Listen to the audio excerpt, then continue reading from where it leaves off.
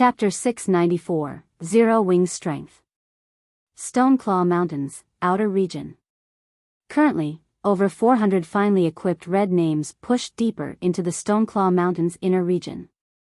However, as they approached the area, not only were the monsters they encountered stronger, but the number of monsters they encountered also increased.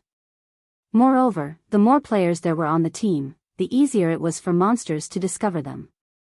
As a result, battles occurred quite frequently. Initially, the group only encountered 200 to 300 level 35 elite half-orcs and a few special elite and chieftain half-orcs. Now, however, the group frequently encountered groups of 400 to 500 level 38 elite half-orcs led by level 39 half-orc lords. The battles were twice as difficult now. Our luck is terrible. These half-orcs respawn so quickly. If we had known that their respawn rates were so fast, we would not have wasted so much time on recruiting more members and let Traceless Blood get ahead of us. Many team members envied Traceless Blood's team. To have better chances of defeating Zero Wing's main force, they had spent a lot of time trying to recruit more members. Yet, now, they had to deal with all of these half-orcs. It would still be some time before they would catch up with Zero Wing's main force. I heard that the battle has started already. I wonder if we can make it in time.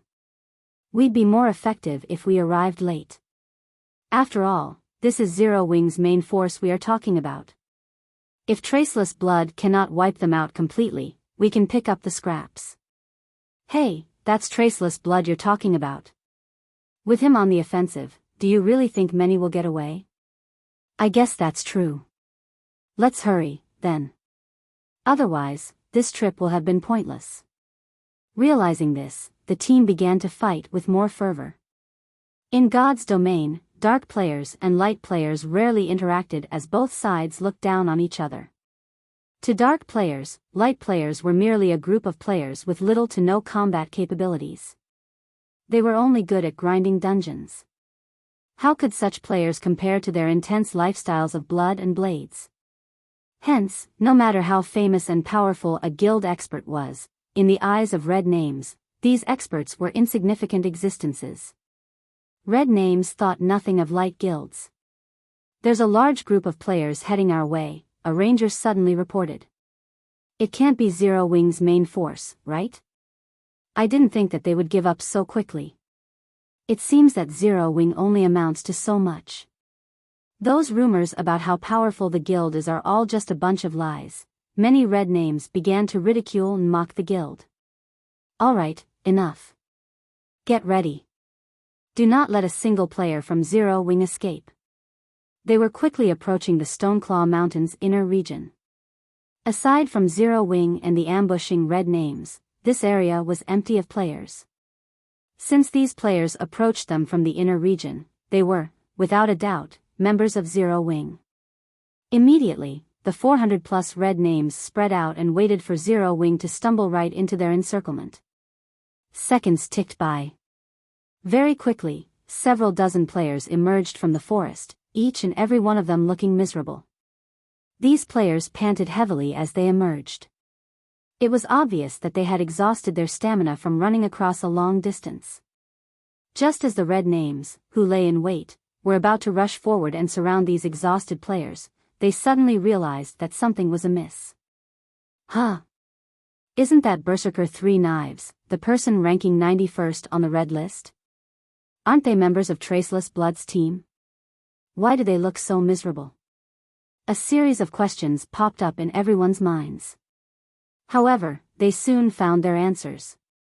Suddenly, dozens of arrows and spells burst from the forest. In the blink of an eye, several of the escaping red names fell to the ground and dropped several pieces of their equipment. Meanwhile, 3 Knives, who ran at the forefront of the team, desperately blocked and dodged the incoming attacks. However, 2 arrows still found him, his HP instantly falling by nearly 3,000. You think you can get away with provoking Zero Wing? Minor Wind, who appeared at the tree-line, coldly demanded as he glared at 3 Knives. Behind him, more of Zero Wing's members followed. Since I can't escape, I'll take you to the grave with me. 3 Knives, who was exhausted from running, stopped as he resolved to fight to the death. The fight with Zero Wing's main force had been one-sided punishment. Even their strongest combatant, Traceless Blood, had been easily defeated, not to mention the rest of their team. Less than 5 minutes since their battle with Zero Wing began, they had lost over half their numbers. On the other hand, Zero Wing had not suffered a single death. It was simply inconceivable. At that point, each side's strength had been obvious. They were on completely different levels. Following which, he had issued a command to retreat immediately. When they started retreating, they still had more than 100 players. Now, however, only a dozen or so were alive. Minor Wind had claimed the majority of their members' lives himself. Not only were the Ranger's arrows extremely fast, but he also had ranged AoEs at his disposal. Even Three Knives, who ranked 91st on Star Moon Kingdom's red list, could not defend against all of Minor Wind's attacks, much less the members of his team. Mutual destruction? Minor Wind could not help but laugh. Unfortunately, you are not capable of such a thing. Although Three Knives was strong, superior to even a few members of Zero Wing's main force, the Berserker's skill completion rates were not high. After taking into account the difference in their equipment, Three Knives would rank roughly around 56th in Zero Wing's main force. Of course, this was not taking the power of darkness into consideration.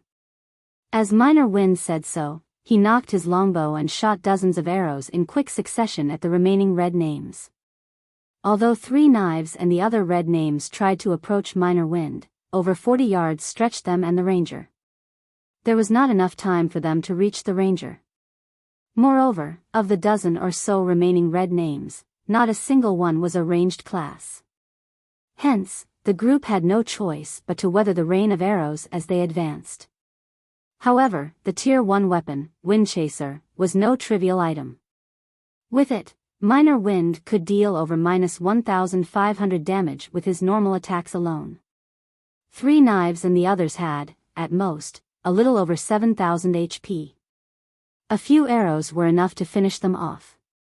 In addition, Minor Wind's arrows would occasionally trigger the quadruple stars effect. Before the dozen or so red names crossed 10 yards, only Three Knives remained alive. Though, the Berserker only had a thread of HP left. The red names lying in ambush were all shocked. With just his bow, Minor Wind single-handedly defeated over a dozen red names before they came anywhere close to him. Even Three Knives was on his last breath. None of the red names lying in wait could believe their eyes. Am I dreaming? Why is that Ranger so powerful? Suddenly, everyone realized that their fellow red names who had gone ahead to ambush Zero Wing were all dead. Moreover, the only survivor had no more than a thread of HP remaining.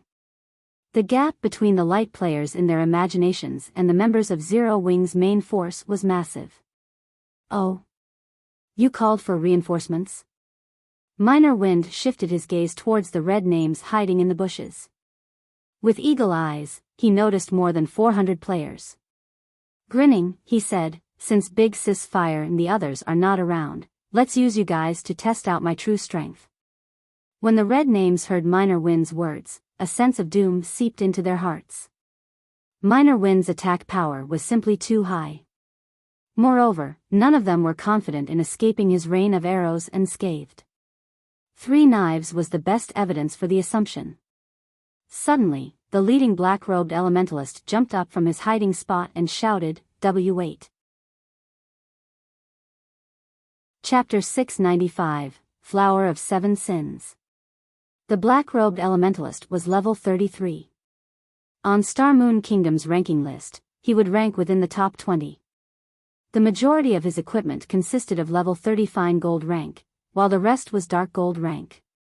Particularly, his staff, which sported a spiral of flame-red runes, was no ordinary dark gold staff. Sunlight dust. Three Knives was shocked when he saw the black-robed elementalist reveal himself. "What are you doing here?" Among the top 10 experts on Star Moon Kingdom's red list, Traceless Blood ranked 7th. Meanwhile, Sunlight Dust stood above Traceless Blood, ranking 3rd on the red list. The red list was different from the ranking list. Rather than ranking players by their levels, players on the red list were judged by their strength. It was a far more accurate estimation than the God's Domain experts list the secret pavilion had created. So you're Sunlight Dust, the person who defeated Red Feather, the Star Alliance's apex expert. Minor Wind grew serious as he watched Sunlight Dust. Coldly, he asked, "Are you targeting Zero Wing as well?" Red Feather was one of the strongest combatants in the Star Alliance and was an expert who ranked on the God's Domain experts list. The fact that Sunlight Dust could defeat an apex expert like Red Feather showed that the Elementalist should also rank at the top of Star Moon Kingdom. Hence, even he could not afford to be careless around Sunlight Dust. Even the slightest mistake could result in his death. Initially, I had only planned to earn a quick buck.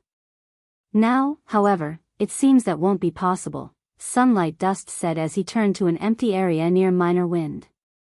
Shaking his head, he said, "Zero Wing really has an abundance of experts. Its fame is not undeserved." Seeing Sunlight Dust's reaction, Three Knives was very confused. With Sunlight Dust's strength and that of his companions, they could make short work of Minor Wind, yet the expert elementalist chose to surrender. A figure suddenly appeared beside Minor Wind. This figure was none other than Flying Shadow, who had been in stealth all this time. "I'm impressed. He actually sensed me from so far away," Flying Shadow muttered in surprise. With his standards, aside from their guild leader, Black Flame, only Fire Dance and Violet Cloud could detect him from such a long distance. One could just imagine how powerful Sunlight Dust was. "You can't expect this matter to end just because you revealed yourself, right?" Flying Shadow growled as he stared at Sunlight Dust. Sunlight Dust and his companions had aimed for Zero Wing from the very beginning. And yet, the instant the situation turned sour, they wanted to just up and leave. It was nothing more than disrespectful. "Of course not," Sunlight Dust said calmly. "I have very useful information for Zero Wing. Let us offer this as compensation. What do you think?" "What kind of information?" Flying Shadow asked. "Currently, only red names and small workshops are targeting Zero Wing. However, this is only the beginning. I've heard that our employer is in the process of hiring the Flower of Seven Sins as well," Sunlight Dust said slowly. At the mention of the name, Flower of Seven Sins, everyone sucked in a breath of cold air. There were many powers in the virtual gaming world. There were guilds, workshops, and special organizations such as the Flower of Seven Sins. The Flower of Seven Sins was neither a workshop nor a guild. However, the organization's name shook the virtual gaming world. Their fame was so widespread was because the Flower of Seven Sins was an organization specializing in assassination work. They targeted gamers' characters, specifically. As long as a virtual reality game possessed a PvP mechanism, the Flower of Seven Sins would be present. And as long as a player could afford their price, whether it was a monster-like gamer or the guild leader of a super guild, the Flower of Seven Sins could assassinate their target. Moreover, these statements were not without proof. In the past, someone had paid to have the guild leader of a super guild eliminated. In the end, the Flower of Seven Sins completed the task. Back then, the organization had greatly angered said super guild, causing said super guild to declare war against the organization. In the end, however, this super guild ceased to exist. The Flower of Seven Sins tore the guild apart thoroughly and removed its name from the virtual gaming world forever. However, the Flower of Seven Sins' asking price was extremely high. No ordinary person could afford it. Fire Dance suddenly appeared in between the two groups. In a grave tone, she asked, "Are you telling us the truth?"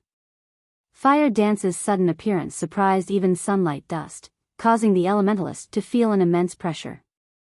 "I actually failed to detect her at such a close distance." Sunlight Dust wore a grave expression as he looked at Fire Dance. This was the first time anyone had come so close to him undetected. He possessed a special skill that granted him greater perception than ordinary players. Otherwise, he would not have so easily discovered Flying Shadow. If Fire Dance attacked him at such a close distance, he would likely die. Zero Wing really is scary. It's no wonder that person is hiring the Flower of Seven Sins.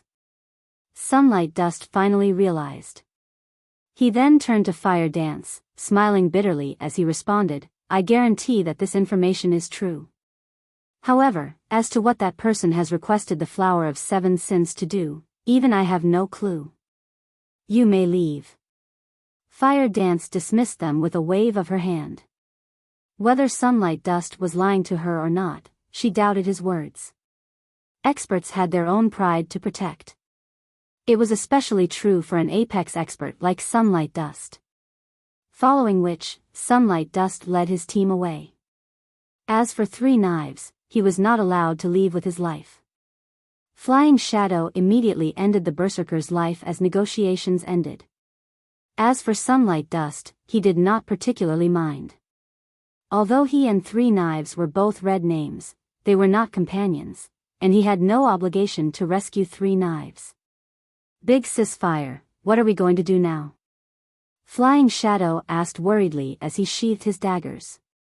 Every player's heart was familiar with the terror of the Flower of Seven Sins. Until today, they had never once failed a job. Even super guilds did not dare to provoke the Flower of Seven Sins. Such an organization targeted Zero Wing. Even with Zero Wing's current strength, Flying Shadow doubted that they could fend off the Flower of Seven Sins. This matter is of utmost importance. Let's discuss it with Aqua and guild leader first. Fire Dance had no idea of what to do now. The Flower of Seven Sins' reputation was simply too immense. Anyone who had touched a virtual reality game knew about the organization. The Flower of Seven Sins was a transcendental existence among gamers. If the Flower of Seven Sins truly intended to annihilate Zero Wing, then this would be the greatest danger their guild had ever faced. The top of the world, Mount Sogar. With the aid of two Tier 3 demons, Feng finally managed to locate a pair of massive locked doors near the top of Mount Sogar. Engraved runes decorated the stone doors and black chains bound them, each chain giving off a faint pressure. This pressure was familiar to Feng. Divine Might. Although the divine might the chains exuded was faint, no one who had encountered divine might would forget the sensation. Feng had already reached level 34. His level was high enough for him to rank within the top 3 of Star Moon Kingdom's ranking list. On Mount Sogar, however, he was an insignificant existence. If he had not possessed 2 Tier 3 demons, he would not have made it up to this point. Feng had encountered multiple level 50 lords on his way up the mountain. With his strength alone, unless he activated the Aura of Space's space movement, he would not have survived. Meanwhile, a gigantic beast stood guard beside the massive pair of stone doors. This quest is absurdly difficult on so many levels. Feng inwardly laughed bitterly as he watched the gigantic beast.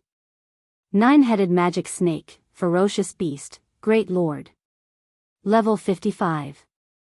HP 90,000,000/90,000,000. Chapter 696, Ferocious Beast.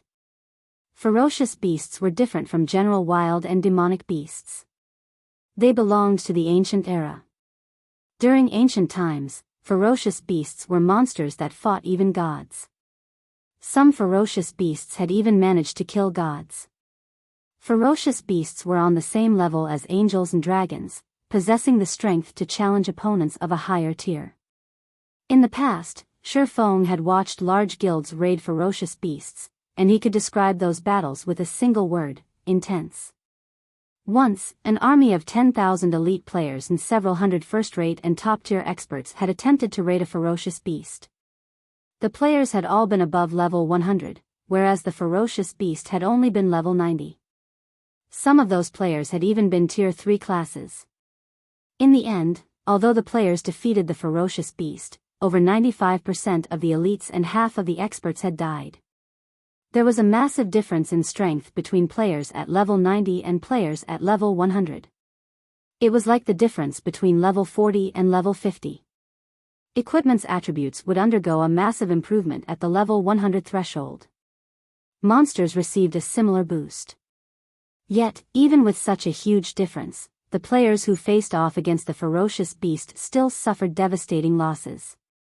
Although the 9-headed magic snake was only a great lord, unlike the level 90 ferocious beast that had been a level 90 grand lord, it was still a much higher level than Feng. At the very minimum, it would take a party of level 60 players to take down a level 55 great lord ranked ferocious beast. In Feng's opinion, if he wanted to kill this ferocious beast, he needed at least 500 level 60 and above tier 2 players. Moreover, they would need excellent equipment. Particularly, their weapons should be at least dark gold rank. Facing the 9-headed magic snake with any less would be suicide. Unlike other monsters, ferocious beasts did not just possess immense combat power. They also possessed the life force passed down from ancient times. In combat, ordinary monsters' battle recovery would only regenerate 1% of their HPs every 5 seconds.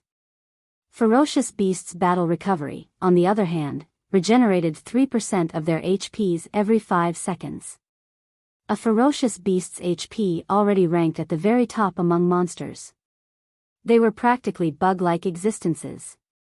The 9-headed magic snake had 90 million HP. In battle, it could recover 2,700,000 HP every 5 seconds. Even if Feng multiplied his damage output by 10, and the Great Lord stood motionless, he could not kill it. With such a powerful monster guarding the doors, it had been made clear that underestimating this quest's difficulty would be a mistake. Even an epic quest wasn't this absurdly difficult. Fortunately, it doesn't seem like I'm required to kill the 9-headed magic snake to pass through those doors. Feng breathed a sigh of relief as he shifted his gaze towards a small circular indentation in the stone doors. The indentation was the perfect size for the elemental core. Weissman had said that the elemental core was both a map and a key. Since there was a keyhole in the stone doors, he just needed to insert the elemental core to open them. Moreover, with the 9-headed magic snake's massive body, it would not be able to cross the threshold. As long as Feng reached the other side of the doors, he should be safe from the ferocious beast. However, trying to open the doors under the snake's nose was not going to be easy. It seems like I'll have to sacrifice the purgatory demon. Feng noticed that the purgatory demon's time in this world was already nearing its end. Since it was going to disappear soon anyway, he might as well put it to good use. The purgatory demon had 13 million HP. It should buy him some time. Immediately, Feng used Phantom Kill and sent his doppelganger away. With this, should his life be in danger, he could escape. As the doppelganger distanced itself from Feng's group, the swordsman directed the purgatory demon to charge towards the 9-headed magic snake. Next to the 9-headed magic snake, which was over 30 meters tall, the purgatory demon looked like an insect. One bite from one of the Great Lord would be enough to devour several purgatory demons. When the purgatory demon was 30 yards away from the 9-headed magic snake, the latter yawned lazily as it whipped its tail forward. Suddenly, the hill-like snake tail appeared before the purgatory demon. Before Feng could react, the snake sent his purgatory demon hurtling into a nearby stone wall. When the purgatory demon slammed into the wall, a damage that the demon had never experienced before appeared above its head. Minus 267,849. Feng's mouth twitched when he saw those numbers. This damage far surpassed his expectations. With a casual strike, the 9-headed magic snake dealt nearly minus 270,000 damage. Despite both creatures being tier 3, the difference in strength was like heaven and earth. Since I can't approach it, what about this? Feng did not dare direct the purgatory demon to approach the ferocious beast again. Instead, he used the tier 3 skill, Garuda's Flames. Suddenly, a sea of fire rushed towards the 9-headed magic snake. This time, the ferocious beast finally woke. Suddenly, one of its snakeheads opened its mouth and inhaled. The beast sucked the flaming tide into its mouth, devouring the fire in the blink of an eye. This, even Feng was stunned. This was his first battle against a ferocious beast. Although he had known that the Purgatory Demon was no match for the nine-headed magic snake, he had not expected the ferocious beast to fend off the Purgatory Demon's attack with little to no effort. The difference between them was absurd. After devouring the sea of fire, that snakehead turned to stare at the Purgatory Demon. In the next moment, it widened its mouth and spat out a more powerful version of Garuda's flames. The flames were extremely fast, and it took everything Feng had just to get the Purgatory Demon to dodge those flames. As for the sturdy stone walls that bore the brunt of the molten attack, not only did the flames effortlessly tear through the walls, but the stone also melted into glowing lava. In an instant, over 50 meters of the stone wall disappeared. Is this the strength of the nine-headed magic snake? Feng was utterly baffled. At this point, he even began to doubt whether the nine-headed magic snake was just a great lord. Even several thousand Tier 2 players would not be a match for the ferocious beast. Moreover, based on the magic snake's lazy attitude, it was obvious that the ferocious beast was simply toying with him. It had yet to utilize its true potential. Helpless, Feng could only use his final trump card. The Purgatory Demon's Tier 3 Taboo skill, Spatial Suppression. If he could not shift the nine-headed magic snake's attention towards the Purgatory Demon, he would not have a chance to open the stone doors. The power of a Tier 3 Taboo skill could rival even an ordinary Tier 4 skill. As the nine-headed magic snake was both a great lord and a ferocious beast, its combat power should be equivalent to Tier 4. In theory, a Tier 3 Taboo skill should deal damage to the nine-headed magic snake. Moreover, the damage should be relatively high. When the Purgatory Demon swung its war axe at the nine-headed magic snake, Feng silently prayed that the attack would wound the Great Lord. Even a small amount of damage would be fine.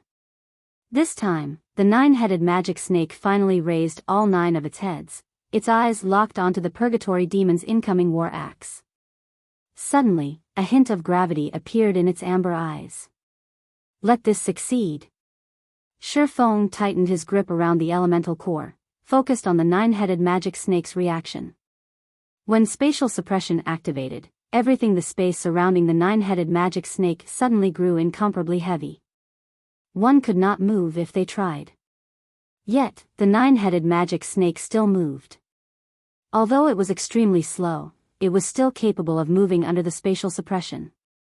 However, as its tail moved very slowly, Feng could easily control the Purgatory Demon to avoid the attack. The demon's war axe then struck one of the fierce beast's heads. Boom! The nine-headed magic snake instantly lost that head as it fell to the ground, forming a massive crater. Meanwhile, the other 8 heads simultaneously screamed in pain as a massive amount of damage appeared above them. Minus 605,791. Chapter 697, Super Large-Scale Destruction Spell. After suddenly losing one of its heads, the magic snake's 8 remaining heads glared at the Purgatory Demon, rage filling their amber eyes. Less than a second later, however, the dismembered head grew back. All 9 of the Great Lord's heads then abruptly opened their mouths and spat out a gray beam. Despite receiving a Tier 3 Taboo skill, the nine-headed magic snake's combat power had not decreased in the slightest. Not daring to be careless, Feng hurriedly directed the Purgatory Demon to evade the beams and distance itself from the ferocious beast. Anything the snake's beams touched turned into gray stone. However, as the beast had fired 9 gray beams, due to Feng's lack of control over the Purgatory Demon, he accidentally allowed one of the beams to strike on the demon. Instantly, the Purgatory Demon lost over 500,000 HP. Moreover, it was also afflicted with the petrified state, stealing more than 200,000 HP every 2 seconds and 60% of its movement speed for 30 seconds. Isn't this petrification skill a little too strong? Feng used the Aura of Water skill, Life Bloom, on the Purgatory Demon the moment he saw the debuff's description. While petrified, not only would the Purgatory Demon lose massive amounts of HP, but the nine-headed magic snake could also easily catch up to it due to the movement speed reduction. If that happened, the Purgatory Demon would be a goner in less than 30 seconds. With Life Bloom, however, the Purgatory Demon's HP recovered at an impressive rate. Life Bloom recovered 60% of its target's HP every second. With the Purgatory Demon's 13 million HP, even if the nine-headed magic snake were more powerful, it would not instantly kill the demon. Hence, for the next 40 seconds, the Purgatory Demon was nearly invulnerable. Immediately, Feng used the Purgatory Demon to lure the nine-headed magic snake away from the massive stone doors. Once the ferocious beast was 40 yards away, and Feng was sure that it focused on the Purgatory Demon fully, Feng activated Windwalk and dashed towards the stone doors. Time ticked by, second after second. As Feng approached the massive stone doors, his heart rate rose rapidly. If the nine-headed magic snake discovered him now, he would die without a doubt. Even if he relied on the temporarily immortal Purgatory Demon, he could not stop the ferocious beast from grinding him to a pulp. By the time Feng arrived at the stone doors, over 6 seconds had passed. Meanwhile, the Purgatory Demon had lured the nine-headed magic snake 100 yards away from the stone doors and desperately tried to pin it down, earning as much time for Feng as possible. To the nine-headed magic snake, the Purgatory Demon was practically a toy. Again and again, the ferocious beast smashed the Purgatory Demon into the ground, damages in the hundreds of thousands appearing above the demon's head. The Purgatory Demon had no power to resist. Without wasting any time, Feng immediately inserted the elemental core into the small hole in the doors. Suddenly, the magic arrays on the elemental core and inside the circular hole shifted and aligned. They then released a faint, golden light. The runes covering the pair of stone doors lit up, releasing a dazzling golden glow. A moment later, the chains around the stone doors began to shatter. Faster! Hurry up! Feng's anxiety mounted as he watched the chains break, one after another. There were over 20 chains around the doors, yet each one took a full second to break. It would take more than 20 seconds for the stone doors to open. As the chains shattered, the initially weak divine might grew stronger. This is bad. Feng frowned as he turned to the nine-headed magic snake, which currently toyed with the Purgatory Demon. With the divine might growing stronger, even he could sense it clearly now, not to mention the ferocious beast that had guarded the doors all this time. Sure enough, the nine-headed magic snake sensed the increasing divine might, and it could not help but turn to look at the stone doors. Suddenly, it whipped its tail and sent the Purgatory Demon flying before turning and slithered toward Feng. Meanwhile, 10 chains remained on the doors. With the nine-headed magic snake's speed, it did not need that much time to reach him. With no other choice, Feng directed the cursed demon to use the Tier 3 skill, Spiritual Blade, to attack the ferocious beast. Spiritual Blade was not just a magical attack skill, it was also capable of forcing its target into a confused state for 15 seconds. The skill could earn him enough time for the doors to open. This time, due to the stone doors being unlocked, the nine-headed magic snake did not bother blocking the Spiritual Blade. Immediately, the ferocious beast received over -300,000 damage, releasing a pained cry as its massive body slid to a halt. Its eyes glazed over slightly. Good. Feng unconsciously sighed with relief. Although the nine-headed magic snake possessed relatively high magic resistance, in the end, it was still only a great lord. A Tier 3 skill should still be effective against it. As the chains continued to shatter, the ferocious beast's glazed eyes gradually regained clarity. By the time the last 3 chains remained, the nine-headed magic snake woke from its stupor. It then released an earth-shaking roar, its cold, amber eyes suddenly turning blood red. Widening its mouths, it fired multiple gray beams once more. The nine-headed magic snake had spat a total of 9 gray beams. Each one was more than enough to kill Feng instantly.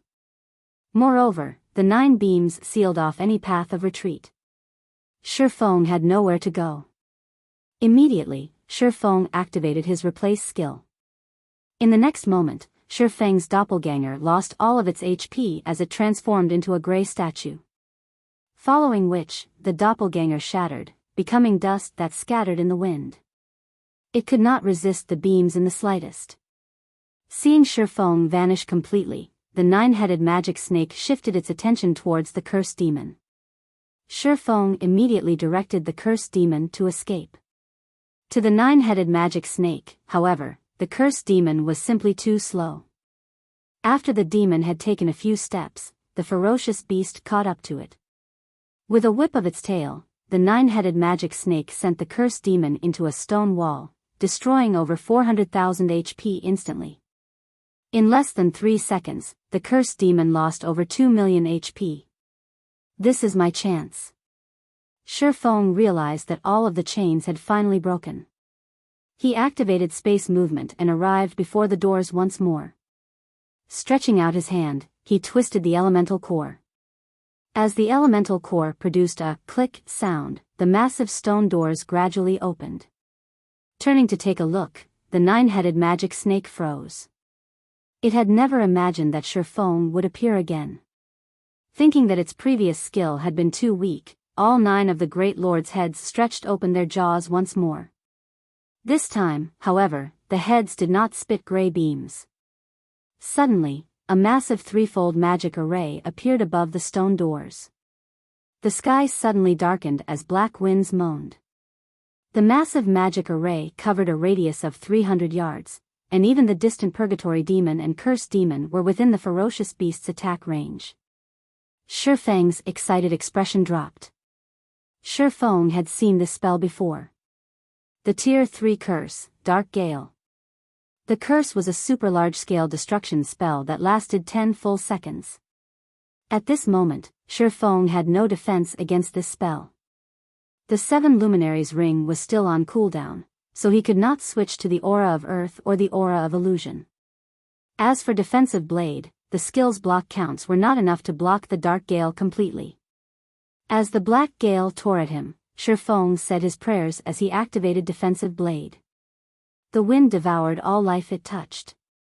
In the blink of an eye, the defensive blade's 9 block counts had been exhausted. Dark Gale had caused 9 instances of damage in just 1 second. Even with his Tier 1 defensive blade, Feng would not last 2 seconds. Meanwhile, the Purgatory Demon and Cursed Demon each lost nearly 500,000 HP every second. The 9-headed magic snake's damage was terrifying. What a pity. As the black wind surrounded him, Feng felt somewhat disappointed. He was a thread away from opening and entering the stone doors. He had never imagined that the 9-headed magic snake would be so vicious to use a Tier 3 curse. Moreover, it was a super large-scale destruction spell. The ferocious beast gave him no chance. As the black wind swept in for a second attack, suddenly, the threefold magic array in the sky began to disappear. The Dark Gale also dissipated into nothingness. Before Feng could figure out what was happening, the 9-headed magic snake cried painfully as its body rapidly turned into stone. It then shattered into dust and rubble. 3 shimmering items fell on top of the pile of rubble. The sound of a system notification suddenly reached Feng's ears. This is Chapter 698, Strengthening Device. By now, Feng was quite familiar with the 9-headed magic snake's strength. To current players, it was practically invincible. It didn't matter how many players came here to raid it. Meanwhile, in Feng's mind, he had never actually thought of killing the 9-headed magic beast. Since the beginning, he had only thought of luring it away from the stone doors. He had never expected the Great Lord to die. For a time, Feng was speechless. However, when he heard the sound of the system notification, he more or less understood what had happened. System, Blood Refining Passage has been opened. Do you wish to enter? Time remaining, 1 hour 59 minutes. So it turns out that, as this place's guardian beast, if the stone doors open, the guardian dies.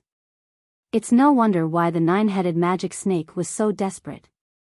Feng inwardly celebrated as he stared at the rubble that used to be the 9-headed magic snake. Unfortunately, he had not killed the snake. Otherwise, with the EXP from the Ferocious beast, he might have risen several levels. With the stone doors open and quite some time before they closed again, Feng did not hurry into the blood-refining passage. Instead, he approached the 9-headed magic snake's remains, hoping to take a closer look at what items the Ferocious beast had dropped. Although he was not responsible for the 9-headed magic snake's death, as a monster, it would still drop some items after dying. Only, it would drop significantly fewer items. The 9-headed magic snake had been a great lord-ranked ferocious beast. Even the most inferior item it would drop was not something one would find from an ordinary great lord. Among the 3 items, one was a magical, pure black cube covered with blood-red runes. The item was called Blood Refining Stone, and it could be used inside the blood-refining world. As for the other 2 items, one was a silver, Feng-like dagger, while the other was a drawing. Sure enough, a ferocious beast's loot is amazing. It even dropped an epic dagger. Feng was momentarily stunned. Petrified Thorn, Dagger, Epic Rank. Level 40, Level 100. Equipment requirement, Strength 550, Agility 400. Attributes adjust according to user's level. Attack power plus 1165, currently level 40. Strength plus 92, Agility plus 101, Endurance plus 60. Strength increased by 10%. Agility increased by 10%. Attack speed plus 12. Evasion plus 20. All skills plus 2 levels. Ignore levels plus 20. Ignore 20% of the target's defense. Damage from sneak attacks increase by 20%. Level requirement to equip all items decreased by 5 levels. Durability 300/300. Attacks have 30% chance to inflict petrified effect, reducing target's weapon damage by 10% each second and movement speed by 60% for 6 seconds. 30% chance to trigger fatal blow effect, increasing damage by 220%. Additional skill 1 dash. Devour Magic, absorbs magic damage equal to 300% of user's maximum HP for 15 seconds. Damage absorbed can be converted into a single attack, dealing twice the amount of damage absorbed to an area of 5 by 50 yards in front of user. Cooldown, 10 minutes. Additional skill 2 dash. Petrification Domain, enemies within 50 yards receive 500% weapon damage and have their movement speed reduced by 50% for 10 seconds. Increases the user's agility, strength, and movement speed with each target hit. Agility and strength can increase to a maximum of 30%, while movement speed can increase to a maximum of 100% for 30 seconds. Cooldown, 1 hour. Fire Dance really lucked out this time. She'll be able to equip this once she reaches level 40. Only, the dagger's strength requirement is somewhat high. I'll have to figure out a way to increase her strength. Feng happily stored away the petrified thorn. Although the true fire blades Fire Dance wielded were top-tier dark gold weapons, they were on a completely different level compared to the petrified thorn. At the end of the day, even the most powerful dark gold weapon was only a mortal's weapon. An epic weapon, on the other hand, was a true extraordinary weapon. The petrified thorn's attack power was especially frightening. The dagger's 1165 attack power was even higher than a level 40 dark gold ranked two-handed weapon. Not to mention, there were the strength and agility increases the dagger provided. If Fire Dance equipped this dagger, she could slice through players as if she were dicing vegetables. Following which, Feng's gaze shifted towards the tattered drawing. Strengthening device forging design. Can strengthen player equipment, significantly reducing the consumption of durability. Required materials: 1 magic crystal, 10 mithril ore, 2 intermediate mana recovery potions, and 1 basic alchemy array. Is this real? Even something like this dropped? Feng muttered in surprise. In God's domain, monsters would grow more powerful as they reached higher levels. Take the monsters players currently faced for example. Not only did they possess very high attack power, but they could also significantly reduce equipment durability. It was why the various guilds were forced to repair their equipment in Stone Forest Town. Players could repair weapons with whetstones and advanced whetstones. However, there were no such recovery items for equipment. However, there were items that could reinforce equipment. The strengthening device was one such item. Only, its forging design was extremely hard to obtain. It only dropped from level 50 and above Great Lord ranked field bosses. Dungeons would not drop the design. Moreover, the strengthening device was a consumable item. It could not be permanently equipped. Fortunately, the forging process was very simple, and the item also had relatively high durability. Players could put it to good use for a relatively long period. If they dodged attacks properly, they could extend the strengthening device's lifespan even further. However, one of the raw materials required was not that easy to obtain. While mithril ore, intermediate mana recovery potions, and basic alchemy arrays were both cheap and easily available, it was a different story for magic crystals. Magic crystals were always rare and valuable. Hence, crafting strengthening devices was expensive. Each one would cost roughly 30 silver to produce. Even so, there were still a large number of players willing to purchase it. While ordinary players were willing to waste some time traveling back to towns and cities to repair their equipment, large guilds were not as willing. To them, time was money. In the past, a strengthening device's standard price was 2 gold. During its peak, however, the price soared to 4 gold due to high demand and low supply. Currently, the various large guilds of Starmoon Kingdom and several neighboring kingdoms had sent many of their members to the Stoneclaw Mountains. Obviously, the strengthening devices could offer some convenience. Just the amount of time and repair fees the strengthening devices could save them were worth more than 4 gold. It seems I'll have to find some opportunity to grind level 50 field great lords. With one strengthening device forging design, I won't even be able to produce enough for the guild members. Feng suddenly thought of a profitable business idea. If he waited too long, the strengthening devices would not be as profitable.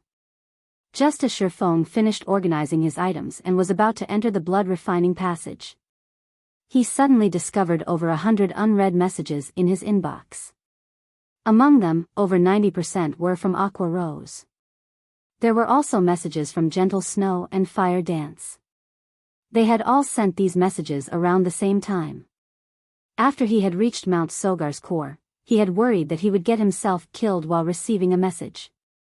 Hence, he had blocked all calls and messages for the time being. What happened? Why are they so anxious? Feng wondered as he opened the messages. Chapter 699, Banished. The Flower of 7 Sins? A serious expression overcame Feng when he saw this name. He had not expected that exemplary Willow to be so vicious. It would have been fine had she just hired a bunch of red names and small workshops to harass Zero Wing. At most, it would make things a little difficult for the guild. However, it was a completely different story if she hired the Flower of 7 Sins. As a mysterious assassin organization of the virtual gaming world, nearly every virtual reality game contained traces of the Flower of 7 Sins. In the past, the Flower of 7 Sins had even developed itself into one of God's domain's peak powers. No guild could afford to offend the Flower of 7 Sins. As long as one could afford the organization's price, these assassins could even take out a super guild's guild leader. Everyone was afraid of them. In the past, 5 super guilds had banded together to suppress the Flower of 7 Sins, threatening to retaliate if the organization accepted any assassination requests on their respective guilds' upper echelons. Unfortunately, those super guilds' efforts had been futile. In less than 10 days, all 5 super guilds gave up on suppressing the assassin organization. The Flower of 7 Sins had made a statement by killing their upper echelons once. There were even god-ranked experts among those who had died. From then on, the various super guilds in God's domain no longer bothered with the Flower of 7 Sins. Back then, the incident had shaken God's domain. The Flower of 7 Sins had become a power that no one would dare provoke. However, the organization's asking price was also extraordinarily high. Even open source corporation should feel a sting from the cost of hiring the organization. Exemplary Willow must have hired the Flower of Seven Sins to deal with Zero Wing's upper echelons. Even OSC can't afford to target the entire guild. Feng gave the situation some thought. The best method to deal with Zero Wing was to kill the guild's upper echelons to level 0. This would certainly collapse both Zero Wing's strength and reputation. As for the possibility of the Flower of Seven Sins failing to carry out their contract. Since its creation, the Flower of Seven Sins had never once failed a job. Their strength was practically endless. Even Feng was not confident of surviving an assassination attempt from the Flower of Seven Sins right now, not to mention the guild's other members. If I remember correctly, before the Flower of Seven Sins takes action, the organization usually invests some time to investigate their target before taking action. In the past, the Flower of Seven Sins would take anywhere from 5 to 10 days to collect information. If Exemplary Willow went directly to them and hired the organization after she returned from our meeting, I should still have roughly 4 days before the organization takes action. If their target is much stronger than their initial estimations, the Flower of Seven Sins will adjust their quote to their employer and will only take action after their employer agrees to the new price. Right now, the best way to avoid this mess is to increase the strength of the guild's upper echelons significantly within 4 days, forcing the Flower of Seven Sins to renew their price. If that happened, Exemplary Willow might not consider the price worth it and give up on the organization altogether. Feng had some understanding of the Flower of Seven Sins rules and pricing. Killing a system-recognized, third-rate expert cost 500,000 credits. The price increased depending on the expert's strength. Moreover, this was only the price for one death. As for system-recognized, second-rate experts, the minimum asking price was 3 million credits. The minimum price for first-rate experts was 10 million credits. Top-tier experts cost 100 million credits at the very minimum. Above them would be apex experts, and the organization charged upwards of 500 million credits for each kill. Ordinary people could never afford the Flower of Seven Sins. Only those large guilds and corporations with significant financial strength could do so. However, rather than spend so much money to kill an opponent, it was more cost-effective to send their own men to get the job done. Hence, only when one had no other options would they employ the Flower of Seven Sins. This was precisely the case for Exemplary Willow right now. At this point, even the Star Alliance was helpless against Zero Wing in the Star Moon Kingdom, not to mention Twilight Echo, which did not have the home ground advantage. The cost of killing Zero Wing's upper echelons to level 0 was astronomical. Only a massive existence like the Open Source Corporation could afford such a price. Currently, the Flower of Seven Sins had yet to determine the strength of Zero Wing's upper echelons. Based on Feng's estimates, killing a 5th-floor expert of the Trial Tower should cost at least 500,000 credits, a 6th-floor expert would cost at least 3 million credits, a 7th-floor expert would cost around 10 million credits, and an 8th-floor expert should cost at least 100 million credits. Currently, Zero Wing upper management consisted of more than 20 players, and the majority were 6th-floor experts. Only Fire Dance and Violet Cloud had reached the 7th floor. If everyone could improve their strength, the cost of killing them would increase exponentially. At that time, even OSC would have to reconsider. Following which, Feng contacted Aqua Rose, instructing her to turn the guild's upper echelons' focus on improving their strength and progressing through the Trial Tower as much as possible. Feng would also go all out to supply everyone with the 100-berry wine. Although Aqua Rose did not understand Feng's intentions, since he had given the order, she had no choice but to do as he wished. For a time, Zero Wing's upper echelons ceased grinding monsters in the Stoneclaw Mountains. Instead, they focused on their progression in the Trial Tower. As for Gentle Snow's message, she wanted to inform Feng of OSC's investment into the Star Alliance, becoming one of the guild's major shareholders. She also stated that OSC intended to deal with Zero Wing, so he should be wary of the Star Alliance.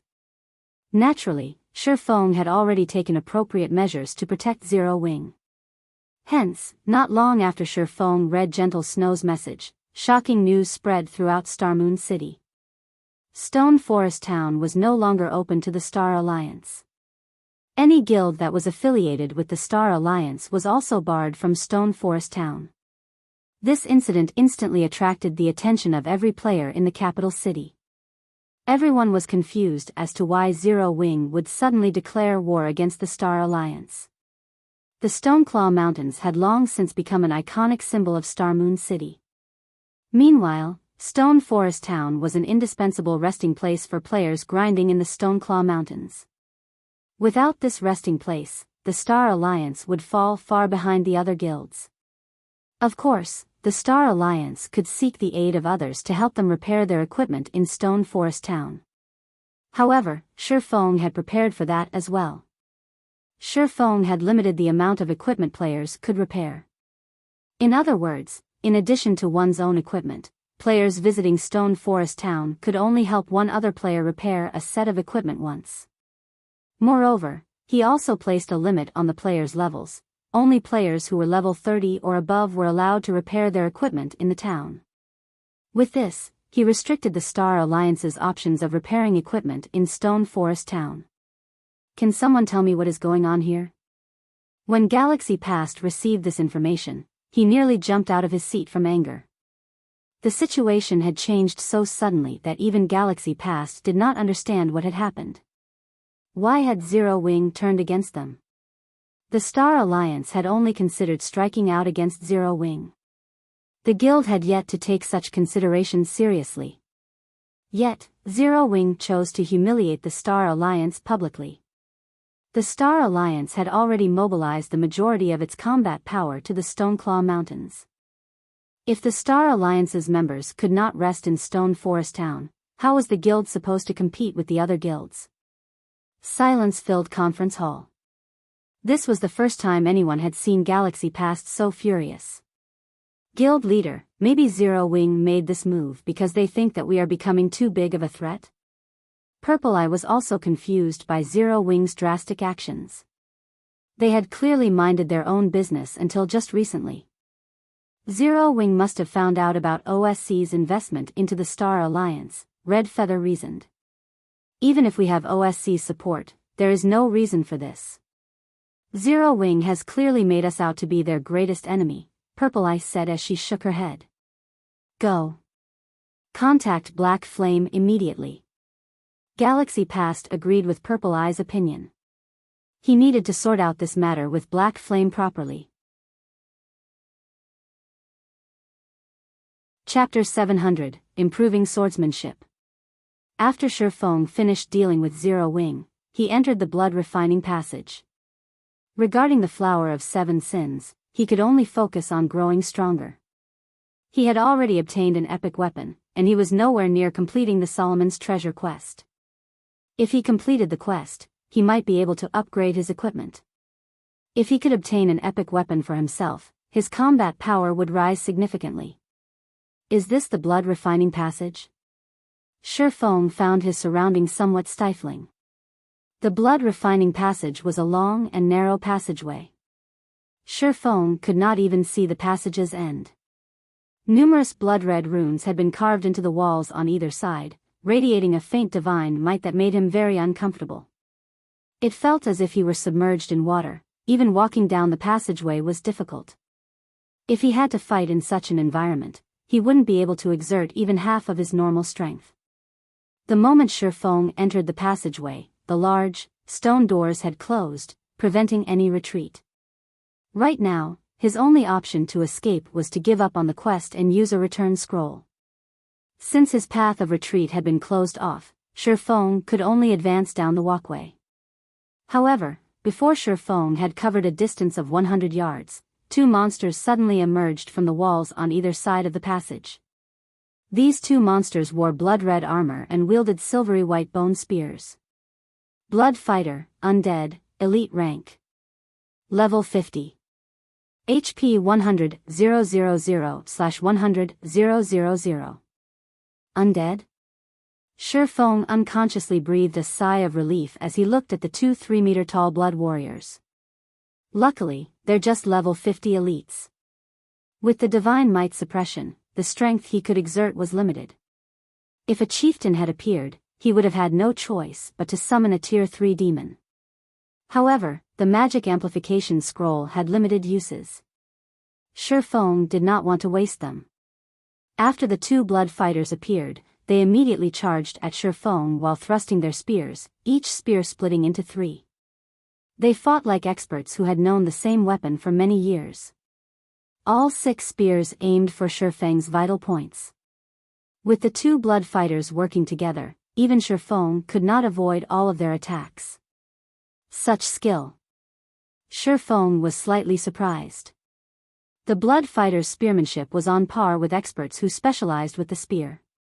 In a fight without skills, even elite players would stand no chance against these blood fighters. Feng retreated, dodging the oncoming attacks as much as possible. From time to time, he used his swords to block an attack. The passage was somewhat narrow, and the two blood fighters took up the entire path. He had no room to circle to their sides, he could only face them head-on. Die.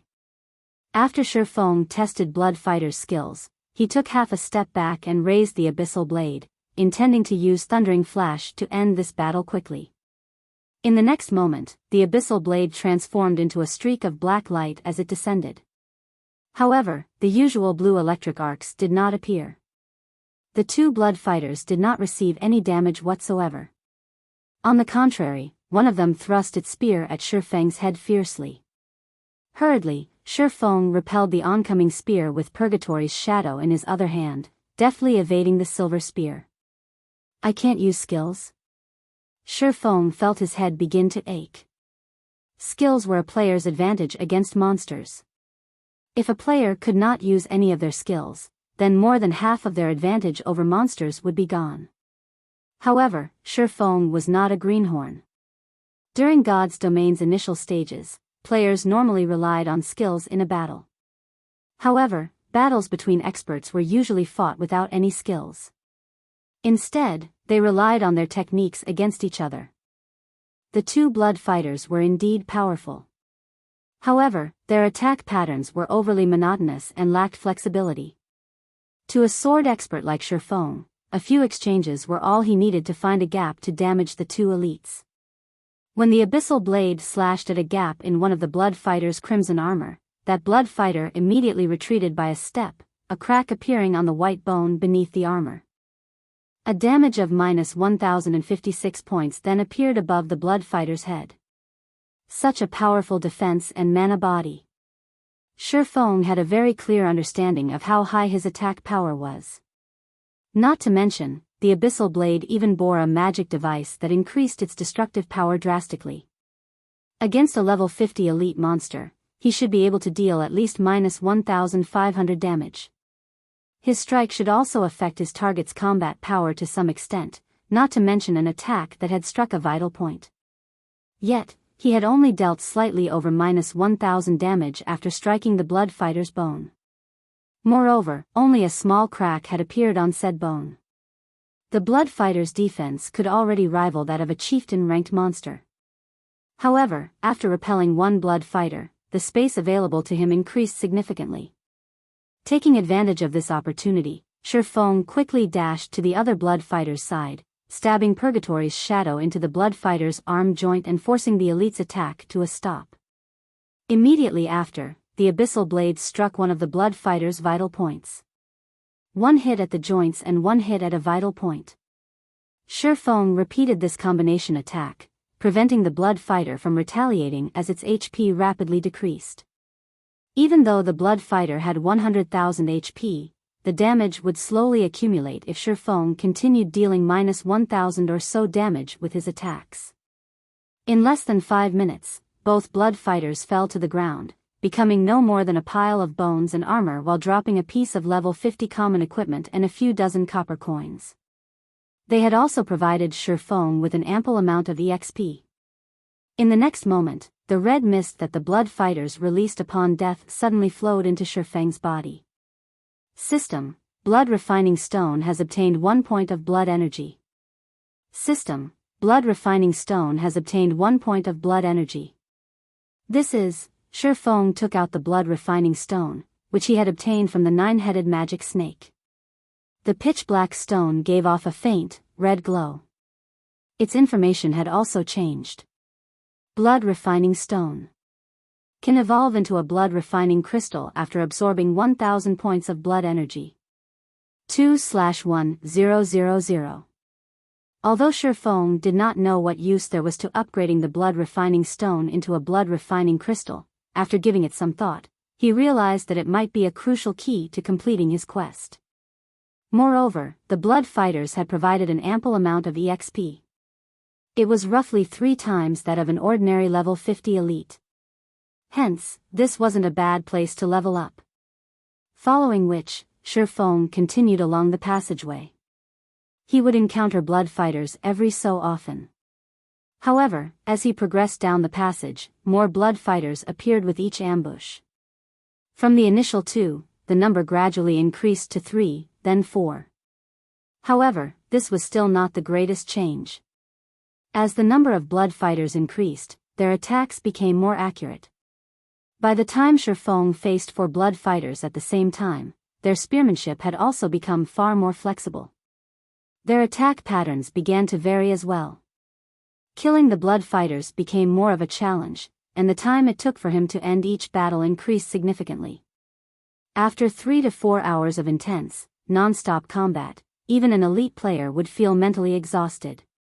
Fortunately, Feng had long since adapted to God's domain's battles. Rather than feeling tired, he felt elated when fighting these blood fighters. It was not very often that he could fight in a life-or-death battle purely involving techniques. Without being able to use his skills, Feng gradually noticed the deficiencies in his own swordsmanship. While he possessed plenty of attack methods, he lacked methods to defend himself with his swords, and he would often make up for this gap by relying on movement. Hence, Feng began to use his swordsmanship for both attacking and defending, no longer relying on his agility to evade oncoming attacks. As Feng engaged in more battles, his defensive swordsmanship improved. Initially, he still had to evade attacks every so often against 2 blood fighters simultaneously. After a few hours, however, Feng no longer needed to evade the attacks. He could fend off all of the attacks with his 2 swords. Another change has occurred? Just as Feng prepared to deal with the next batch of blood fighters, the elites stopped appearing. Instead, a skeleton wielding a 2-handed saber and wearing exquisite armor pulled away from one of the walls. Life filled the skeleton's flashing, red eyes. It was completely different from the robotic blood fighters. Chapter 701, Blood Warrior. Hua. Hua. The skeleton in black-spiked armor suddenly brandished its 2-handed saber, creating a powerful gale that engulfed Feng. Its blade work is so fast. I didn't see the weapon move at all. Feng unconsciously tightened his grip on the abyssal blade. He felt an immense pressure as he stared at the flashing red flames in the skeleton's eye sockets. Blood Warrior, Undead, Special Elite. Level 50. HP 240,000/240,000. Although the Blood Warrior's HP was not high, its attack speed and strength were on a whole different level compared to the Blood Fighters. Suddenly, the Blood Warrior stomped its foot. Feng only heard the sound of a sonic boom before the Blood Warrior appeared right in front of him, its massive saber transforming into a streak of silver light as it descended towards his head. In terms of strength and speed, the Blood Warrior was simply overwhelming. Although Feng had stretched his perception to its very limit, the Blood Warrior's explosive power still caught him unprepared. Boom! When the Blood Warrior swung its saber, the saber light extended over 10 yards. If the walkway had not been indestructible, the undead's attack would have gouged the ground. Meanwhile, the attack had sent Feng flying over 20 yards, a damage of more than -1,000 points appearing above his head. In the blink of an eye, Feng lost 1/10 of his HP. So powerful. Feng gaped at the blood warrior with a face. His entire arm was numb. It was not surprising that the special elite was stronger and faster than he was. What was surprising was the fact that the blood warrior had an expert's techniques as well. Neither its movement nor attacks contained any excess movement whatsoever. This allowed the undead to exert astonishing speed and destructive power. Even Feng had only barely blocked the attack with his sword. Suddenly, Feng was no longer as complacent as he had been against the blood fighters. Players had two main advantages against monsters. The first was their skills, while the second was combat techniques. However, inside the blood refining passage, players could not use any of their skills and could only rely on their combat techniques in a fight. As for the blood warrior before Feng, not only did it possess superior attributes, but its techniques surpassed even ordinary expert players. If an ordinary expert stood in Feng's place right now, they would have no strength to resist the blood warrior. Just as Feng pondered ways to deal with the blood warrior, the latter charged for Feng once more, giving him no time to catch his breath. The blood warrior slashed its two-handed saber at Feng in quick succession, every one of its attacks faster than Feng's visual perception. Feng could only rely on his intuition to block or dodge the attacks. He did not even have time to breathe. 1 slash, 2 slashes, 3 slashes. Countless saber lights intertwined, generating dazzling sparks as they collided with Feng's swords.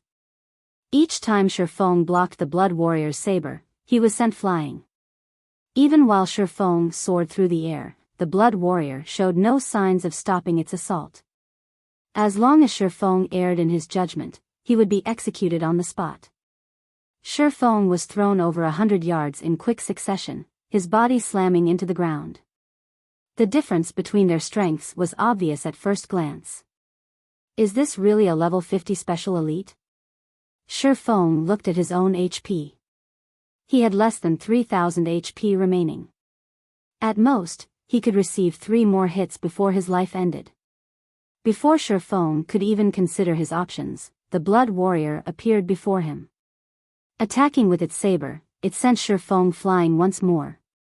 Since Feng had rejoined God's domain, he had suppressed his opponents with his strength. This was the first time an opponent had beaten him so badly regarding strength and speed. In the face of absolute strength, all manner of trickery was useless. At this moment, Feng was reminded of the fact that attributes were the basics of combat in God's domain. Even if Feng could perceive the blood warrior's attack trajectories, he simply could not keep up with the special elite speed. If he could not even dodge the blood warrior's attacks, there was no point in considering a counterattack. If Feng received the blood warrior's saber a few more times, Feng's HP would be no more. Huh!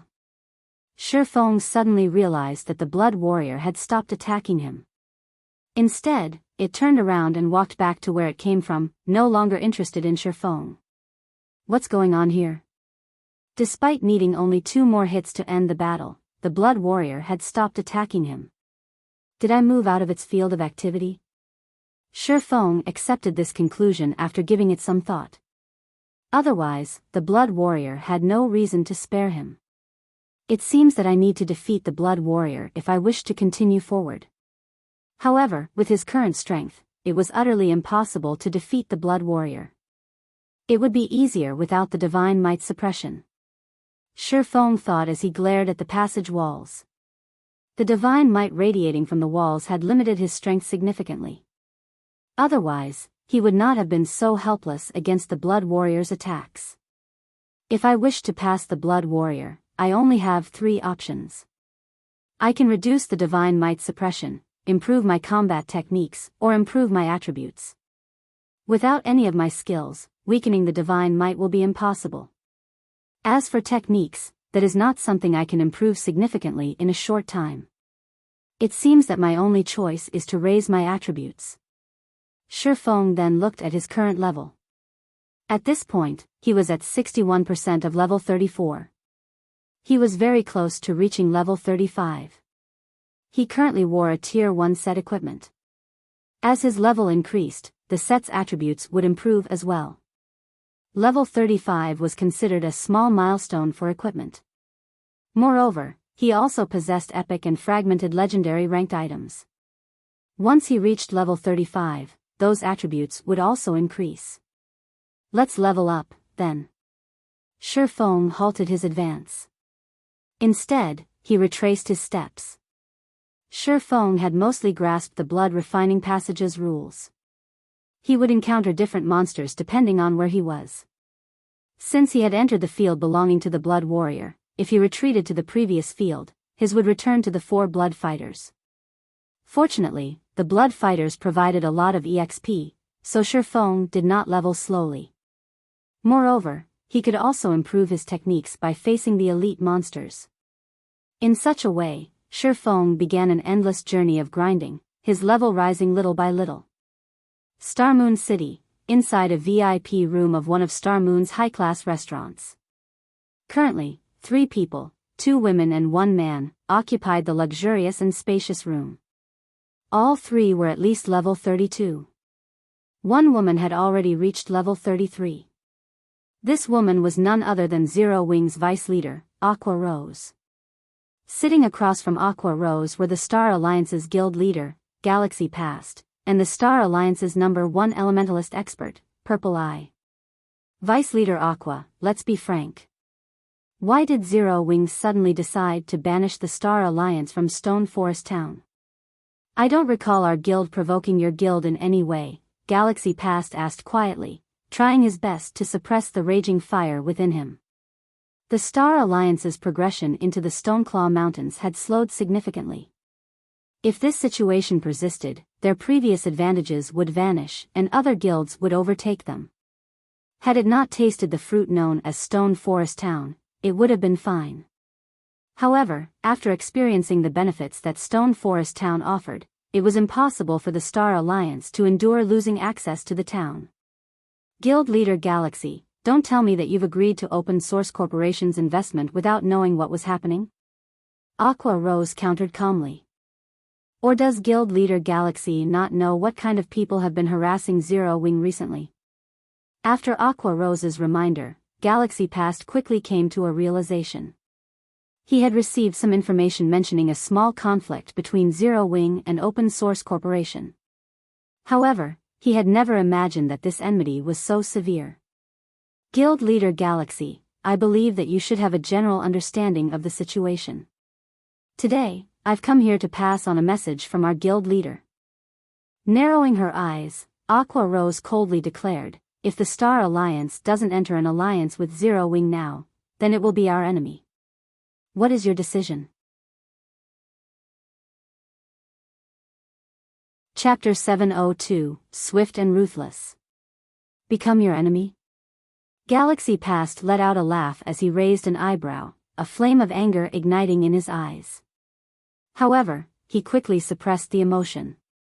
Chuckling softly, he said, Guild Leader Black Flame really hasn't changed. Although he had known about Black Flame's arrogance, he could not help his anger when it turned on him. However, he had to admit that, up until this point, not one guild had managed to do anything to Zero Wing. Aqua, you're saying that Zero Wing intends to go to war if the Star Alliance refuses to become its ally? Purple Eye asked, a hint of cold surfacing on her white, delicate cheeks. The killing intent she radiated even dropped the surrounding temperature by several degrees. The Star Alliance was a first-rate guild.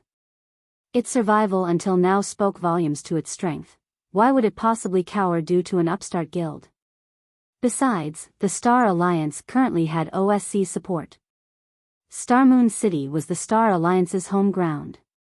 If an all-out war broke out between their 2 guilds, Zero Wing would suffer tremendous losses. If not for Stone Forest Town, the Star Alliance would have lashed out against Zero Wing in the Stoneclaw Mountains long ago. You can interpret it as such, Aqua Rose nodded in acknowledgement. Feng's method was indeed crazy. Dealing with Open Source Corporation was already a huge headache. Now, he planned to tear away all pretenses with the Star Alliance. This decision would only place Zero Wing in even greater danger. Currently, Zero Wing was not in particularly advantageous position. Aside from Overwhelming Smile, Heaven's Burial, and the other White River City guilds eyeing Zero Wing covetously, now, they needed to deal with Open Source Corporation and the Star Alliance. If Zero Wing declared war on the Star Alliance, it went without saying that Overwhelming Smile and Heaven's Burial would also take action. At that time, Zero Wing would be exposed to attacks from the front and the rear. However, when dealing with a problem, one must be both swift and ruthless. Since they already knew that the Star Alliance had fallen under OSC's control, there was no doubt that the first-rate guild would become Zero Wing's enemy in the future. If they maintained the current peace, they would only prolong the inevitable. Zero Wing would eventually be at risk. Moreover, by declaring war on the Star Alliance, it would deter the other guilds. They would have to think twice before plotting against Zero Wing. Currently, as the Star Alliance had the home ground advantage, even without Stone Forest Town, the guild could continue their development in the Stoneclaw Mountains. However, the other guilds did not have that advantage. So what if we don't become allies? Galaxy Past sneered. In a low growl, he asked, do you think the Star Alliance needs a rest stop like Stone Forest Town? Once the 15-day protection period is over and Zero Wing loses their NPC guards, the Star Alliance will be able to occupy the town at any given moment. Moreover, I believe that the other large guilds will also be very interested in the town. Guild Leader Galaxy is correct. However, might I remind you that Zero Wing has not yet started a war with the Star Alliance. Our guilds have not had any conflicts with each other in the Stoneclaw Mountains. If we go to war, however, Zero Wing cannot guarantee the safety of the Star Alliance members in the Stoneclaw Mountains. Guild Leader Galaxy, you know that Star Moon City doesn't have only one first-rate guild. Aqua Rose paid no attention whatsoever to Galaxy Past's threat. Zero Wing had the support of Stone Forest Town. Even if its members died, they could simply revive in the town. Ouroboros's members, Zero Wing's allies, could also revive in Stone Forest Town. Hence, Ouroboros could quickly send reinforcements into the Stoneclaw Mountains. Aside from Stone Forest Town, the nearest town players could revive and was over 10 hours away. If a fight broke out in the Stoneclaw Mountains, the Star Alliance's members would have to waste a lot of time to return. Aqua Rose refused to think about the resources and manpower that would go to waste. If the war persisted, it would definitely wear down the Star Alliance. Galaxy Past and Purple Eye's expressions grew serious upon hearing Aqua Rose's words. Yet, if they allied with Zero Wing, Open Source Corporation would not be pleased. How could the guild elders ever agree to an alliance that would anger a god of fortune like Open Source Corporation? Even his position as the Star Alliance's guild leader would be at risk. However, Galaxy Past did not wish to start a full-blown war with Zero Wing right now. Seeing Galaxy Past's troubled expression, Aqua Rose stifled a sigh heavy with emotion. Zero Wing had only recently established, yet with no backing whatsoever, it had become an existence that could even trouble the guild leader of a first-rate guild. Nothing like this had ever occurred during the virtual gaming world's long history. If the Star Alliance allies Zero Wing, our guild leader has promised to let the Star Alliance repair its equipment in Stone Forest Town at market price. Its members will also be able to revive in Stone Forest Town. In addition, the Star Alliance will be allowed to construct a guild residence in Stone Forest Town, allowing its guild members to transfer to the town swiftly and save on travel time, Aqua Rose said, her bright, charming lips curling into an alluring smile. What did you say? Galaxy Past's composure shattered. For a moment, he wondered if he had heard wrong. If Aqua Rose's words were true, then the Star Alliance's development speed in the Stoneclaw Mountains would rise by multiple times. Purple Eye was similarly shocked. She had never imagined that Zero Wing would be so generous. I've said all that needed to be said. I look forward to Guild Leader Galaxy's decision.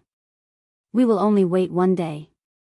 After saying so, Aqua Rose turned and left the VIP room. Zero Wing's biggest problem right now was not the Star Alliance, but the Flower of Seven Sins. Hence, the guild's upper echelons needed to improve their strength quickly and prepare. Aqua Rose would not waste her time with the Star Alliance. Right now, she needed to challenge the Divine Colosseum's trial tower. Feng was going all out to provide the upper echelons with the 100-berry wine. They would be fools not to use it. Hence, both Fire Dance and Aqua Rose fully immersed themselves in the trial tower. As for the Stoneclaw Mountains, they could leave that to the guild's core members. After Aqua Rose left, Galaxy Past and Purple Eye remained within the luxurious room. Guild leader, what should we do? Purple Eye asked, a hesitant expression on her face. Both the OSC's funding and Stone Forest Town's resources were sorely tempting. However, both organizations were just as threatening. No matter which side they chose, the consequences would not be light. If it were up to me, I would agree to Zero Wing's offer. However, the guild's main purpose when it established was to earn money for the company. The investment of a god of fortune like OSC is something all guilds strive for, Galaxy Past laughed bitterly. However, now that I think about it, this was all due to Zero Wing. OSC only chose to invest in the Star Alliance to deal with Zero Wing. Purple, gather the guild elders for a meeting immediately. They must all be present, I don't care if they're busy. I'll contact them right away. Suddenly, the Star Alliance's elders received a message. All of the elders, regardless of where they were required to attend the meeting in Star Moon Kingdom. This situation shocked the Star Alliance's members. As a first-rate guild, their development was widespread. The Star Alliance had created branches in several other kingdoms, each one managing themselves on their own. This was the first meeting since they had joined God's domain that required the presence of every elder. Time flowed quickly. Before he knew it, a day had passed in God's domain. Inside the blood refining passage, Feng had killed blood fighters almost without rest. He only took small breaks to recover his exhausted stamina, before returning to grinding blood fighters. After Feng killed another blood fighter, the sound of a system notification suddenly reached his ears. System, the blood refining stone has collected 1,000 points of blood energy. Do you wish to evolve it into a blood refining crystal? There was no guarantee that each blood fighter killed would generate blood energy. The more blood energy Feng accumulated, the less he could collect from the slain blood fighters. Who knew how many blood fighters he had slaughtered throughout the day to collect the 1,000 points of blood energy? Chapter 703, Improved Attributes. Evolve. Feng clicked, confirm. Although he did not know what changes would occur after upgrading the blood refining stone to a blood refining crystal, seeing as he had spent so much time to collect the required blood energy, the crystal should not be an ordinary item. Otherwise, it would not have dropped from the 9-headed magic snake. Suddenly, the magical black cube in Feng's hands crumbled, transforming into a half-transparent, blood-red crystal ball. There were even droplets of dark red liquid flowing within the crystal ball, each containing powerful life force. Why is there so much life force? Feng could clearly feel the life inside those droplets of blood. It was only slightly weaker than the water of life. But what kind of treasure was the water of life? Just one drop was enough to cure a crippled NPC. After accumulating a certain amount of the treasured water, one could even use it to revive a dead NPC. Meanwhile, the blood-red crystal in his hands contained over 10 droplets of blood that could rival the water of life. Just what kind of item is this? Unable to hold back his curiosity, Feng clicked to check the blood refining crystal's statistics. Blood refining crystal, dark gold rank item. Can absorb the life force of powerful monsters the wielder kills. After accumulating 100 points of blood energy, player can produce a drop of life essence. Can accumulate a maximum of 1,000 drops of life essence. Each drop can increase a player's stamina and concentration recovery speed for 2 hours. Current drops of life essences, 12/1000. Is this the true power of the blood refining crystal? Feng was shocked when he read the statistics. In God's domain, it was common knowledge that players required rest to recover their stamina and concentration. Hence, players could not grind for long periods. They had to take breaks. Although there were some tools that sped recovery, such as food and field tents, those items could only be used outside of combat. Feng also knew of a few items that could recover stamina and concentration during combat. However, these items were extraordinarily difficult to obtain. The Water of Life was one such item. However, using the Water of Life to grind for longer periods was no less than extravagant. Not a single guild in God's domain could afford such a waste. The other tools were similar to the Water of Life, in which they were extraordinarily valuable and exceedingly difficult to obtain. Even if a large guild mobilized its forces, it would barely obtain enough items to supply for a handful of experts. Feng had never expected the nine-headed magic snake to drop such a valuable item. With the blood refining crystal, he could recover stamina and concentration without having to stop his slaughter. With this, he could grind far longer than other players. Unfortunately, accumulating life essence was a slow process. At most, 2 or 3 players could use the crystal continuously. With the blood refining crystal, I can save plenty of time. Due to Feng's reliance on techniques to kill the blood fighters, he consumed far more stamina and concentration than usual. Moreover, the blood fighters in the blood refining passage were not easy opponents. In an intense battle, a player's stamina and concentration consumption rate increased by several folds. Hence, the blood refining crystal was a convenient item for Feng right now. Following which, Feng poured a drop of life essence into his hand and drank it. Suddenly, Feng felt his body relax, the fatigue he had accumulated from constant battle vanishing instantly. His mind also cleared. This really is a great item. Originally, Feng had intended to take a break after fighting for a little while longer. Now, it seemed that he no longer needed rest. After fighting the blood fighters for over a day, Feng was very familiar with their attack patterns. His swordsmanship had also become far more precise. During battle, Feng would try to discard extra attacks, pursuing efficiency. As a result, his swordplay became much faster, and he could now defeat the blood fighters with minimal effort. Feng had never considered these techniques before. He had only focused on ending the monsters he fought regardless of how much power he had to expend.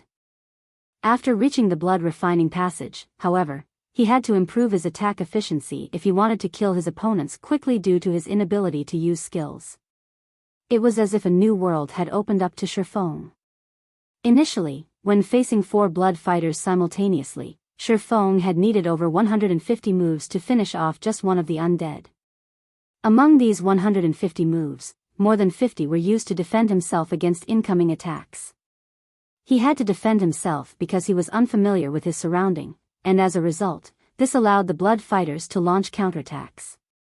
However, as the number of fights against the elites increased, he began to require fewer movements to defend himself. Now, he could defeat a blood fighter with roughly 130 attacks. For a time, Feng's leveling efficiency increased significantly. As time passed, Feng had become completely immersed in his swordsmanship. He no longer needed to think about how to streamline his attacks. Once he ran out of stamina, he just needed to drink a drop of life essence before returning to battle. Only after Feng reached level 35, and a golden glow illuminated his body, did he finally regain his senses. After training for so long, I should be at my limit. It's time to challenge the Blood Warrior again. Feng smiled faintly as he looked at his newly improved attributes. When he reached level 35, the golden stigmata increased all of his basic attributes by 5 points and provided 10 free attribute points. Meanwhile, as a tier 1 player, he received 8 free attribute points every time he leveled. The Abyssal Blade also provided a bonus of 2 free attribute points. After reaching level 35, Feng received 20 free attribute points in total and 5 points into all of his basic attributes. Furthermore, his tier 1 set equipment, the 7 Luminaries Ring, and the Heavenly Dragon's Breath had also received a significant boost to their attributes. During Feng's previous fight with the Blood Warrior, it was obvious that he lacked sufficient speed. Hence, he placed all 20 free attribute points into agility. Despite rising by only 1 level, Feng had improved his attributes almost as much as if he had equipped an additional piece of level 35 dark gold equipment. His strength had also improved. Blood Refining Passage, Blood Warrior's Combat Area. The Blood Warrior wielding a silver two-handed saber appeared once more.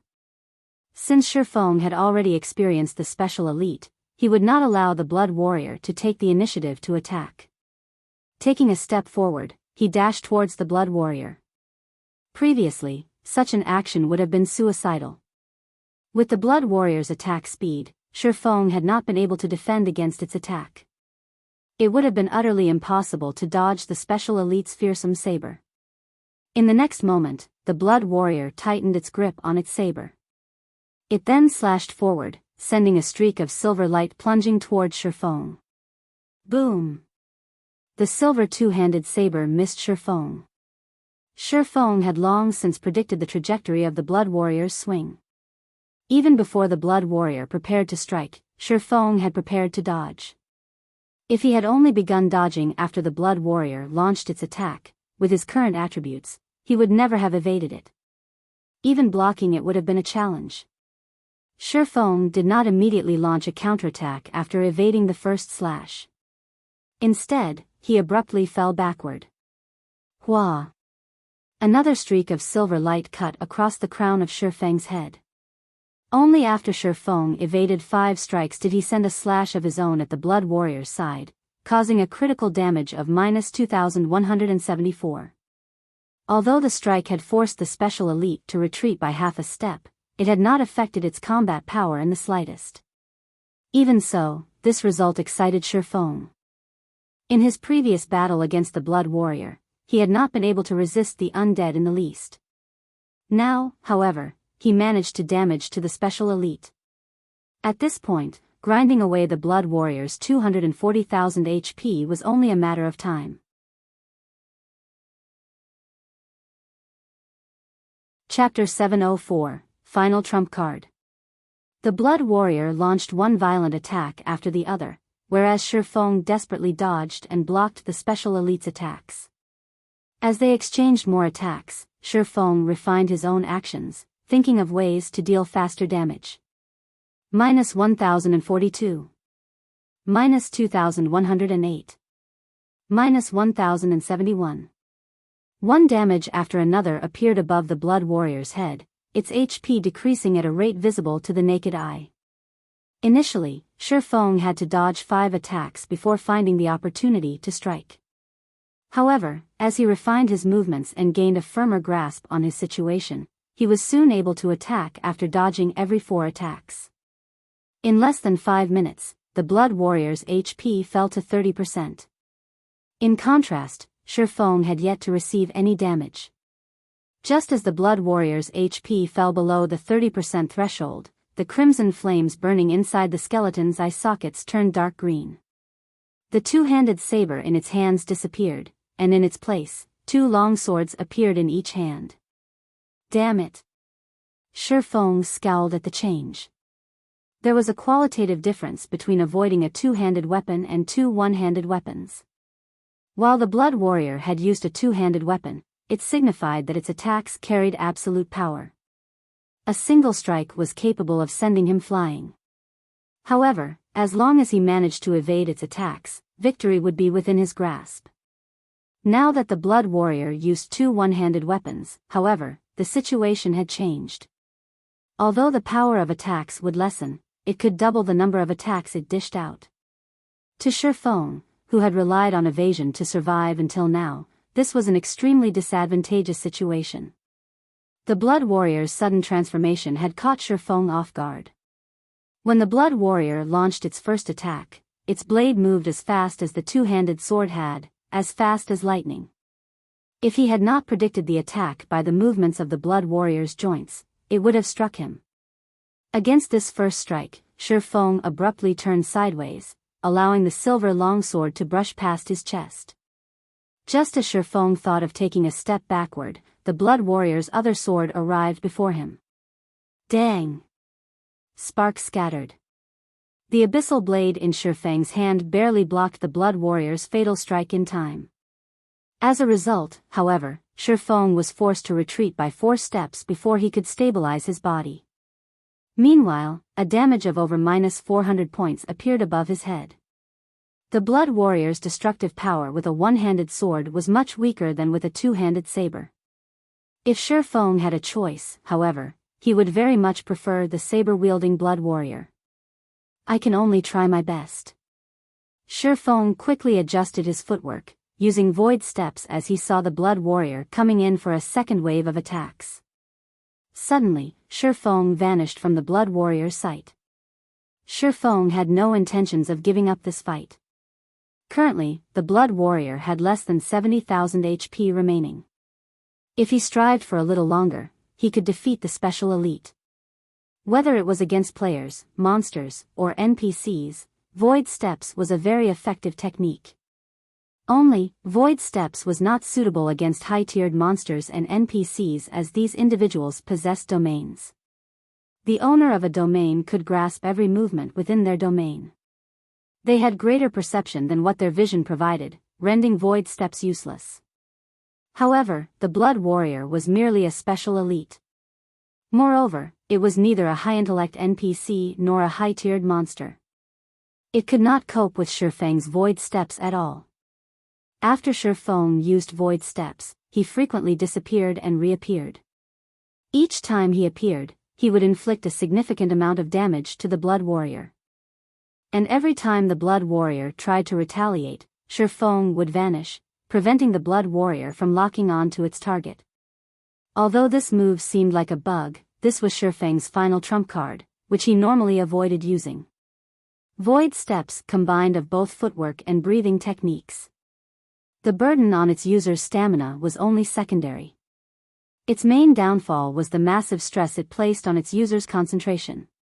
Even though Feng's brain activity had improved significantly, utilizing Void Steps frequently was a double-edged sword.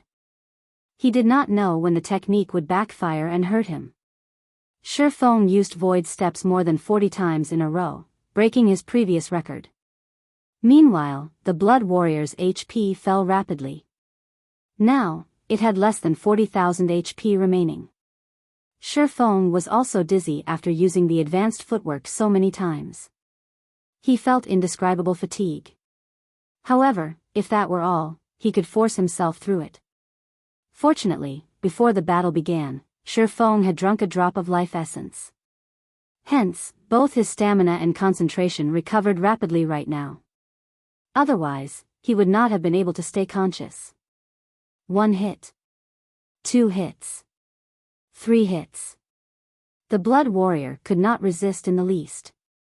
It could only endure Feng's assault silently, its HP decreasing by the thousands. Very quickly, the special elite's remaining HP plunged from 40,000 to 30,000, from 30,000 to 20,000, and then finally falling to a critical state. In the end, Feng suddenly appeared behind the Blood Warrior and thrust his sword through its back, destroying its final strand of HP. I've really pushed myself to the limit this time. When Feng saw the Blood Warrior fall, he breathed a sigh of relief and slumped on the ground.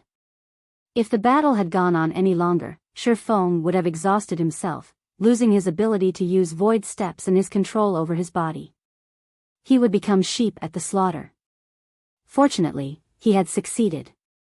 After the Blood Warrior died, Feng's experience bar increased by a sizable chunk. The EXP he obtained from the special elite was more than even a level 50 lord offered. Immediately, he reached 9% of level 35. Aside from providing Feng with a large sum of EXP, the Blood Warrior also dropped a level 50 fine gold cape. Blood Refining Cape, fine gold rank. Level 50. Equipment requirement, Strength 400, Agility 800. Defense plus 571. Strength plus 68, Agility plus 54, Endurance plus 56. Movement speed plus 4. Evasion plus 15. Additional passive skill dash. Conceal, increases the difficulty to perceive the wearer. Additional active skill dash.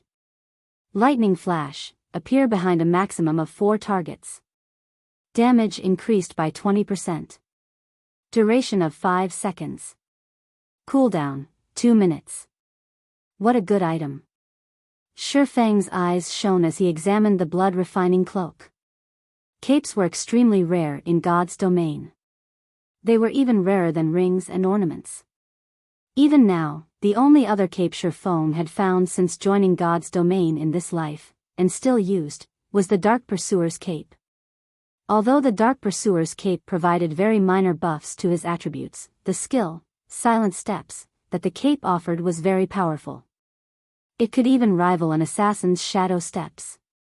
Only, the skill's cooldown was somewhat long.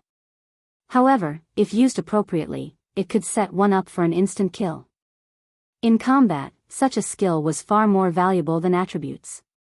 However, now that he had the blood-refining cape, as soon as he fulfilled the equipment requirements, he would immediately replace the Dark Pursuer's cape. The requirement of level 50 was not a problem to Feng as he had the Heavenly Dragon's Breath, which reduced items' level requirements by 10 levels. In other words, he could equip the blood-refining cape once he reached level 40. Although the 7 Luminaries ring also decreased the level requirement of all items by 5 levels, in God's domain, this effect was not stackable. The highest effect would apply. Aside from dropping the blood-refining cape, the Blood Warrior also dropped an ancient gold-rimmed book. The pressure this ancient book radiated even caused Feng to shudder with fear. 2 large words graced the book's cover. Solomon's Treasure.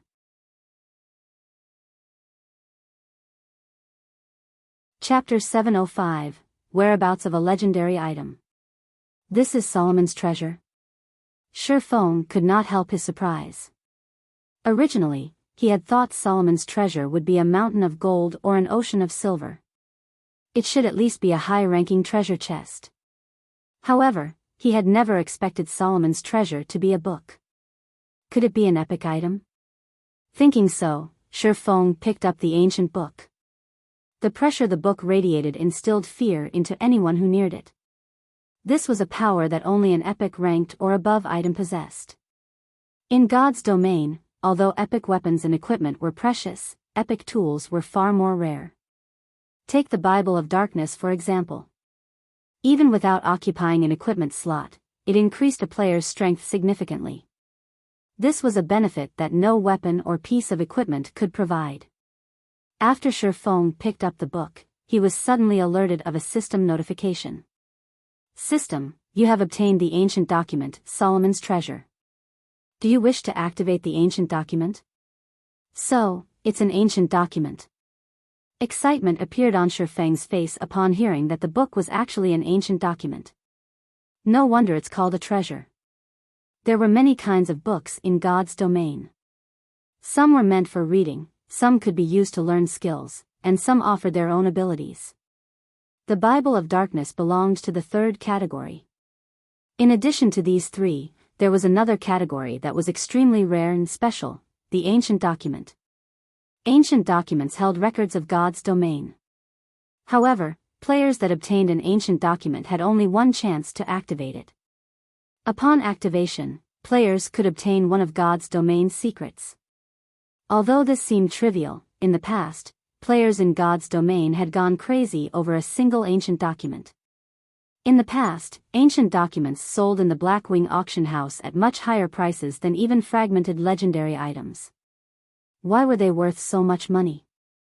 They were so valued because an ancient document could unlock the whereabouts of a legendary item, offering players a high chance of obtaining one for themselves.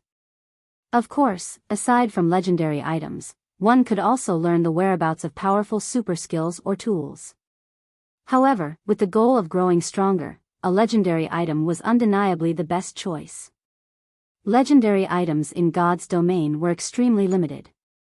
One had to expend unimaginable effort to claim one. One needed luck and strength.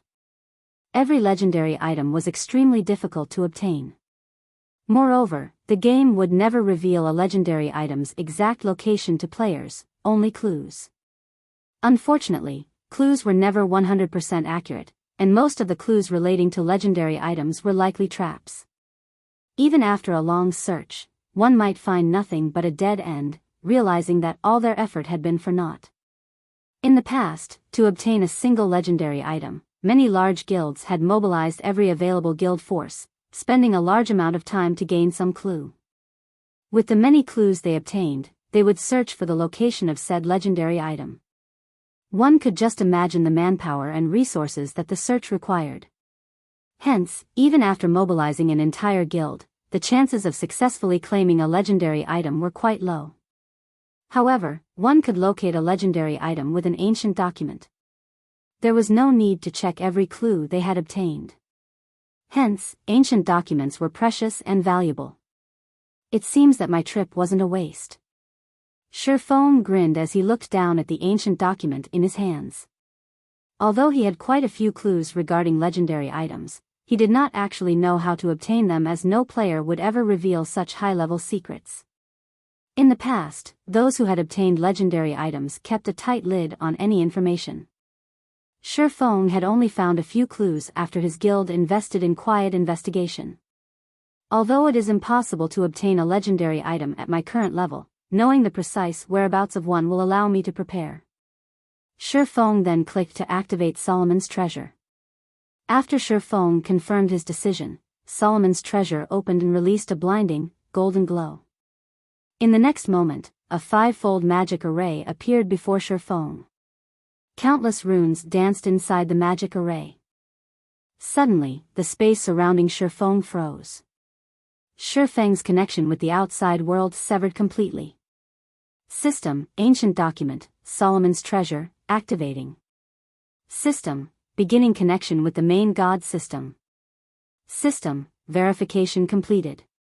Ancient document confirmed as the 6th volume of Solomon's book. Allowing connection with God's domains database. System, connection with God's domains database is successful. You have one chance to access God's domains database. Please enter desired inquiry. Luckily, I know the name of a legendary item.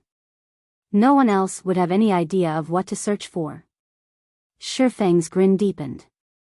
Immediately, he entered the words Solomon's sword. System, searching for information on Solomon's sword. System, search completed. Confirming data on Solomon's sword. System, confirmation completed. Do you wish to accept the information? Feng then clicked to accept. Feng felt a plethora of information relating to Solomon's sword flow into his brain. The system displayed a total of 3,687 clues before him. Immediately, Feng felt a headache coming on. Verifying one clue was an extremely difficult task, not to mention 3,687. Even a large guild would go mad if it had to verify every one of these clues. At this point, Feng came to understand one thing. Those who had found legendary items were either players who had received the blessing of the main god system and possessed heaven-defying luck, or they were as frightening powerful as super guilds. Not only did super guilds have an abundance of members at their disposal, but they also possessed monster-like experts. Only with this kind of manpower could they search for a legendary item. It was practically impossible for a third-rate or second-rate guild. I didn't think that all of the clues I gained in the past were all fakes. Fortunately, I haven't attempted to verify those clues. Otherwise, I would have wasted a ton of time, Feng said, relieved. Among the 3,687 clues listed, the system only confirmed 5 as legitimate. In other words, only these 5 clues could lead him to Solomon's sword, one of the 10 great legendary weapons. If Feng had not obtained the ancient document, he would never find Solomon's sword. Of the 3,687 clues, every clue required a long time to verify. The easiest clue required one to spend 2 or 3 days' time, while the more difficult clues required up to half a month to verify. Moreover, due to level restrictions, Feng would not be able to visit many of these places yet. Even if he only needed to spend 1 day verifying each clue, it would still take 10 years to plow through them all. Without the ancient document, obtaining Solomon's sword was a dream. After receiving the information, Feng grew somewhat dizzy. Suddenly, the sound of another system notification reached his ears.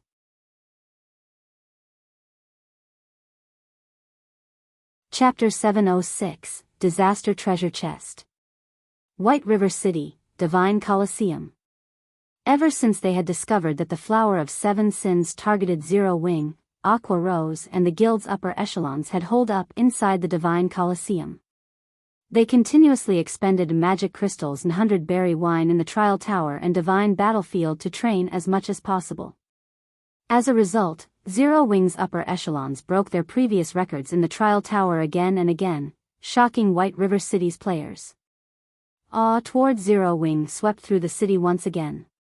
Meanwhile, inside the Divine Colosseum, a bald man in gray leather armor stared at the trial list while sipping vodka. Suddenly, a thin, cloaked youth walked up and sat down beside this bald man. Accurate 9, what's the situation regarding Zero Wing's upper echelons? The thin youth sent a whisper to the bald man as he ordered an ice blue spirit. Their strength has been improving rapidly.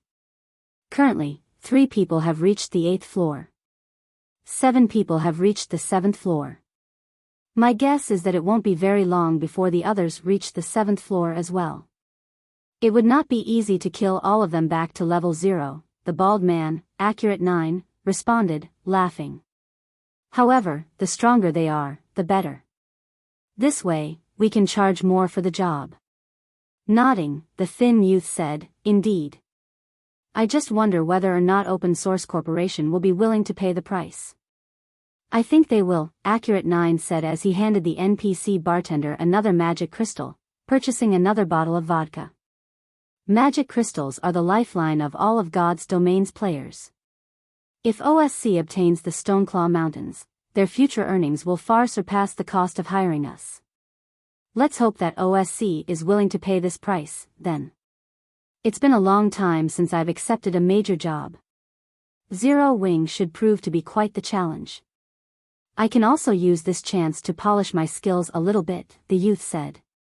Downing the ice blue spirit, he shifted his gaze to the 3 names listed on the trial list's 8th floor. Huh. Where's Black Flame's name? Black Flame has always been mysterious.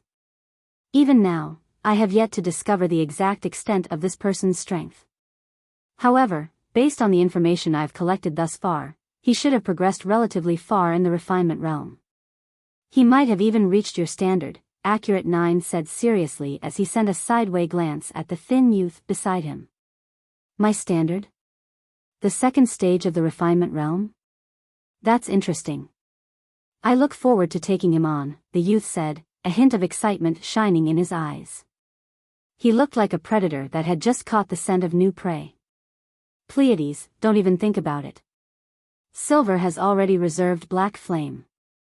At most, you can pick your target from the Trial Tower's 8th floor, Accurate 9 said, smiling as he pointed to Violet Cloud's, Fire Dance's, and Aqua Rose's names. Silver? Why is he suddenly interested in this mission? The youth named Pleiades said, slightly surprised. Hasn't he always targeted those old monsters? How should I know what's going through his mind? Accurate 9 said, shrugging. However, OSC has lucked out this time. Normally, an expert of Silver's standards would not even consider this type of mission. Now, it's just a matter of whether OSC will pay to hire Silver. This fella named Black Flame really is unlucky. He has actually caught Silver's attention. Not even heaven can save him, Pleiades said sympathetically. The Flower of Seven Sins missions were divided into several levels. Experts within the organization were similarly ranked. An expert like himself only ranked at the intermediate level, whereas Silver was a peak expert in the Flower of Seven Sins.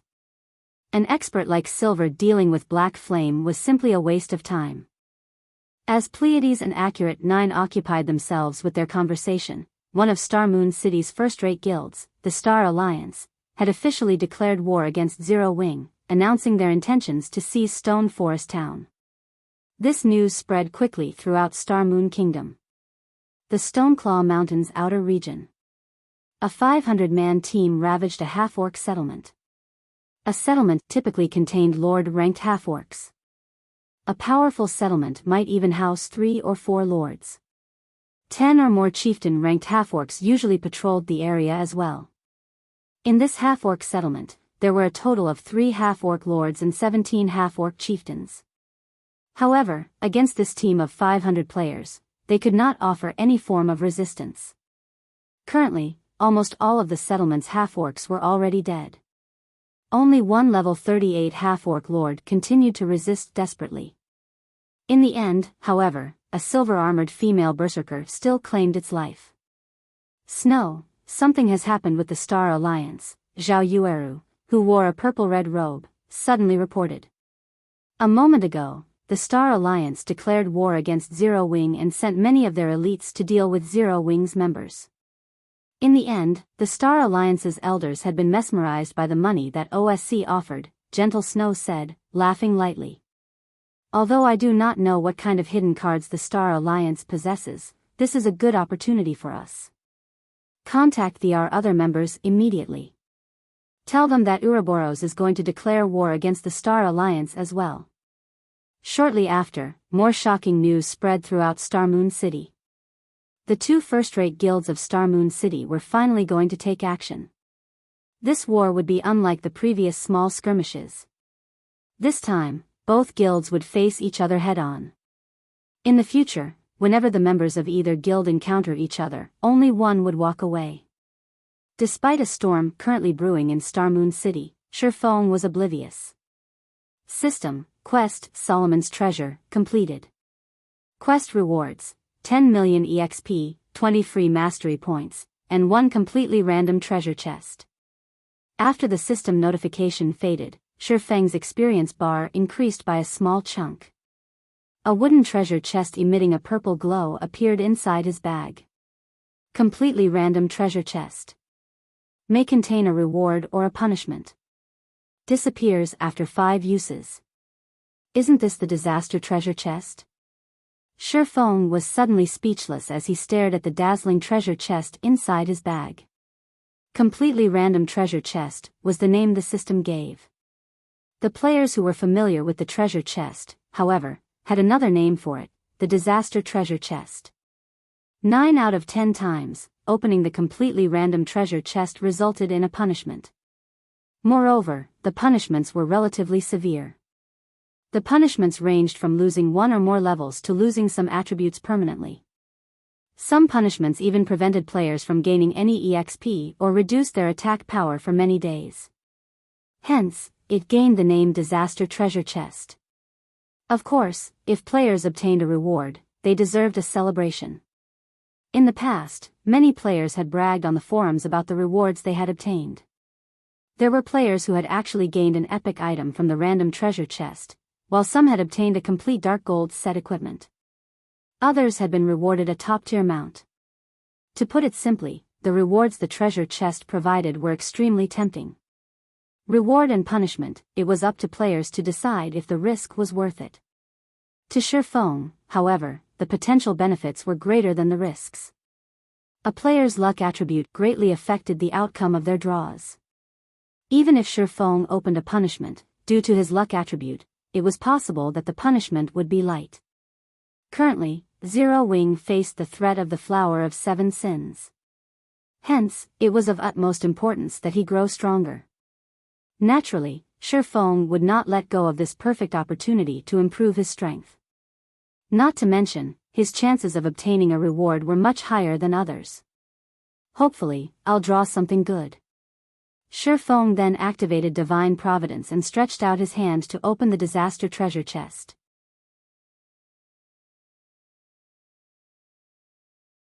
Chapter 707, God's Sword.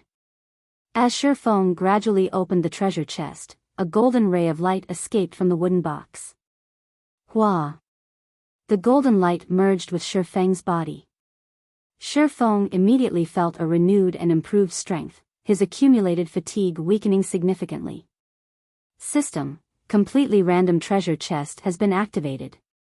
Rewarding 10 points to hidden attribute, Fortitude. A hidden attribute as a reward, I've lucked out this time, Feng muttered as he clenched his fists. He could feel his fatigue lessening.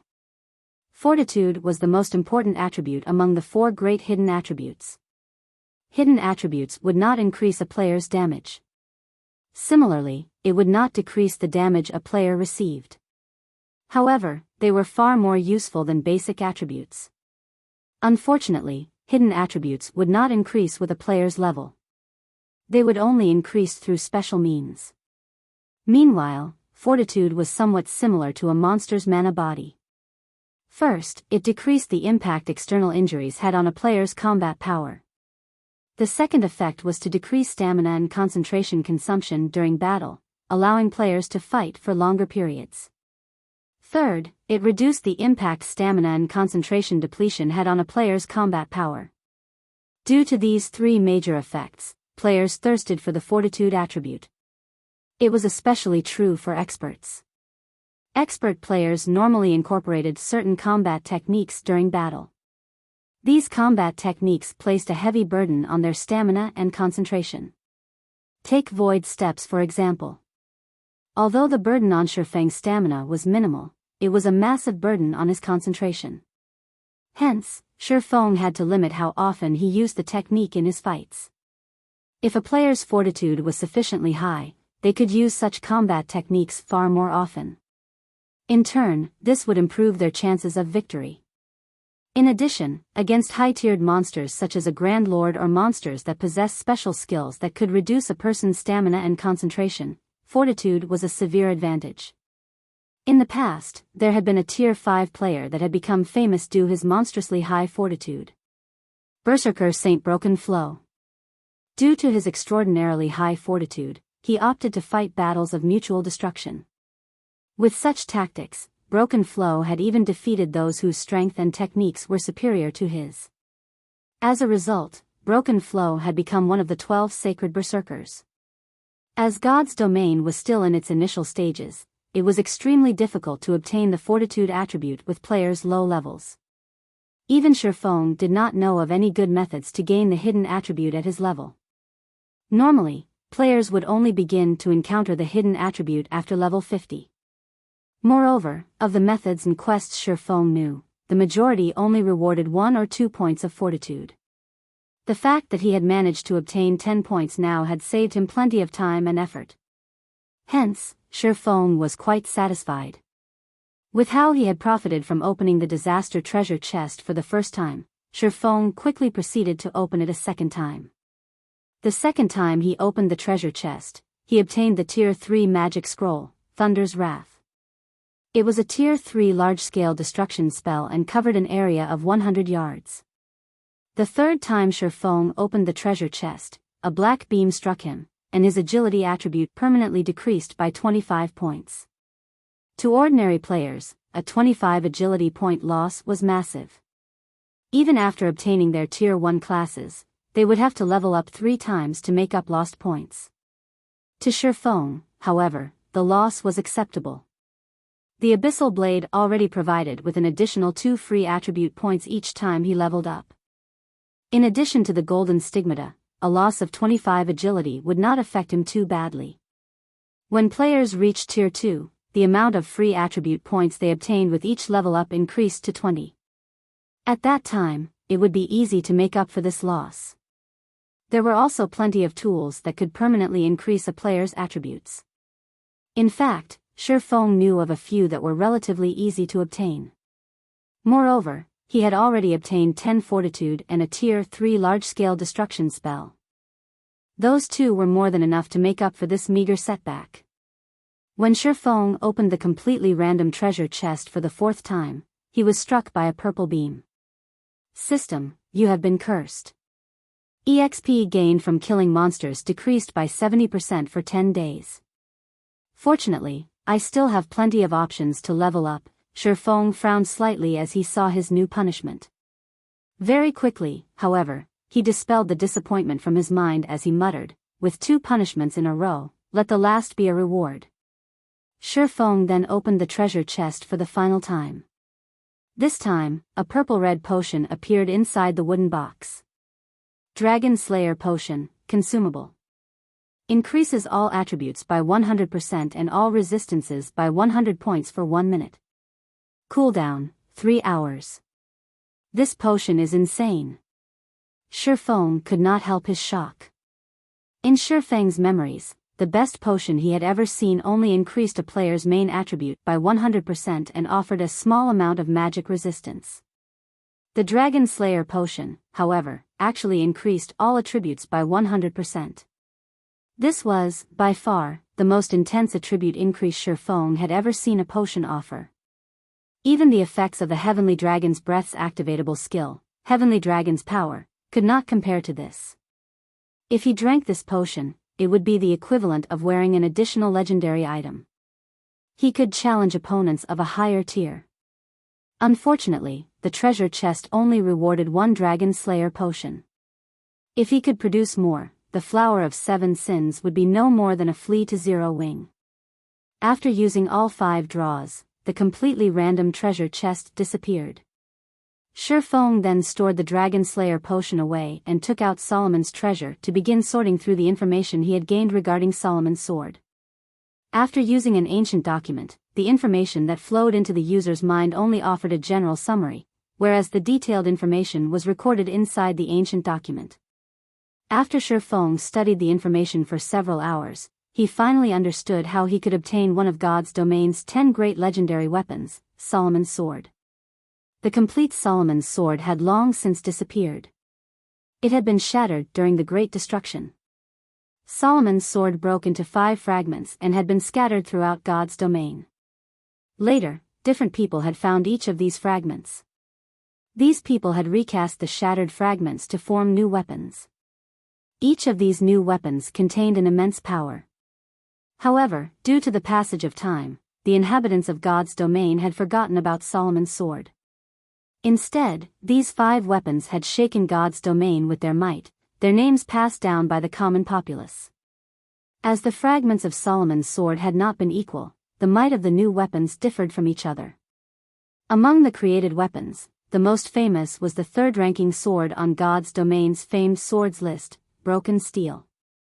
Broken Steel was leagues stronger than Feng's Abyssal Blade. There is no need to think about Broken Steel right now. With my current strength and level, it is impossible to obtain. I can only approach it slowly.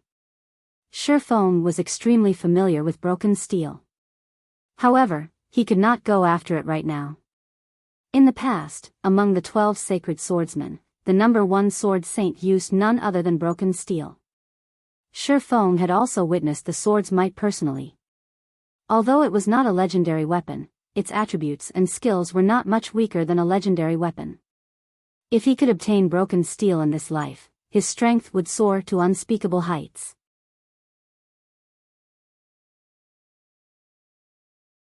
Chapter 708, 5 Clues. As the most powerful sword among the weapons recreated from the fragments of Solomon's sword, Broken Steel was, naturally, the most difficult to obtain among the 5 weapons. Even if Feng wanted the challenge of obtaining it right now, only death would await him. Feng carefully researched the 5 clues. Among the 5 recreated weapons, 3 could not be obtained before reaching level 100. He could only attempt to find 2 while he was below level 100. Among these 2 weapons, the easiest was located at the top of the world. Dragon's Maw? Feng fell into deep thought when he realized where the clue led him. The Dragon's Maw was one of the regional maps found at the top of the world. It was a level 60 map.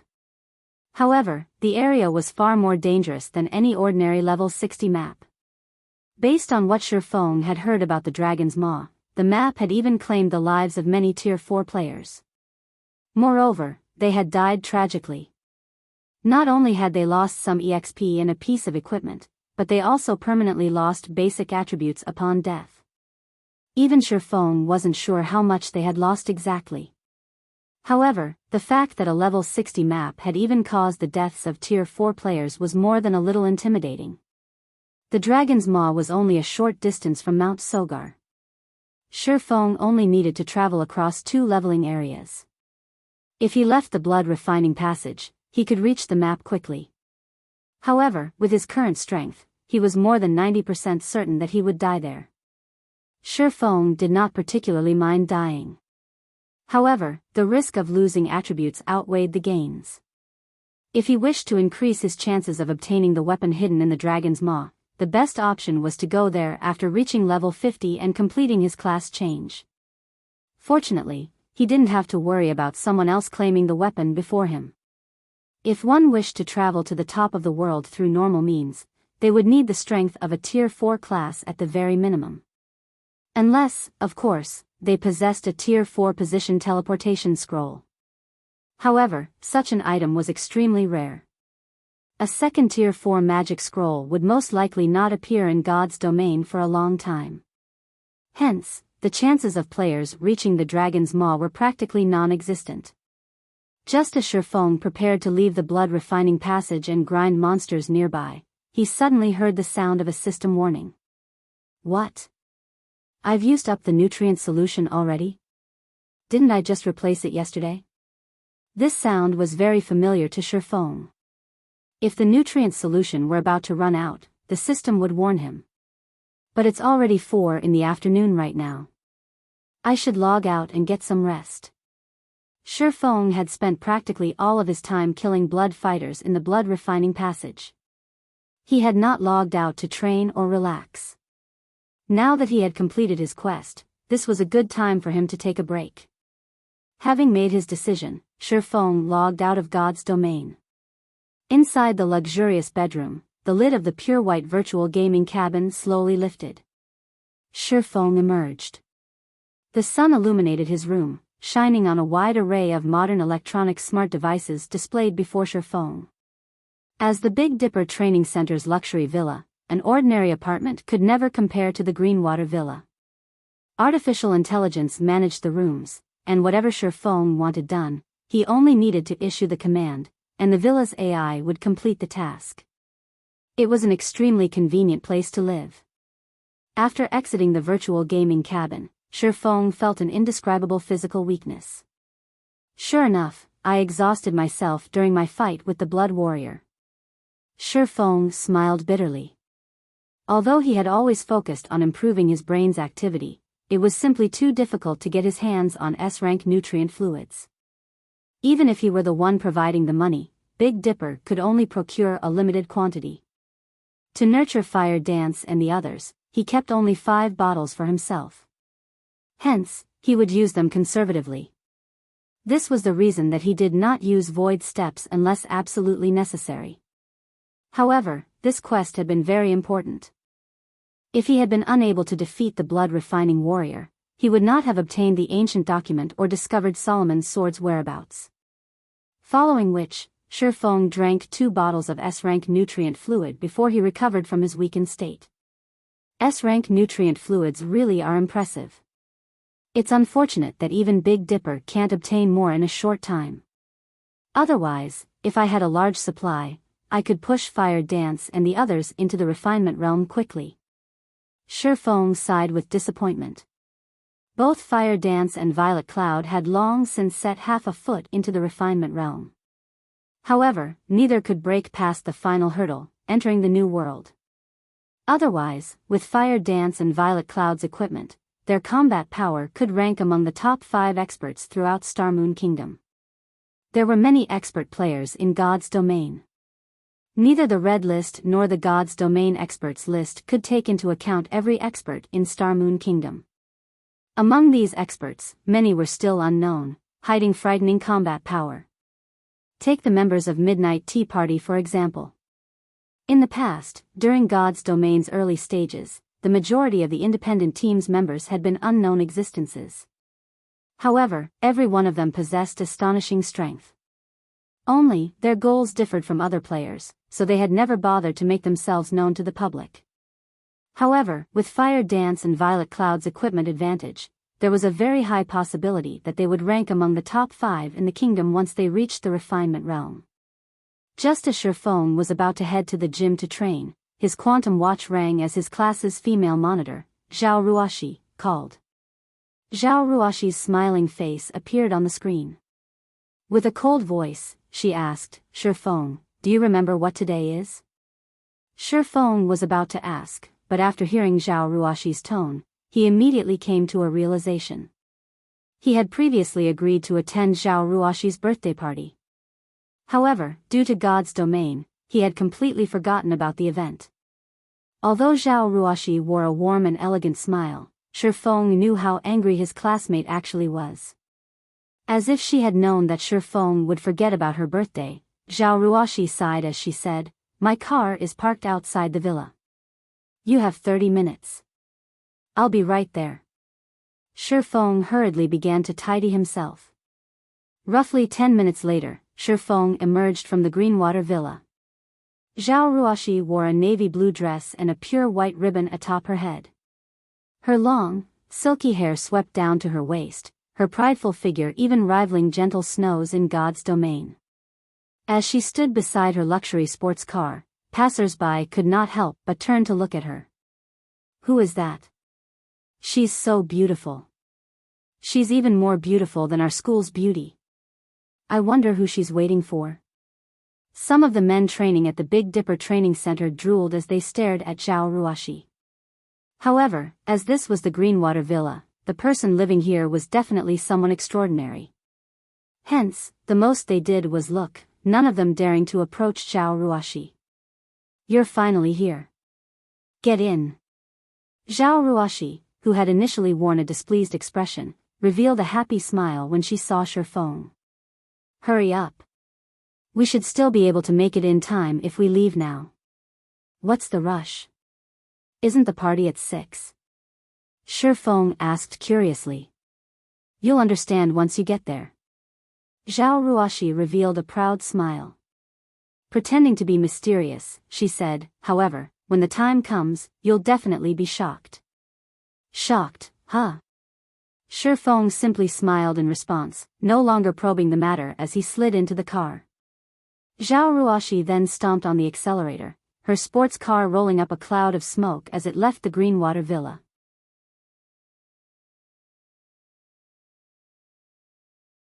Chapter 709, Birthday Party. High-rise buildings loomed over the bustling, downtown streets. However, there were two buildings that stood out from the rest, a pair of twin towers that were over 300 stories tall. The twin towers shone like the city's emperors, overlooking all life inside the city limits. These towers had long since become one of the symbols of Jinhai City. At the same time, the Twin Towers were also Jinhai City's famous six-star hotel, the Blue Ocean Horizon. Having a meal or staying a night in this hotel cost more than a month's salary for an ordinary office worker. Normally, only Jinhai City's big shots could afford to dine or rest here. Ordinary people could only watch from far away. Zhao Ruoxi was the Zhao Group's princess. The Zhao Group's influence in Jinhai City was massive. Their yearly income was astounding. Furthermore, they were one of the Blue Ocean Horizon's major shareholders. Zhao Ruoxi stopped her car in front of the Blue Ocean Horizon's entrance. Immediately, 4 valets came up and opened the driver's door respectfully. When Zhao Ruoxi exited her car, the 4 valets were momentarily mesmerized. However, they very quickly snapped out of their daze. Not only was Zhao Ruoxi an absolute beauty, but she also arrived in an impressively luxurious car. There was no doubt that her identity was extraordinary. She also exuded a noble aura. She was definitely out of their lowly reach. Meanwhile, Shi Feng, who emerged from the other side of the car, similarly shocked the 4 valets, though in an entirely different way. As the Blue Ocean Horizon's valets, they had seen all sorts of people. Hence, they were quite confident of their judgment, particularly of a person's attire. Although Shi Feng wore a very fitting suit, based on the suit's design and fabric, they could immediately tell that it was nothing special.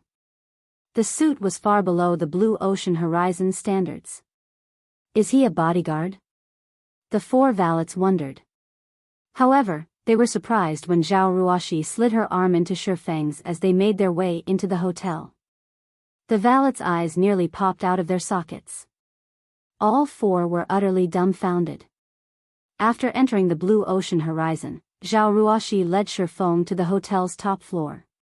There, one could view Jinhai City in its entirety. The sight was breathtaking. Many people already mingled inside the large, magnificent banquet hall. They were all famous figures and held influential positions within the city. Normally, it would be difficult to meet even one of them. Today, however, so many of these powerful figures had gathered here. One could just imagine how much influence the Zhao group possessed. Is that the young lady of the Zhao group? A handsome young man in a white suit could not help but shift his gaze towards Zhao Ruoshi, who had just entered the hall. Unconsciously, he muttered, "If I can marry her, I won't have to lift a finger for the next 100 years. You?" Lan Hailong, who was dressed in a black, high-class suit, shook his head. Smirking, he said, "Duan Xianglin, you don't recognize the man beside the young lady, do you? Looking at how he's dressed and his peasant-like temperament, do you think he could be a challenge for a prince of a major financial group like myself?" The youth named Duan Xianglin asked disdainfully. Although the Duan group could not compare to the Zhao group, it was still one of the top-ranking financial firms in Jinhai City. If he wanted to, a group of beautiful women would flock to him with a wave of his hand. How could a lucky peasant possibly be a match for him? Moreover, even if Zhao Ruoshi had taken a liking to the brat, the Zhao group would never agree to the match. "I guess it's expected that you don't know. After all, you only recently returned to the city. The man beside Miss Zhao is Feng. He is the martial arts master who is currently in charge of the Big Dipper Training Center." Duan Xianglin suddenly fell silent. Although he doubted the claim, Lan Hailong was a good friend of his. He had no reason to lie to him. Moreover, there was no point to such a lie, as the truth would come to light with a little investigation. If Feng had become an internal force expert at such a young age, it would not be surprising if he became a top-level international fighter in the future. They were currently living in the age of combat. The reputation and status an international fighter possessed were immense, and even an existence like the Zhao group want to fawn over them, not to mention a small financial group. Lan Hailong had a complex look in his eyes as he watched Feng enter the banquet hall. Not too long ago, Feng had merely been a minor character, yet the youth had become someone who even he looked up to. However, Lan Hailong did not look up to Feng due to his title as a martial arts master, but due to Zero Wing. Among everyone present, only Lan Hailong truly knew how amazing Feng was. Currently, God's Domain's popularity grew by the day, with major corporations investing in the game with fervor. One could already imagine what kind of future the game would offer its experts. Although the Shadow Guild under his control had developed fairly well so far, compared to Zero Wing, Shadow was a joke. Shadow was just one of the many guilds in White River City. However, Zero Wing had become the city's absolute overlord.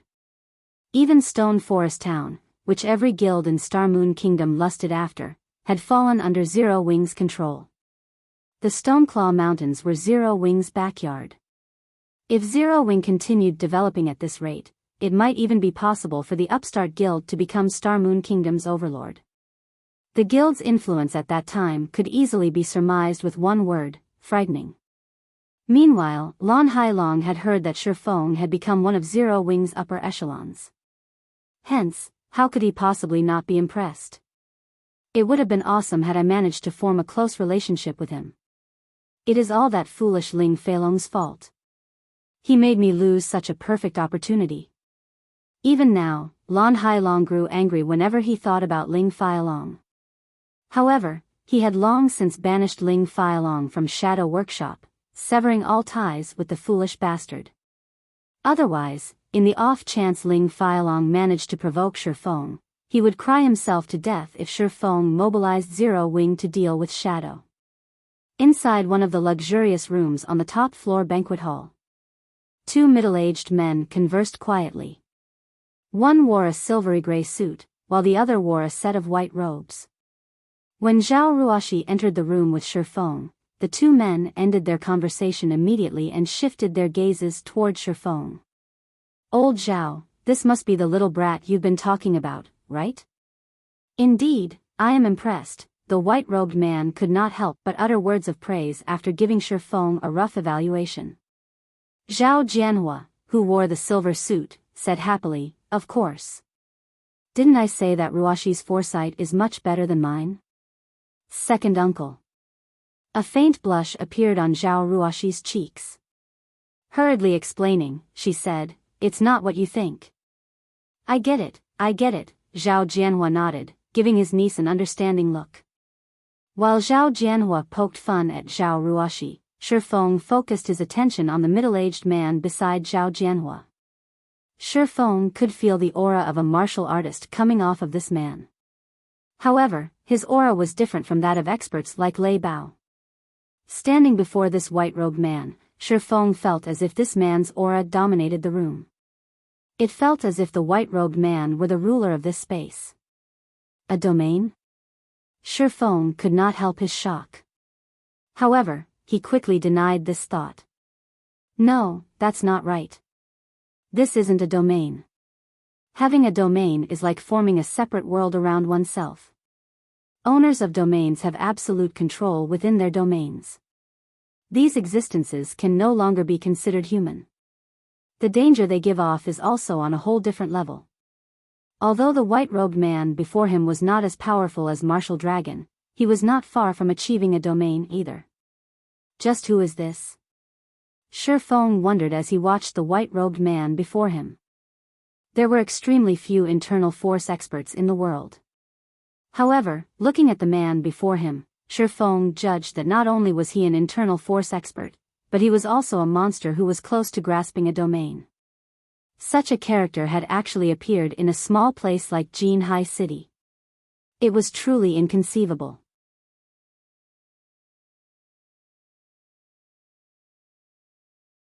Chapter 710, The Mysterious Shi Feng. Ever since Shi Feng's brain activity had improved, his senses had become extraordinarily sharp. The white-robed man before him hid his strength very well. Currently, he felt like the quiet ocean that would accommodate everything.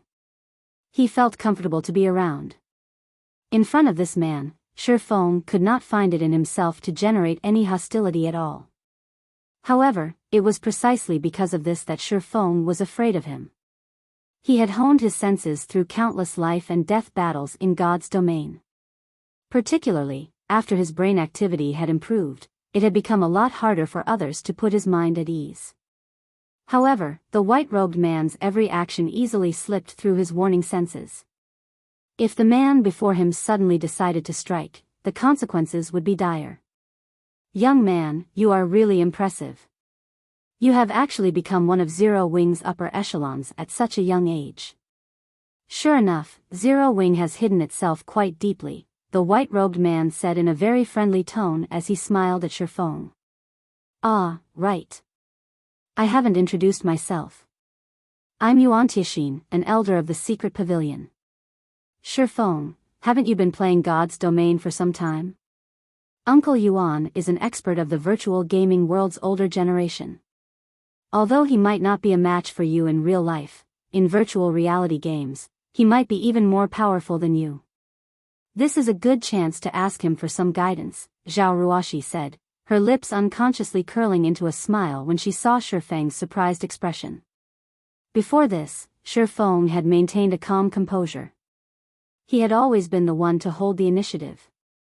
Now that she watched something fluster Shi Feng, she could not help but feel a little proud of herself. Shi Feng was speechless when he saw Zhao Ruoshi's joyous look. Yuan Tianxin was a hidden expert in the truest sense of the word. Both in fighting and gaming, the middle-aged man was far above him. It was a fact that he had played God's domain for more than a decade now. However, one's superiority was not determined by the amount of time one played God's domain.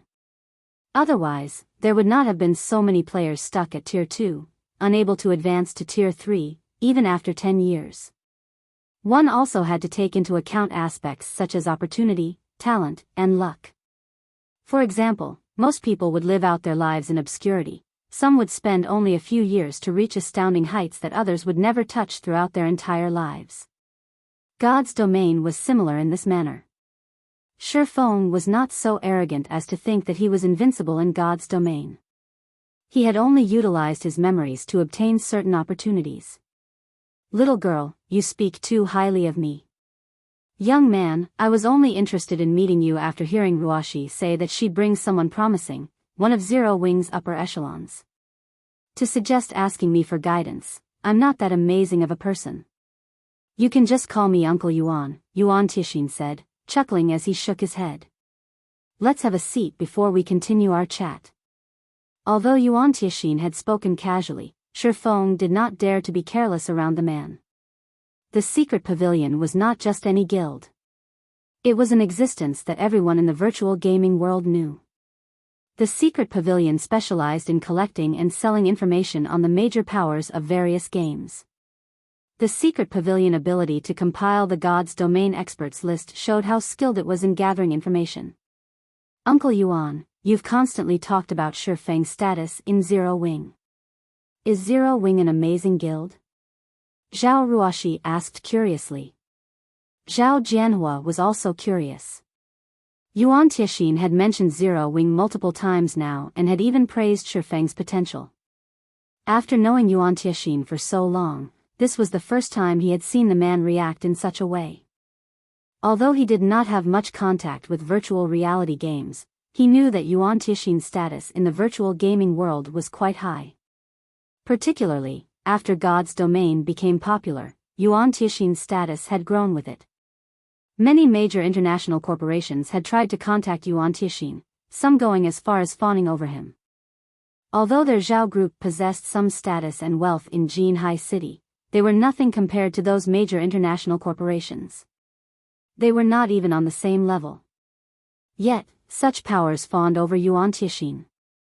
Although this was Zhao Ruoxi's birthday party, Zhao Jianhua had been surprised that he had convinced Yuan Tixin to attend.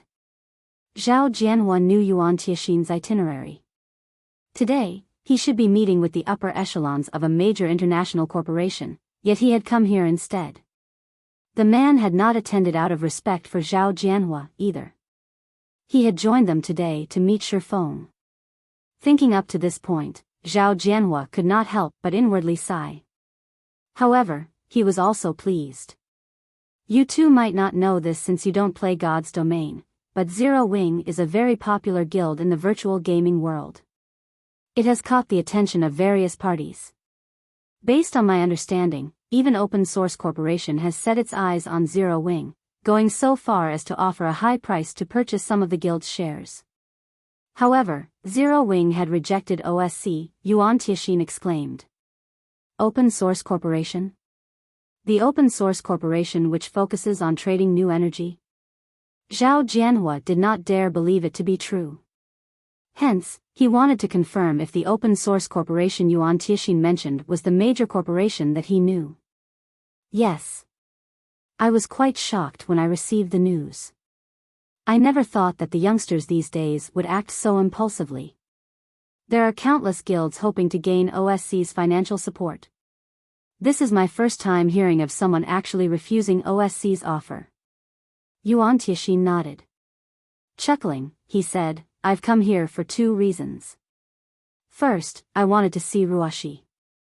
Second, I wanted to meet this upper echelon of Zero Wing that I've heard so much about in the hopes that I can arrange a meeting with the incomparably mysterious guild leader, Black Flame.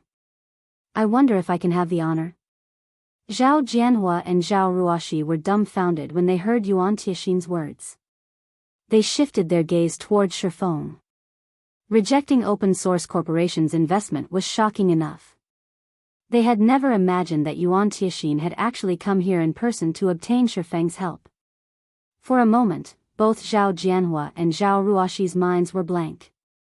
However, as the person of interest, Feng wore a calm expression as he said, Since Uncle Yuan wishes to meet my guild leader, I will try my best to get in touch with him for you. However, the guild leader has always been a busy man. I cannot guarantee that he will be willing to meet with you. I hope that Uncle Yuan can forgive me. Certainly. I also hope you will pass on a message to guild leader Black Flame for me. The Flower of Seven Sins has begun to act, Yuan Tixin said very confidently. I believe that once guild leader Black Flame receives this information, he will accept my request. When Feng heard the news of the Flower of Seven Sins taking action, his heart involuntarily shuddered, a serious expression appearing on his face. The secret pavilion had obtained this information, there was no need to question its authenticity. Since Yuan Tixin had reported that the Flower of Seven Sins was on the move, it meant that Exemplary Willow was willing to pay the Flower of Seven Sins price. Aqua Rose had already told him that the guild's upper echelons were rapidly growing stronger. At this moment, 3 of them had reached the 8th floor, and 7 people had reached the 7th floor. As for everyone else, they were all at the late stage of the 6th floor. The Flower of 7 Sins price was undoubtedly astronomical. Has that woman lost her mind? No matter how sure Feng thought about it, this was not a worthy trade-off. Unless...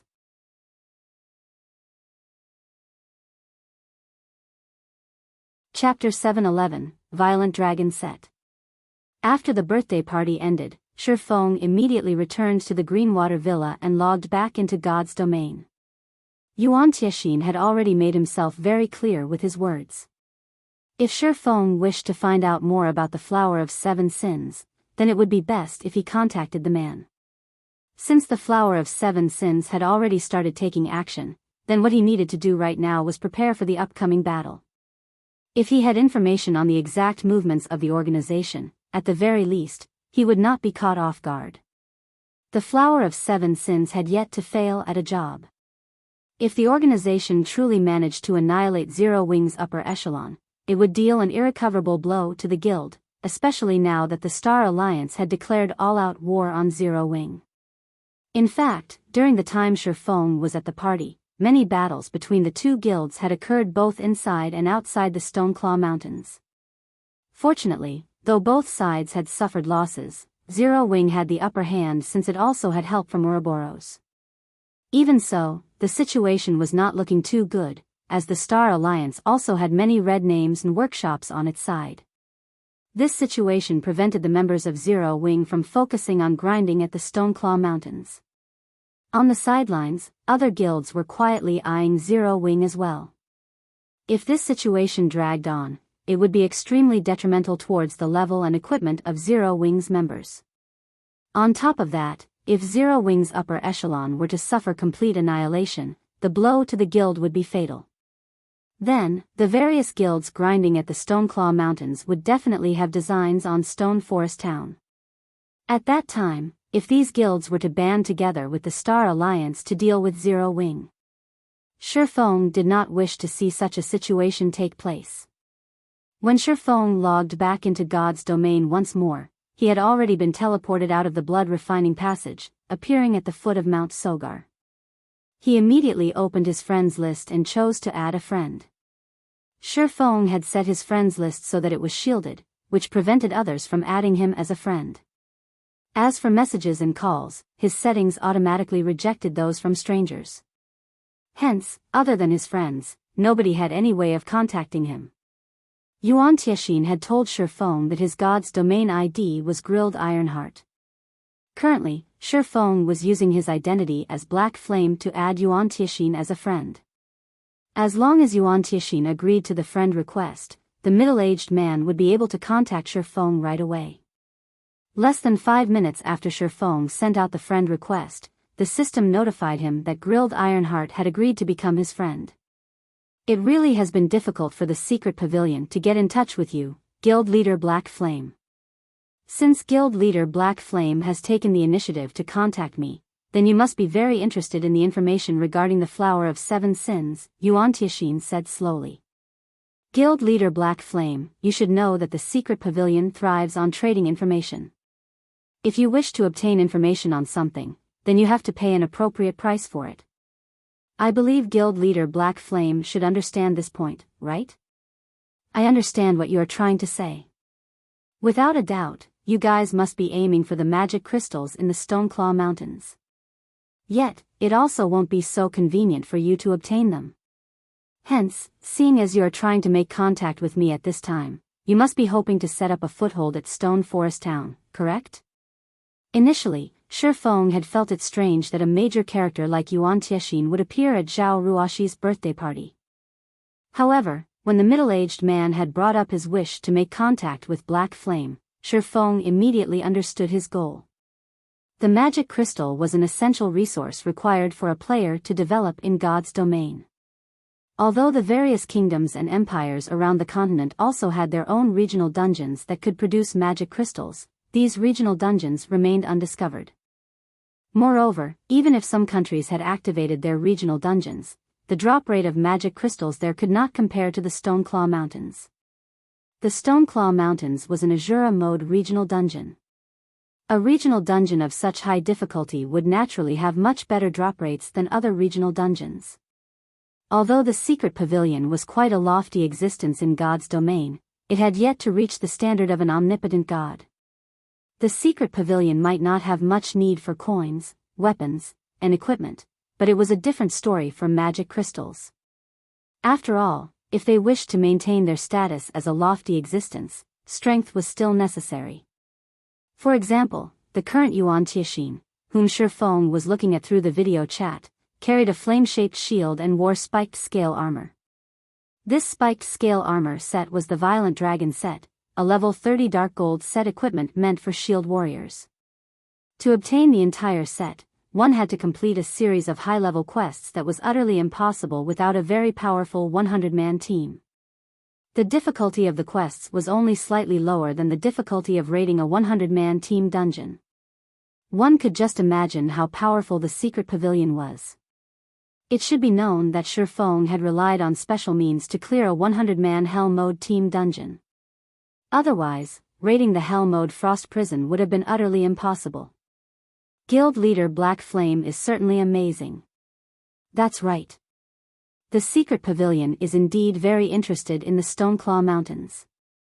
Hence, we hope to set up a guild residence at Stone Forest Town, Yuan Tianxin said laudatorily.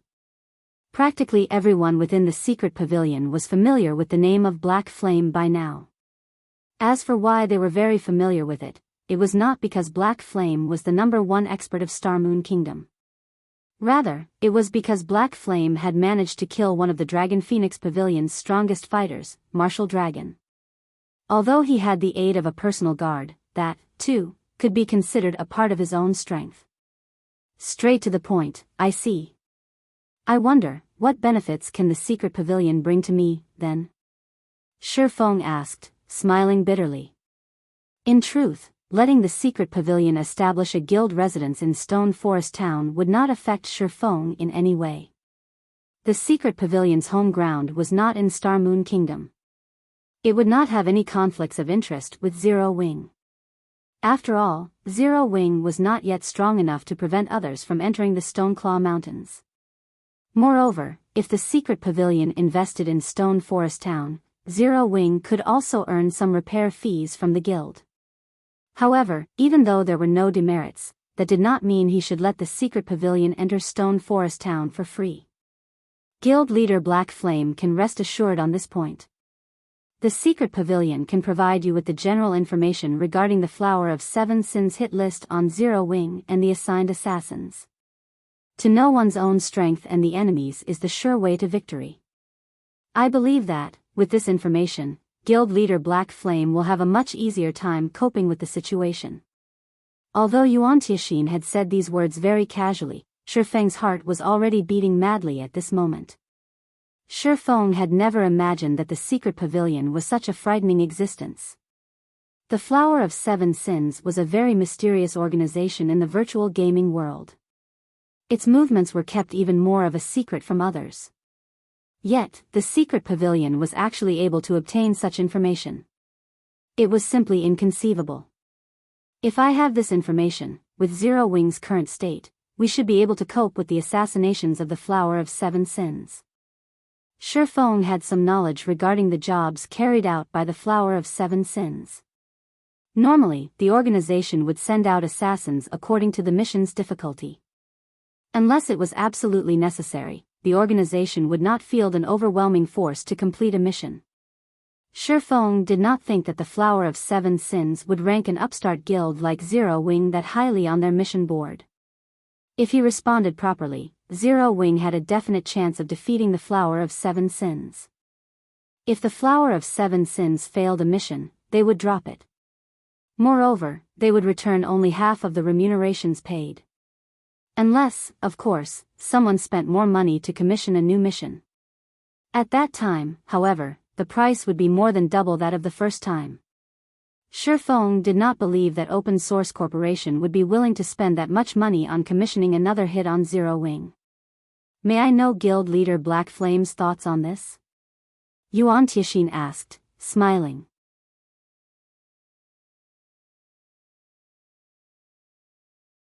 Chapter 712, 3 Realms of Refinement.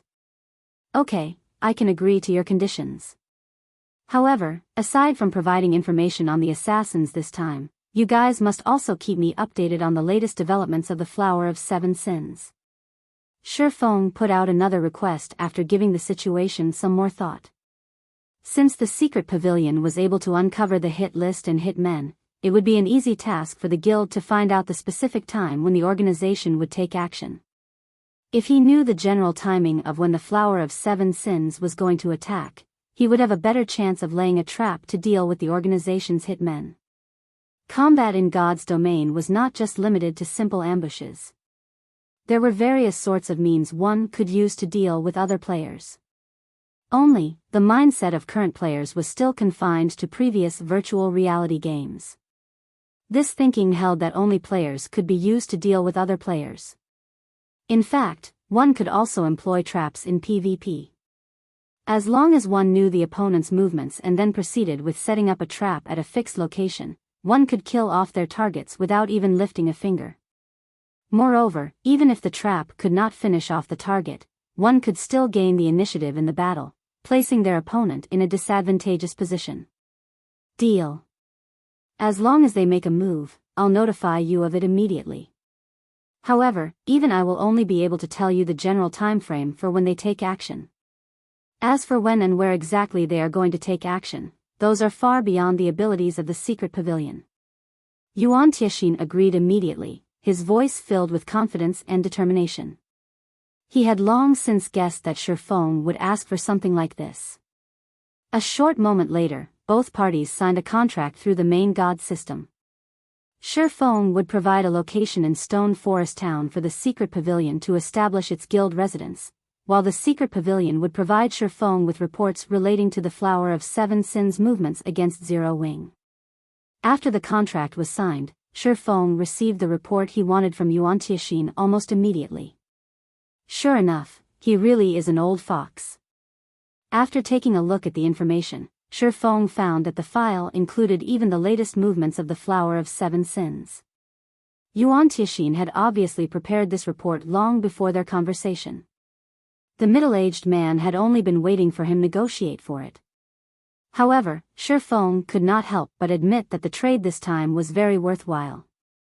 Even if he spent a large sum of credits to investigate the movements of the Flower of Seven Sins, it was unlikely he could come up with the information he wanted. Currently, the Flower of Seven Sins had yet to establish a permanent base of operations in God's domain. Moreover, the organization was not a guild. All its members were independent players, and every member of the organization was extremely mysterious. Just investigating one member would be an extremely complicated task, not to mention carrying out an investigation on the movements and strengths of the majority of the organization's members. Only a force like the Secret Pavilion could achieve such a feat. If not for the Secret Pavilion's interest in the Stoneclaw Mountains this time, Feng did not believe the Secret Pavilion would sell him this information even if he asked for it. After all, not only would the guild provoke the Flower of Seven Sins by doing so, but it would also expose some of the Secret Pavilion's capabilities. Guild Leader Black Flame, in celebration of our first successful cooperation, I will provide you with additional information. The major forces eyeing Zero Wing right now aren't limited to Open Source Corporation. Some have already begun taking action. While dealing with the Flower of Seven Sins, it is best to take additional precautions, Yuan Tixin laughed. He then disconnected the call. Other major forces are participating in the struggle this time. Feng's expression suddenly grew serious. In the past, the Star Alliance had been the one that managed to obtain the Stoneclaw Mountains in the end. Back then, the average level of players was much higher. The Stoneclaw Mountains had also been mostly developed. Quite a number of regional dungeons that could produce magic crystals had also appeared in other kingdoms and empires.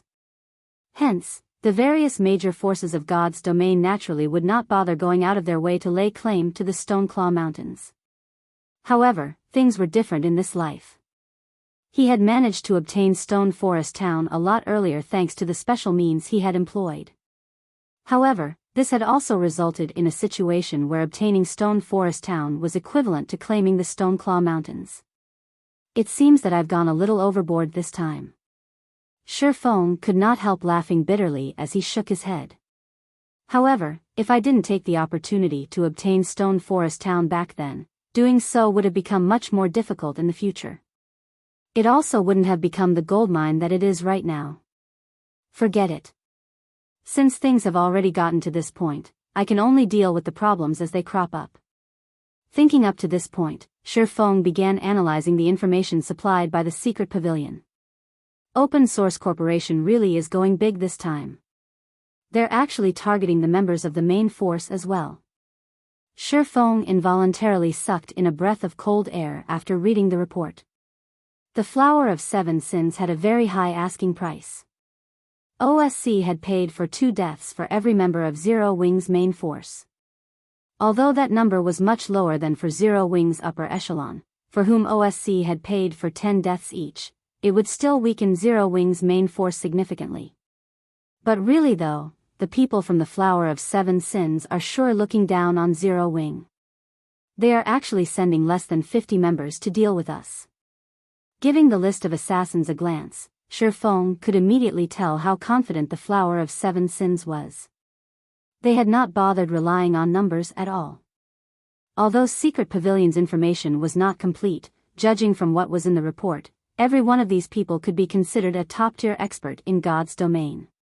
They all were level 33 and above, and even their most inferior equipment was level 30 fine gold set equipment. The Secret Pavilion really is powerful.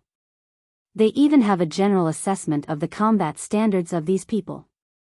After carefully looking through the Secret Pavilion's report, Feng gained a new understanding of the guild. The Secret Pavilion was simply terrifying. Compared to the level of detail in this report, the information the Secret Pavilion published on the God's Domain Experts list was child's play. However, the Flower of Seven Sins was indeed as frightening as the rumors made it out to be. Of the assassins the organization sent, over 30 people had already set foot into the Refinement realm. No matter which guild these experts were in, they would surely rank among the top of the guild, yet the Flower of Seven Sins had actually managed to dispatch over 30 of such people. Among these 30-plus people, 7 had even managed to reach the next stage of the Refinement realm, the Flowing Water realm. However, the most powerful assassin sent by the Flower of Seven Sins was not one of those 7 Flowing Water realm experts. Instead, it was an expert who had reached an even further realm. The categorization of a player's combat power using combat standards such as the Refinement realm was a concept that had existed even before the launch of God's Domain.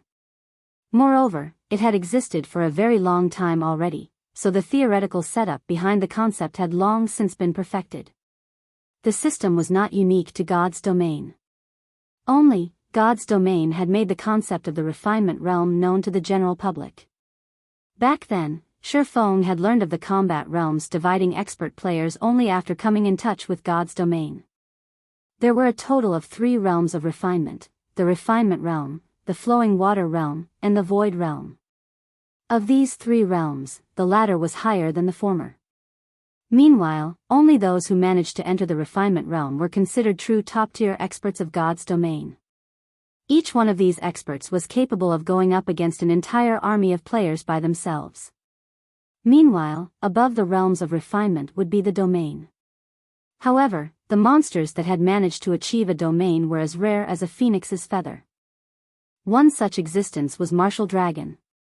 If Feng had not relied on his attributes to suppress Martial Dragon back then, in addition to having the assistance of his personal guard Kite, defeating Martial Dragon would have been utterly impossible.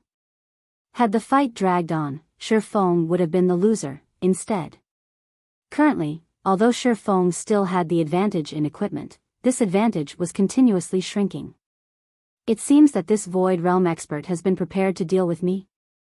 Feng could not help but inwardly guess. Even if he could successfully deal with his opponent, the other members of the guild.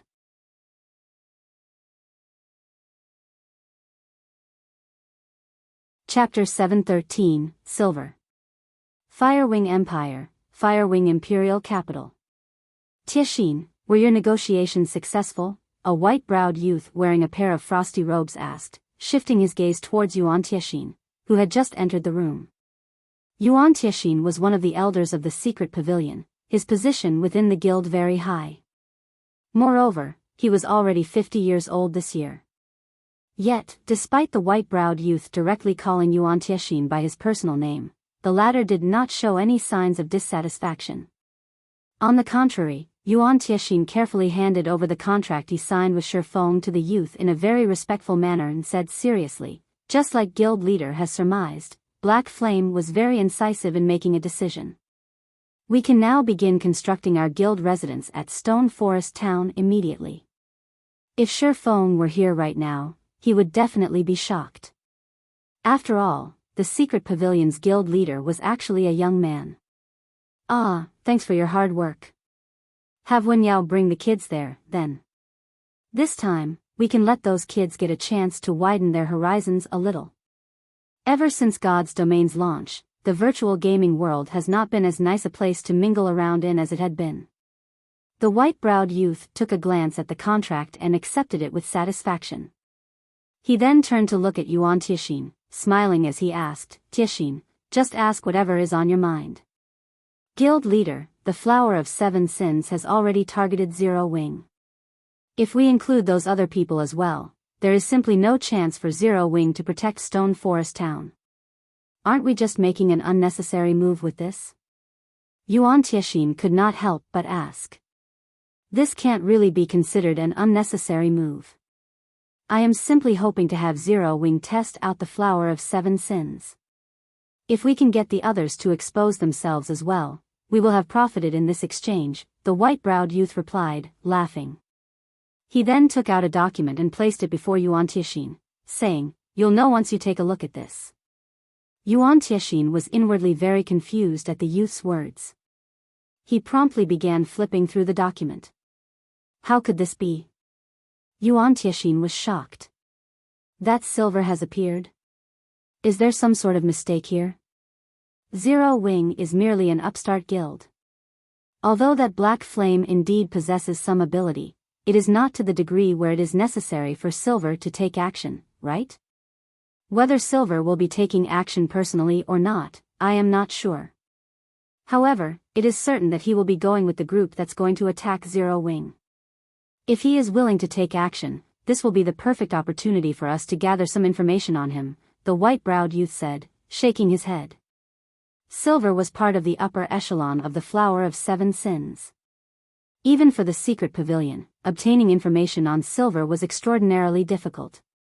Meanwhile, a perfect opportunity to do so had just appeared before them, and he did not wish to let the others from the Flower of Seven Sins ruin this opportunity. If the other members of the Flower of Seven Sins defeated Zero Wing swiftly, then a superior like Silver would naturally not take action because Zero Wing simply did not possess this qualification. However, if Zero Wing could force the Flower of Seven Sins into a bitter battle, the possibility of Silver taking action would be much higher. Guild leader, can I go as well? Yuan Tiexin, who was usually calm and collected, currently had a hint of excitement in his eyes. Silver was an existence akin to a legend in the virtual gaming world. Every time he took action, he would cause an earth-shattering sensation. However, the people who knew of him were extremely few, as the various major powers would take the initiative to keep this information hidden, giving ordinary powers no chance to learn about Silver at all. Go if you want to, but don't arouse any suspicions. It will be best if you go in disguise, the white-browed youth replied. He then took out a dark gray ring with purple elvish words engraved on it, the ring itself giving off the glow effect unique to dark gold items. I understand. Yuan Tiexin's heart began beating madly when he heard the youth's words. He then picked up the ring and hurriedly left the guild leader's office. The top of the world, the Dragon's Maw. The Dragon's Maw was a map filled with steep and winding paths, and these paths extended down towards a bottomless crater. The crater looked just like a massive mouth that was trying to devour everything. At this moment, Feng was standing at the entrance of a small path, looking down at the sight before him. No wonder this place is called the Dragon's Maw. It's simply impossible to see the bottom of this crater from out here. Everywhere around this place is sending my alarm bells ringing. This really isn't a place for ordinary people. As Feng took a look at his surroundings, he could feel a premonition of death coming from all around the Dragon's Maw. Yet, strangely enough, he could not see any signs of danger here. There was not a single monster present within his field of vision. Nevertheless, his intuition was warning him that he might lose his life at any given moment, should he set foot on the path before him. This time, however, Feng had no choice but to ignore his intuition and step forward. The assassins from the Flower of Seven Sins possessed overwhelming strength. With a force of over 30 refinement experts, 7 flowing water experts, and 1 void expert, who were all geared in level 30 top-tier equipment, not to mention killing Zero Wing's main force, the group could even attempt to kill a super guild's main force. In Zero Wing, aside from Feng himself being a flowing water expert, there was nobody else within the realms of refinement. Even with the advantage in attributes, Feng knew very clearly that Zero Wing's main force stood no chance at all against so many refinement experts. The outcome would be the same even if they had the power of darkness. After all, if even the members of Zero Wing's main force possessed berserk skills, how could it be possible for these refinement experts not to have obtained one for themselves? Even if not everyone from the Flower of Seven Sins had managed to get their hands on a berserk skill, as long as there were a few who had, these few people could easily annihilate Zero Wing's entire main force. Whether it was Aqua Rose, Violet Cloud, or Fire Dance, all 3 of these girls possessed massive potential. Unfortunately, having potential did not necessarily mean they were strong right now. If they had several years' time to grow. No, even if it were just half a year's time, if he properly guided them and helped them fully realize their potential, no doubt they would be able to cream these experts. However, there was simply not enough time right now. From the report of the secret pavilion, Feng knew that the Flower of Seven Sins was still in the process of making preparations, which might take anywhere from 3 to 5 days. Hence, it was highly possible for them to take action within these 3 to 5 days. However, he did not possess a method to improve everyone's strength significantly within such a short time span. The improvement of combat techniques required time and accumulation of experience, not to mention setting foot into the unfathomable realm of refinement. Despite Fire Dance and Violet Cloud being just a thread away from entering the refinement realm, no matter what they did, they were unable to achieve a breakthrough. Even Feng had no methods to assist them in breaking through. Otherwise, the refinement realm would not have become the great divide that differentiated ordinary experts from top-tier experts in God's domain. Even super guilds would find it very difficult to nurture a refinement expert. Although there was the option of bringing Fire Dance and the others to level up, the possible improvements through this method were limited. Within 4 or 5 days, the most he could do was help everyone in the main force gain 2 more levels. The first reason for this was because everyone was already high-leveled now. The amount of EXP they required to level up was a lot. The other reason was that, while he was capable of killing monsters that were many levels higher than himself, the others could not. At most, they could only serve as support. If the EXP of the monsters he killed were to be split among 100 players, the overall leveling speed of Zero Wing's main force would only be slightly faster than an ordinary expert's. Rather than doing such a futile action, Feng decided to go all out.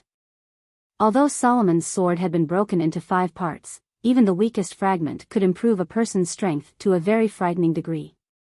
As long as he could obtain the weapon hidden inside the dragon's maw, it might be possible for him to pull off an upset in the upcoming battle with the Flower of Seven Sins. As Feng walked deeper into the crater along the small path, he used the magic amplification scroll once more to summon a level 52 tier 3 demon, to deal with unexpected situations. However, even after walking for more than 3 hours, Feng did not encounter a single monster. His surroundings were deathly silent. Occasionally, he could also hear agonizing screams as if an invisible ghost were standing right beside him. Not wishing to waste too much time, Feng activated Wind Rider and quickly descended the path. Finally, after traveling for another 2 hours or so, he arrived at the bottom of the crater. Statues?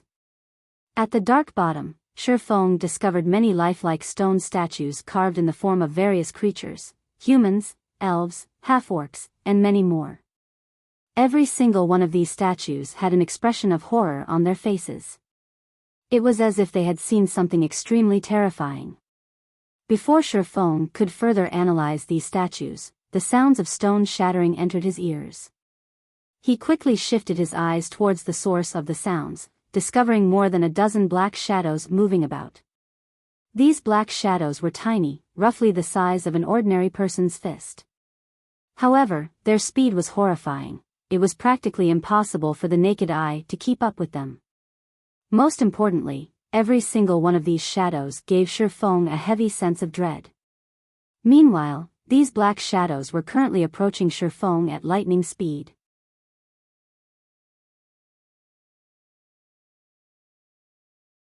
Chapter 714, Engineering Tool. The floor of the crater was very dark. As a result, Feng was caught completely by surprise when the dozen or so shadows suddenly appeared. He did not have time to direct the Tier 3 demon to protect him. Seeing 3 fist-sized shadows fly straight at him, Feng immediately switched the 7 luminaries' rings aura of wind to the aura of earth and activated absolute defense. Suddenly, a pale yellow glow surrounded Feng's body. The black shadows created massive tremors when they crashed into the golden barrier. The powerful impact Feng sent flying more than 10 yards away. After receiving the bombardment, Feng managed to uncover the black shadow's true identity. Quartz Worm, Special Elite. Level 60. HP 420,000/420,000. These quartz worms were made of black quartz crystals. In addition to their small bodies and astounding speed, they were extremely difficult to detect in this darkness. Although these special elites had low HP, their attack power was frighteningly high. So many quartz worms would even kill a Tier 2 player instantly. Fortunately, Feng had absolute defense. Even though these quartz worms were level 60 special elites, they could not break through the aura of Earth's activatable skill. However, as the seconds ticked by, more quartz worms started to appear.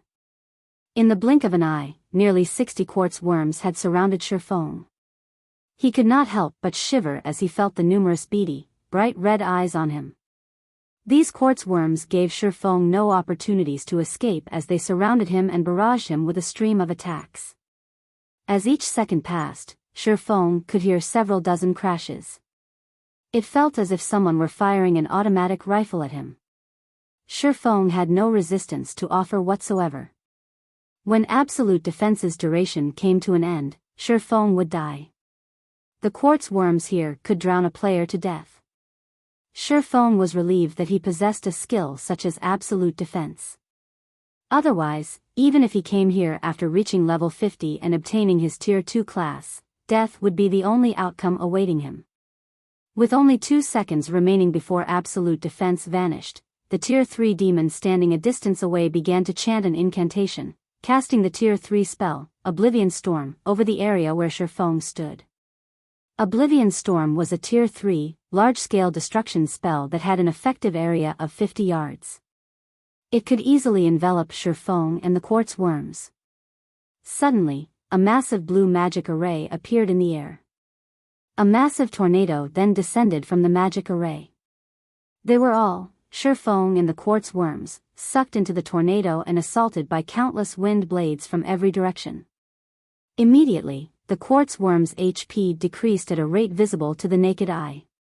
Meanwhile, the tornado sent Feng flying into the sky.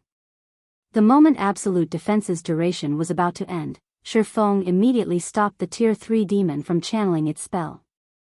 Suddenly, the tornado vanished. Glancing at the quartz worms that were over 100 meters in the air, Feng realized that the special elites only had a small amount of HP remaining. The lower HP ones had around 10,000 to 20,000, while the higher HP worms had around 30,000 to 50,000. If Feng had not stopped the demon spell, these quartz worms would have died. However, if Feng had not stopped the spell, he, too, would have died. Hovering in midair, both player and monsters, neither of which could fly, began to descend. Feng quickly activated gravity liberation, slowing his descent to less than 1/10 of his initial speed. At the same time, he directed the Tier 3 demon below to cast the Tier 3 spell, Scorching Gale, over his and the Quartz Worm's landing area. Scorching Gale was not a large-scale destruction spell. Rather, it was a cone AoE spell with a range of 20 yards. Not only had Oblivion Storm sent its targets into the air, but it also gathered them into a single area. Hence, Scorching Gale could easily envelop the landing zone. However, due to the difference in their speed of descent, the Quartz Worms had landed while Feng still floated down. Suddenly, the Tier 3 demon fired countless flame blades from its hands, the burning attack devouring the Quartz Worms. -104,189. -110,467. Damages over -100,000 appeared above the Quartz Worms. The low HP special elites could not endure the flaming assault. Only after Scorching Gale finished did Feng land. Loot and Quartz Worm corpses littered the ground. Meanwhile, Feng's experience bar rose rapidly. The Quartz Worms were level 60 special elites. Although the EXP they rewarded was less than what ordinary level 60 special elites offered, it was still a lot more than level 60 elites. Moreover, Feng was only level 35 right now. The bonus EXP he obtained from fighting monsters that were 25 levels higher than him was impressive. However, the bonus EXP one could obtain through killing monsters of a higher level was not without limit, capping at 20 levels. Hence, players' EXP would, at most, increase by 20 times. Even so, an increase of 20 times would still provide Feng with an exaggerated amount of EXP. After this brief battle, Feng had gone from 9% of level 35 to 98% of level 35. He was only 2% away from reaching level 36. At this level, he could rank at the top of Star Moon Kingdom's ranking list. Currently, the number 1 player on Star Moon Kingdom's ranking list only approached level 35. They still needed to grind for half a day before crossing the threshold to level 35. This method of leveling isn't bad at all. Feng could not help his grin as he looked at the EXP he had obtained. Unfortunately, special elites were not easily discovered. Even in the Stoneclaw Mountains, an Azura mode regional dungeon, so many special elites would not appear at a single time. In a group of 100 elite monsters or so, roughly 8 or 9 special elites might tag along. Hence, it was nearly impossible to find large groups of special elites such as the Quartz Worms to grind on. Moreover, the Tier 3 demon's Tier 3 spell, Oblivion Storm, had a relatively long cooldown of 70 minutes. Unfortunately, the demon did not have any other combination attack that could kill a group of level 60 special elites instantly. Most importantly, it would be very difficult for Feng to locate so many Quartz Worms again. After Feng had wiped out the wave of Quartz Worms, silence returned to the area. The only Quartz Worms in the area were the corpses on the ground. Although the Quartz Worms had not provided much EXP, the loot they dropped was relatively good. Moreover, Feng had the luck increasing Icarus's heart. The 60-plus Quartz Worms had dropped quite a bit of level 50 or above bronze and mysterious iron equipment. The special elites had even dropped an engineering design. Glare Bomb? Feng was delighted. One could produce many interesting items with engineering. However, very few engineering items could be used in combat. Take the Frost Grenade for example. Not only could it cause damage, but it also possessed a control effect. Sadly, only master engineers could produce such items. Moreover, the designs were extremely difficult to obtain. Yet, if one tried to purchase these items, their prices were extraordinarily high. Ordinary players could not afford to use them. The Glare Bomb was not as advanced as the Frost Grenade. It could not inflict any damage. However, it was very easy to produce. The materials required were not particularly rare. Hence, it was one of the most common tools in field battles. The glare bomb could temporarily blind all creatures within its range, though its effect on players was reduced. After Feng finished arranging the loot and was about to leave the area, for some reason, the external layer of stone on the statues began to fade, revealing these statues' original appearance. Every one of these restored individuals radiated a frightening aura. Feng felt an immense pressure from these creatures and was overcome by a desire to flee. However, these unpetrified individuals had noticed Feng.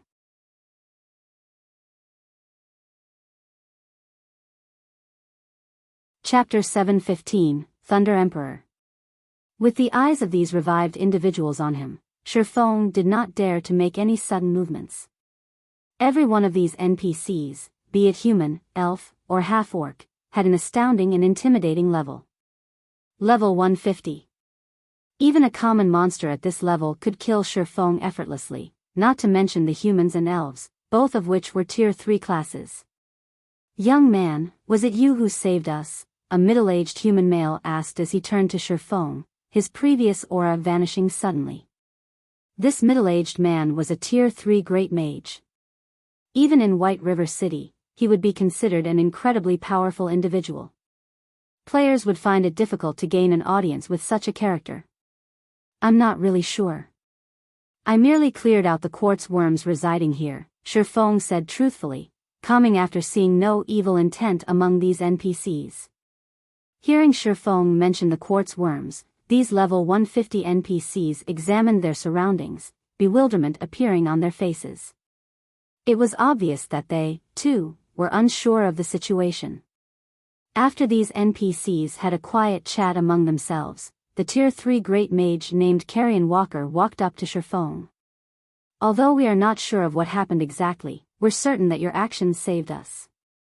As a show of our gratitude, we've unanimously decided to gift you this item," Carrion Walker said. He then took out a purple gold, lightning-shaped emblem and carefully handed it over to Feng. "This emblem is our Imperial Army's honorary emblem. We hope that you will accept it." Feng accepted the emblem. When he inspected the information, he was shocked. Thunder Emperor's emblem. This is the honorary emblem of the Thunder Beast Empire. This grants the wielder honorary citizenship within the Thunder Beast Empire. Wasn't the Thunder Beast Empire destroyed long ago? Feng knew quite a bit about God's domain's history. The Thunder Beast Empire had been one of the extremely powerful empires in God's domain. During its peak, its territory encompassed over a dozen kingdoms. On the continent of God's domain, not a single kingdom or empire dared to act against it. The ruler of the Thunder Beast Empire had been the Thunder Emperor Kaiser. However, according to God's domain's historical records, to pursue eternal life and become a god, Kaiser had broken many taboos. As a result, his actions had earned the anger of the gods as the imperial capital had suddenly disappeared. Following the capital's disappearance, the Thunder Beast Empire had split into multiple kingdoms.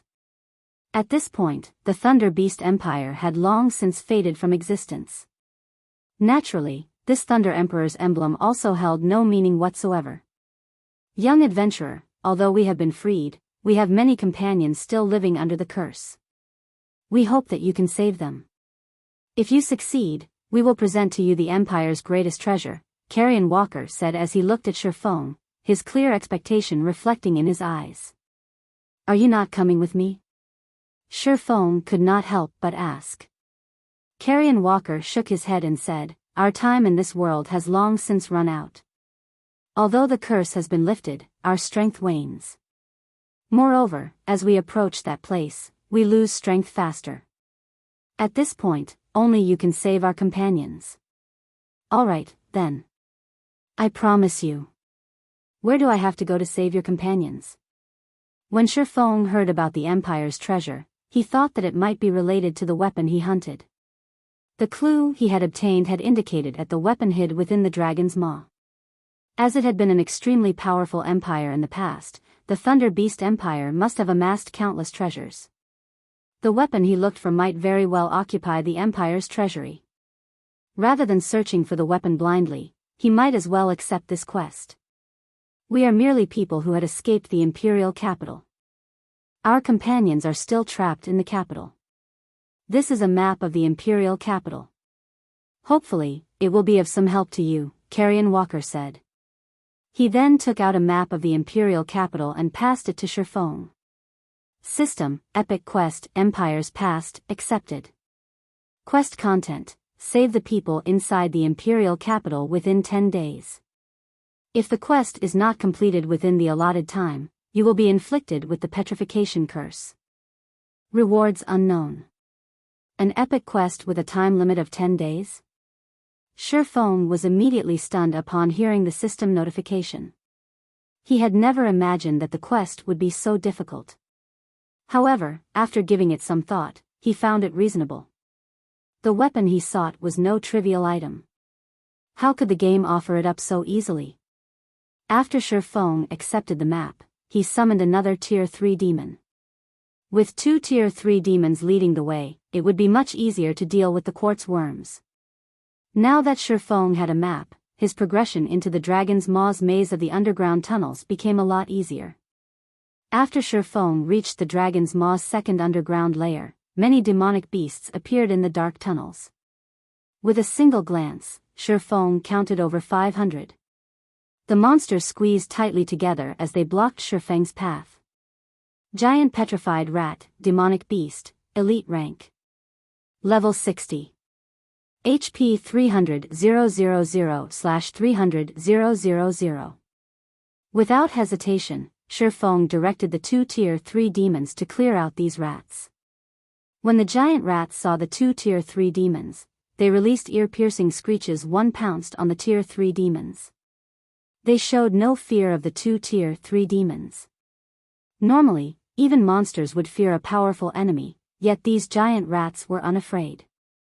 Feng used one Tier 3 demon to attract these giant petrified rats' attention while the other demon cast a Tier 3 spell. The petrified rats had very high attack power. Even against a Tier 3 demon, their bites dealt over -1000 damage.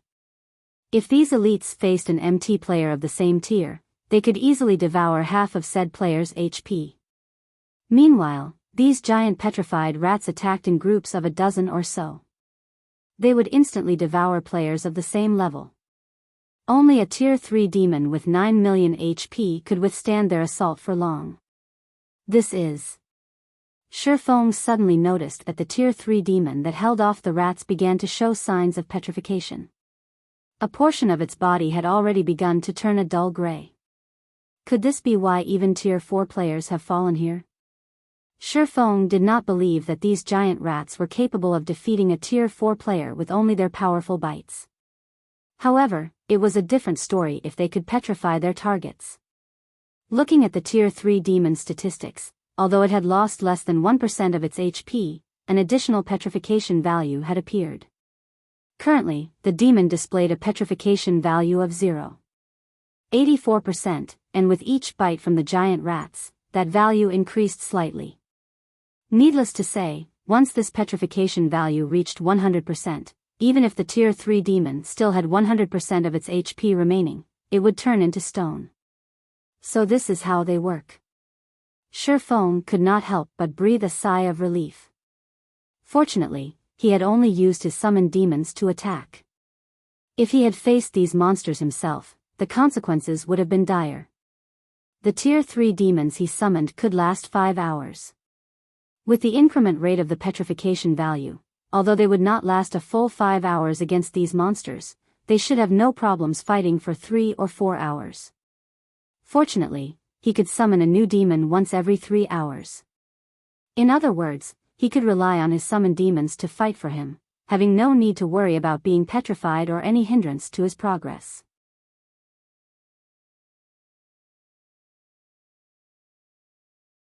Chapter 716, Ruins of the Imperial Capital. Under Feng's control, the 2 level 52 Tier 3 demons quickly swept through all of the giant petrified rats in the stone hall. Following the clear sound of a system notification, a golden glow encompassed Feng. He had finally reached level 36. Without hesitation, Feng placed the 10 free attribute points he had just obtained into agility, partially making up for the loss of 25 agility he had previously suffered. The giant petrified rats were level 60 elites, and they dropped valuable loot. Aside from some materials, they dropped plenty of level 50 and above common and bronze equipment. In the outside world, Feng would have to grind far longer to obtain so many items. A Tier 2 skill book. Feng was slightly surprised as he picked up a book decorated with silver silk from the pile. In God's domain, the majority of a class's basic skills were learned from NPC instructors, while some of the slightly more powerful skills were obtained from quests. As for high-tiered skills, however, one could gain them by trading the legacy skill point that the system provided. Tier 0 skills could generally be found in the fields or dungeons. However, Tier 1 skills practically never dropped, increasing the difficulty of obtaining them exponentially. In truth, the majority of the Tier 1 skills that monsters dropped could be gained by trading in legacy skill points. If one obtained such a skill from monsters, they would not have to waste their legacy points to unlock said skill and could spend the points on learning other skills. Ordinary Tier 1 skills generally cost 2 legacy skill points to learn. Meanwhile, players only obtained 1 point for every 3 levels. Hence, a player would have to level up 6 times to learn an ordinary Tier 1 skill. If Tier 1 skills were already so expensive, there was no need to mention Tier 2 skills. Even the most common Tier 2 skill cost 4 legacy skill points. One had to level up 12 times to learn one. Hence, in God's domain, skill books were extremely valuable. Currently, the going rate for an ordinary Tier 1 skill book could even rival a piece of level 30 fine gold equipment. If it were a powerful Tier 1 skill such as a life-saving dash, AoE attack dash, control removal dash, or burst-type skill book, no one would sell it even for the price of a level 30 dark gold weapon, much less anything fine gold ranked. Weapons and equipment would be discarded as players increased in level. However, skills would not. Nobody would complain about too many skills. The drop rate of Tier 1 skill books in a large-scale Hell Mode team dungeon was roughly 2%. However, in large-scale Hell Mode team dungeons that were level 50 and above, the drop rate of Tier 2 skill books was less than 0.3%. Obtaining one was mostly due to luck. Hence, Feng was astonished when he realized that the giant petrified rats had dropped a Tier 2 skill book. Feng checked the skill book, discovering that it was the Tier 2 general melee skill, Dark Ghost. Dark Ghost, Tier 2 skill. Split yourself into 4 and attack simultaneously. Every doppelganger deals 100% of the main body's damage. Duration of 4 seconds. Cooldown, 2 minutes. Tier requirement, Tier 2 class or above. I recall someone exchanging this Dark Ghost skill for an epic item with relatively good attributes in the past. I never thought I would find it here. Feng was speechless. General skill books were much more valuable than class skill books as they could be used in a variety of battles. It was especially true for this Dark Ghost skill. If he suddenly split himself into 4 identical copies, who would dare to approach him casually? Hence, among Tier 2 general skills, Dark Ghost ranked relatively near the top. Many melee players had sought after this skill. If used during a crucial moment, the skill could turn the tide of battle. It's a pity that I can't learn it yet. I'll have to wait until I reach Tier 2. Feng tucked the Dark Ghost skill book away in satisfaction. He then directed the Tier 3 demons to advance. The second underground floor was like a massive maze. Even with the map in hand, Feng had a very difficult time progressing through it. Throughout his journey, he would occasionally encounter giant petrified rats' nests. When he met such encounters, he had no choice but to stop and clear out the nest. Otherwise, he could not venture further. Moreover, due to the petrification issue, it became far more difficult to control the Tier 3 demon that held off the giant rats. In the end, Feng gave up on the Tier 3 demon altogether and let the giant rats attack it. With the Tier 3 demon's HP and Feng's life bloom, they giant petrified rates would never kill it. Although killing the rats was time-consuming, the fact that these elites could drop Tier 2 skill books motivated Feng. Moreover, he could also obtain a large sum of EXP. While Feng explored the Dragon's Maw's second underground floor, he instructed the Dark God's Legion, which had been training all this time, take action, delving deeper into the Stoneclaw Mountains. As an Azura mode regional dungeon, the Stoneclaw Mountains was somewhat special. Not only were the monsters inside the dungeon more powerful, but the loot was also better than elsewhere. The monsters also dropped magic crystals. More importantly, the monsters dropped barrier crystal balls. If one collected a sufficient number of barrier crystal balls, they could use them to form a barrier. The barrier would suppress the strength of contained enemies. It was just like the demon-suppressing barrier that Blue Frost's team had used when they faced the level 40 Great Lord Noya. The barrier had greatly reduced Noya's combat power, making it a lot easier to raid the Great Lord. The barrier crystal balls were similar in this aspect. Only, the barrier crystal balls were somewhat different from magic scrolls. Generally, magic scrolls were one-use items. Barrier crystal balls, however, could be used multiple times.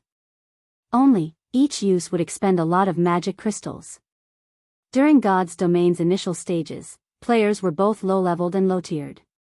Hence, most felt helpless against even High Lord-ranked monsters, not to mention Great Lords. Raiding these monsters simply required too much from players at this stage of the game. Perhaps the main God system had taken this into consideration. Since a player's strength was limited, the only other way to defeat these Grand Lord-ranked bosses was to suppress their strength. However, aside from quests, there were practically no methods or tools that could suppress boss-level monsters. Bosses of large-scale team dungeons had been a roadblock for many large guilds. However, after the Stoneclaw Mountains had appeared, the various guilds had discovered the barrier crystal ball in the dungeon's inner region. This had allowed the guilds to reduce the difficulty of large-scale team dungeons, significantly increasing their raiding speed. A guild only had a limited number of experts. Normally, only these experts were barely able to clear large-scale team dungeons. Large-scale team dungeons also had cooldown times. Hence, this had resulted in the rarity of top-tier equipment. However, if a guild could lower the difficulty of a large-scale team dungeon and allow players that were not quite experts to clear it, the acquisition of top-tier equipment would naturally skyrocket. Feng was not confident in dealing with the Flower of Seven Sins adequately. Against the Star Alliance, however, he had plenty of confidence. The best method to crush the Star Alliance swiftly was to increase Zero Wing's overall strength. After all, a battle between guilds could not be settled by an individual. Currently, the various large guilds were grinding in the Stoneclaw Mountains' outer area. They avoided the inner region as they had deemed the danger to be higher than the potential rewards. The Flower of Seven Sins was already preparing to deal with Zero Wing. However, it would not be wise for Feng to send the main force into the Stoneclaw Mountains. But it was a different story for the Dark God's Legion. Originally, the Dark God's Legion's members were already powerful as individuals.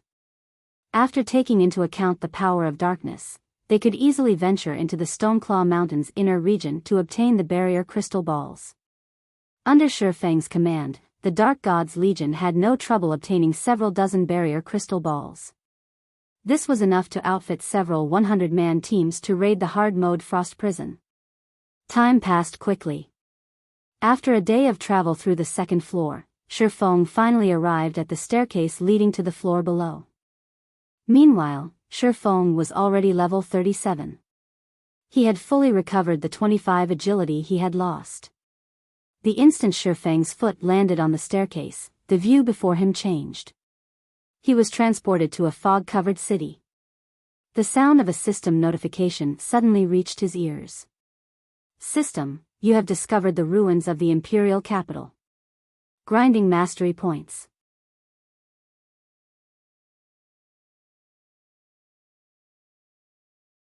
Chapter 717, Taboo City.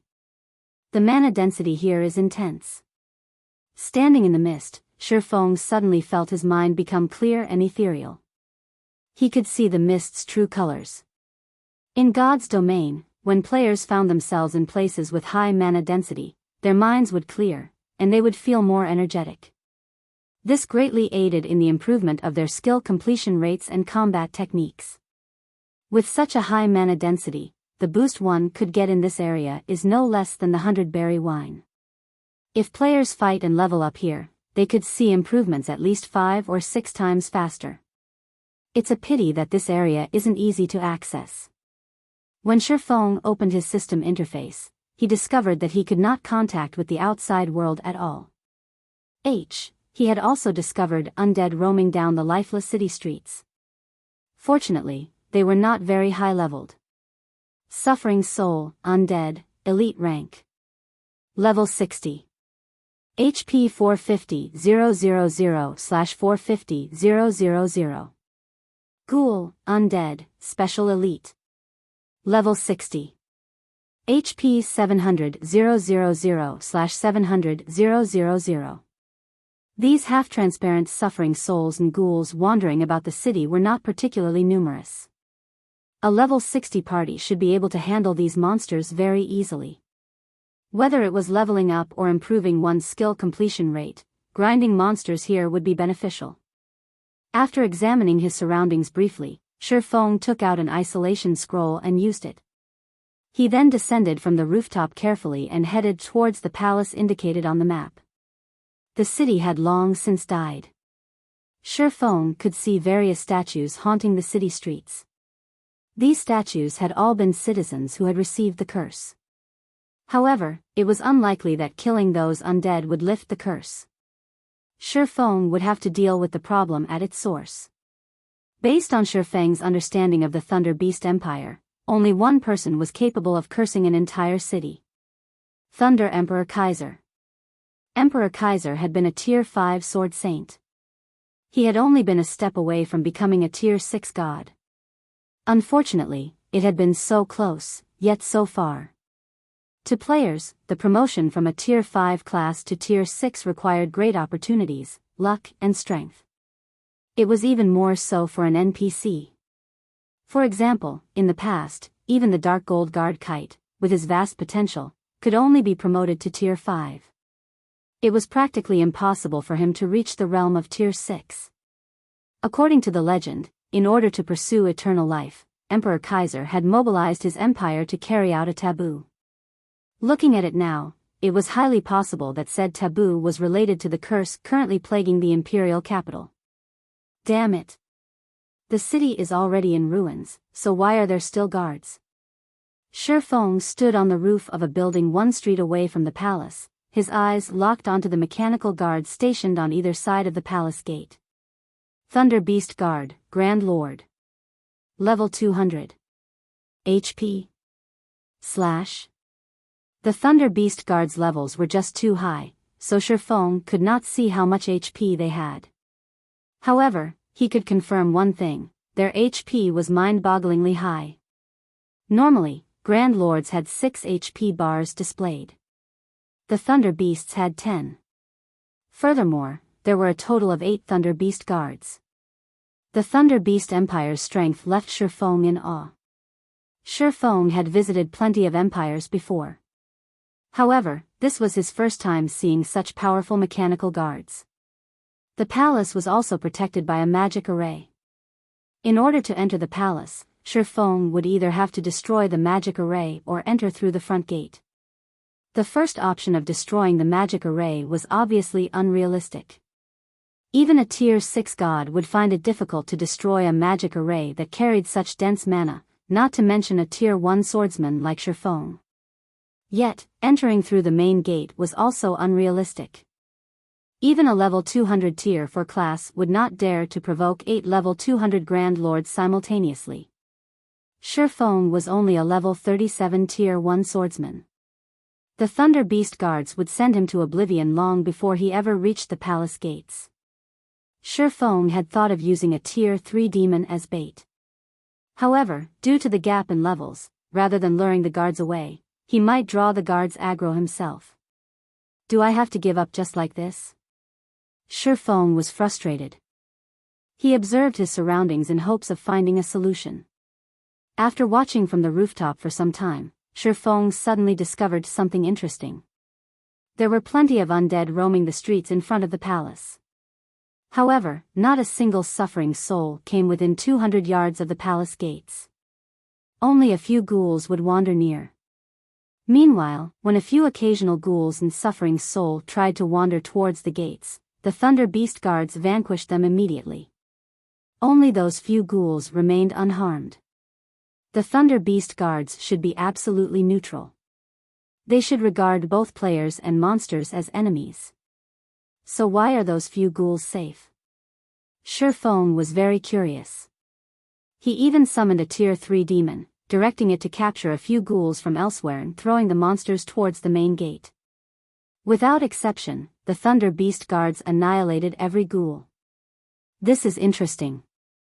Feng could not help his smile as he watched the few ghouls wander about before the gates. He then directed the Tier 3 demon to hide and waited for those few ghouls to wander out of the restricted area. Minutes and seconds passed quickly. However, Feng did not rush. To Feng, who had taken on many adventures and quests in God's domain, patience was the foundation of success. After more than an hour, a ghoul finally exited the 200-yard restricted area. Like an eagle hunting its prey, Feng directed the Tier 3 demon to nab the ghoul. No matter how hard the ghoul attacked and struggled, it could not break free from the demon's grasp. With a flap of its black wings, the demon put more distance between itself and the restricted area. The Tier 3 demon then brought the ghoul before Feng. Its hand gripped the ghoul tightly, preventing the special elite from moving. Meanwhile, Feng activated omniscient eyes to inspect just what differentiated this ghoul from the others. The ghoul was actually able to deter even the Thunder Beast guards from attacking it. The ghoul had mutated from a human's corpse. It still wore the noble's clothes it had worn in life. There had been nobles among the ghouls the guards had killed. Could it be that this ghoul had possessed a higher rank while it was alive? After observing the ghoul for some time, Feng failed to discover any clues. However, he did not believe that the main god system would have him complete this high-level quest for no good reason. For a quest in a level 60 map, even a legendary quest, level 60 players should be able to complete it. However, even level 200 players would not be able to get past the Thunder Beast guards before him, much less level 60 players. At the very minimum, it would take a team of 10 level 200 tier 4 players to defeat them. Forget it. Let's kill it as an experiment. In any case, there are a few more ghouls I can experiment with. In the end, failing to discover any peculiarities, Feng had the Tier 3 demon finish off this ghoul. When the ghoul died, it transformed into a bundle of meat and green liquid. It also dropped a few silver coins and some other items. Its loot was no different from the ghouls Feng had killed before. Huh. This is...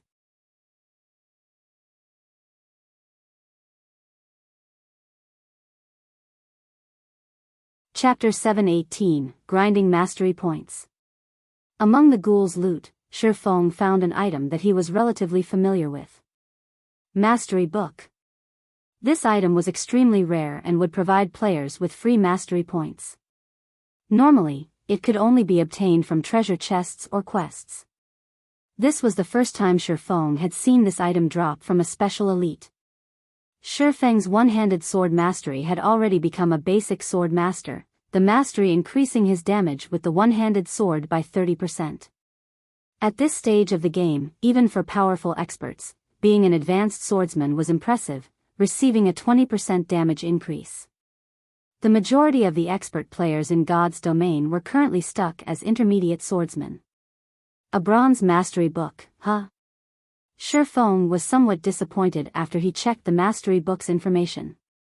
If it were a mysterious iron mastery book, he might be able to become an intermediate sword master this instant. When used, a bronze mastery book could provide players with anywhere from 5 to 25 free mastery points, significantly fewer than a mysterious iron mastery book's 10 to 50 points. Basic sword master required 150 mastery points. Intermediate sword master required 200 mastery points. If he were lucky with a mysterious Iron Mastery book, after including his previously accumulated free mastery points, he might have achieved the promotion to the Intermediate Swordmaster right away. At Intermediate Swordmaster, the mastery would increase Feng's damage with the one-handed sword by 40%. This was a significant increase to any player, not to mention Feng. Feng then used the Bronze Mastery book, obtaining 9 free mastery points. Adding this to what he had already accumulated, he had 177 mastery points. He was only 23 points away from the 200-point threshold. I wonder if all the remaining ghouls will drop mastery books as well? Feng could not help but get his hopes up. He then directed a Tier 3 demon to wait outside the restricted area while controlling the other Tier 3 demon to kill nearby ghouls. There were currently 3 more ghouls within 200 yards of the palace. However, Feng did not dare to lure them away casually. He was too low-leveled. A single mistake might attract the Thunder Beast Guard's attention. At that time, he would certainly die. Hence, he could not take this risk. As Feng bided his time quietly, steadily decreasing the ghoul population. He had obtained 1 bronze mastery book for roughly every 50 ghouls he killed. This gave Feng a good idea to strengthen himself and his guild. At the moment, God's Domains players did not focus overmuch on improving their weapon masteries. However, once players reached an adequately high level, they would discover the massive strength boost that mastery provided. As an intermediate sword master, Feng's damage with the one-handed sword would increase by 40%. As an advanced sword master, that bonus damage would increase to 50%.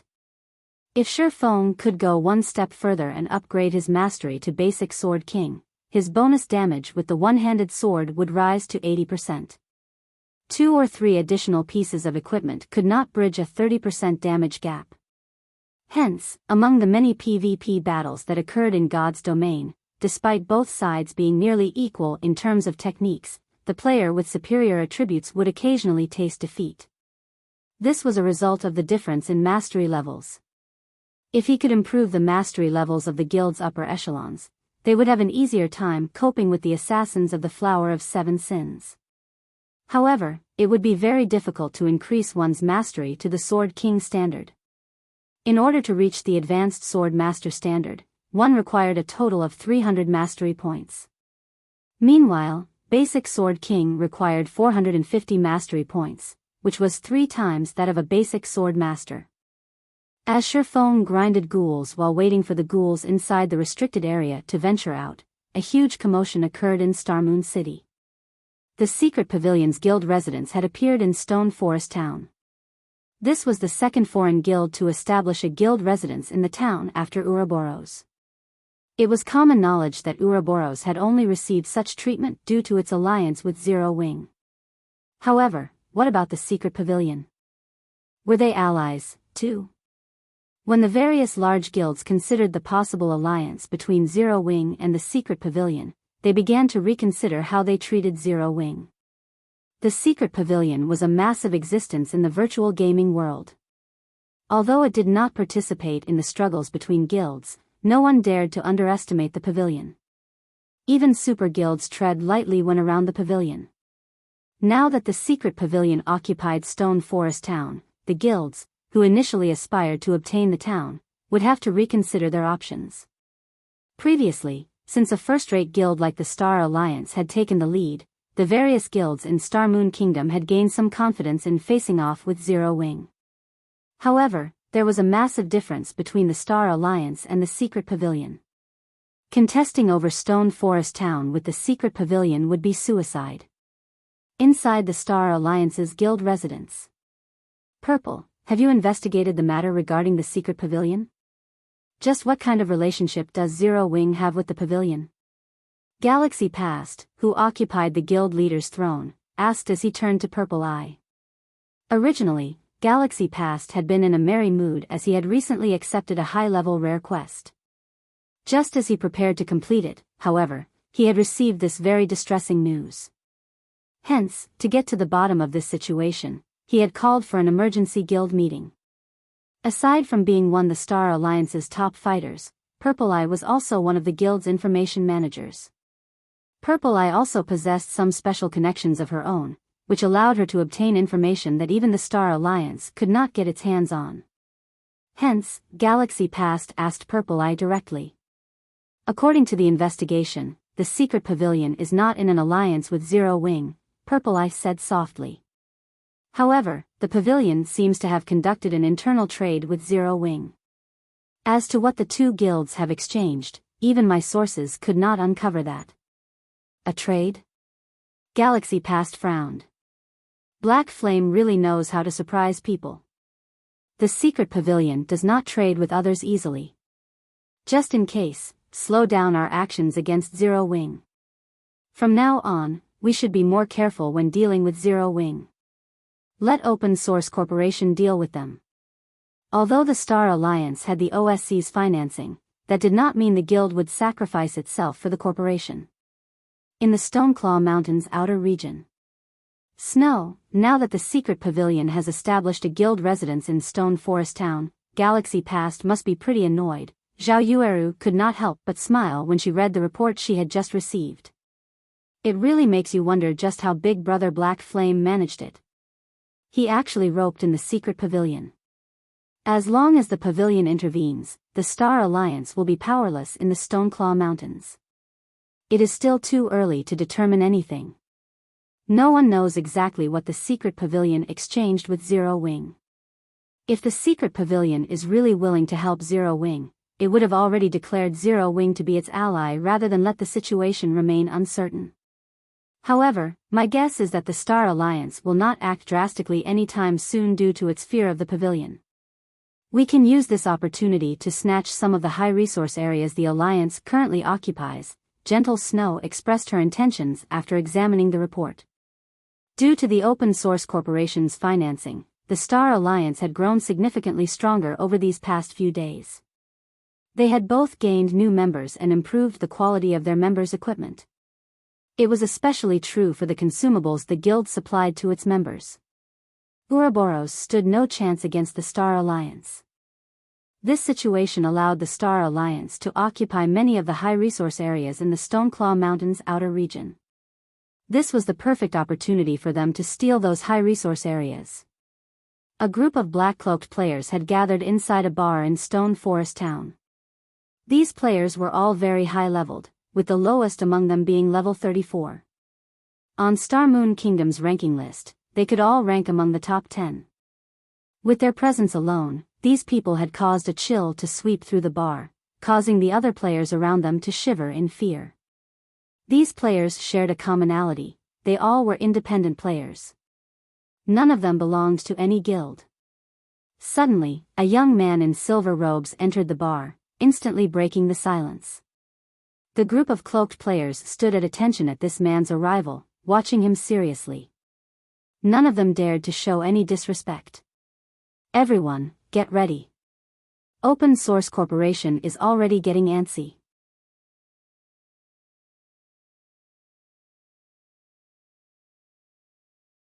Chapter 719, Mastery Skyrockets. Ruins of the Imperial Capital. On the streets filled with wandering undead, Feng controlled the Tier 3 demon to slaughter ghouls. However, the presence of ghouls was quite rare, and after clearing several streets surrounding the palace, Feng had only obtained 4 bronze mastery books. His EXP bar, on the other hand, had risen significantly. Currently, he was at 53% of level 37. At most, he would need to grind for another day or so to reach level 38. Just after Feng killed the last ghoul within the 200-yard restricted area. Golden light escaped from this ghoul's body and flew towards the sky. After the golden light dissipated, a golden beam shot into Feng's body. The sound of a system notification suddenly rang by Feng's ears. System, you have liberated a bound soul and have received the blessing of the dead. For each ghoul you kill, you will increase your Thunder Beast Empire reputation by 1 point. Killing ghouls increases my reputation with the Empire? Feng suddenly understood how he could enter the palace. One could not casually approach a kingdom's or empire's palace. one first needed a certain amount of reputation. Unfortunately, neither a kingdom's nor an empire's reputation was easy to obtain. Generally, one had to complete special quests or obtain the first clear of team dungeons to gain reputation for a kingdom or empire. These Thunder Beast guards were mechanical puppets. They would only carry out the commands they had been given.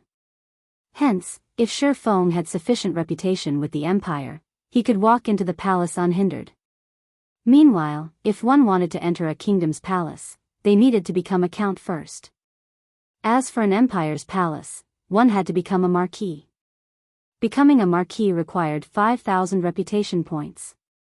Normally, it would be exceedingly difficult to accumulate so much reputation. Now, however, Feng only needed to kill ghouls. With this, it would be much easier to rise to the rank of marquis. No wonder this quest has a time limit of 10 days. It turns out that I need to kill 5,000 ghouls. Feng began to understand the quest's time limit. Ghouls were level 60 special elites.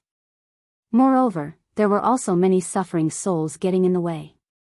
Feng would have no choice but to kill the elite monsters while hunting for ghouls. Even a level 60 ordinary expert would have to spend quite a long time killing a level 60 special elite ghoul. Each one could take anywhere from 7 to over a dozen minutes depending on the expert's strength. At that pace, even with 10 days, they would not be able to kill 5,000 ghouls. To Feng, though, this was not a problem. One level 52 tier 3 demon took less time to kill a ghoul than a 20-man team. Fortunately, Feng could control 2 tier 3 demons simultaneously. Following which, Feng began sweeping through the city for ghouls. Previously, as he had to wait for the ghouls in the restricted area to wander out, Feng's range of activity had been limited. Hence, his grinding efficiency had been very low.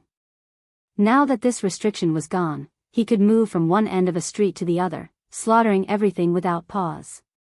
As one ghoul after another fell, Feng's reputation rose. System: you have killed a ghoul.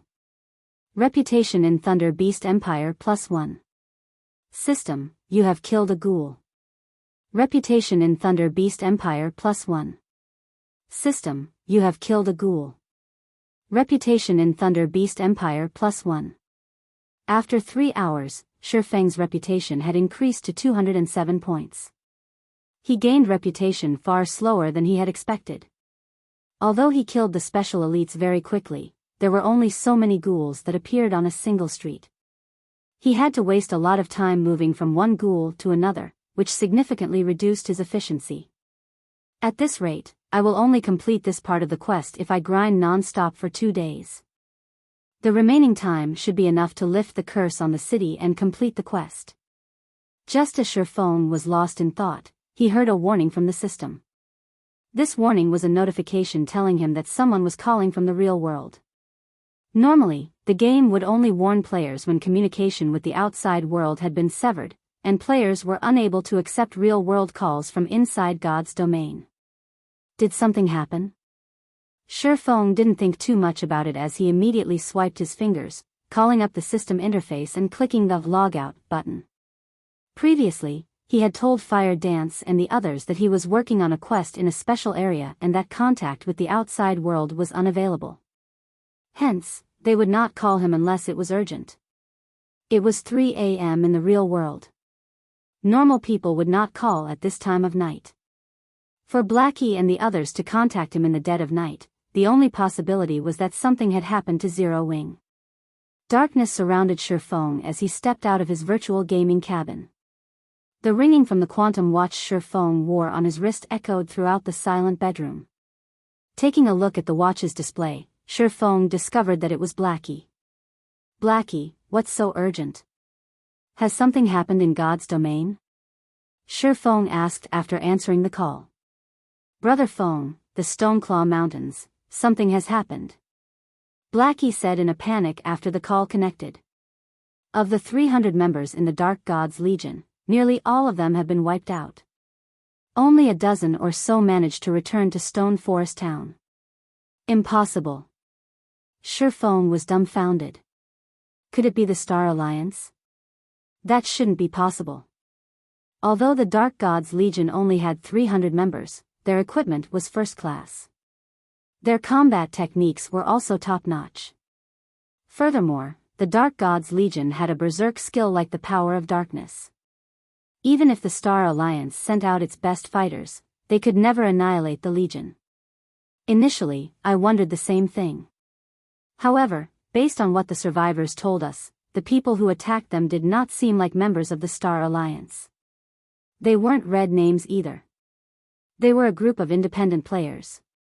The instant they appeared, they killed off a few dozen members of the Legion. Even after everyone activated the power of darkness, they couldn't hold their ground against those independent players. Some of the more powerful players even killed Legion members in just a few moves. Before they could even react, they were dead. The news had also shocked Blackie. Hence, he had contacted Feng immediately. Aside from Zero Wing's main force, the Dark Gods Legion was the most powerful team in Zero Wing. Even throughout Star Moon Kingdom, the Legion ranked at the very top in terms of combat power. The Legion also had the power of darkness. Yet, they had been massacred. News of this incident had already spread throughout Star Moon Kingdom. If they did not deal with this matter properly, Zero Wing's reputation would plunge to the darkest pits of the abyss. A group of independent experts with top-tier equipment and skills? Could it be the Flower of Seven Sins? Of all of Feng's possible enemies, only the Flower of Seven Sins was capable of such a feat. However, wasn't the organization's target Zero Wing's main force and upper echelon?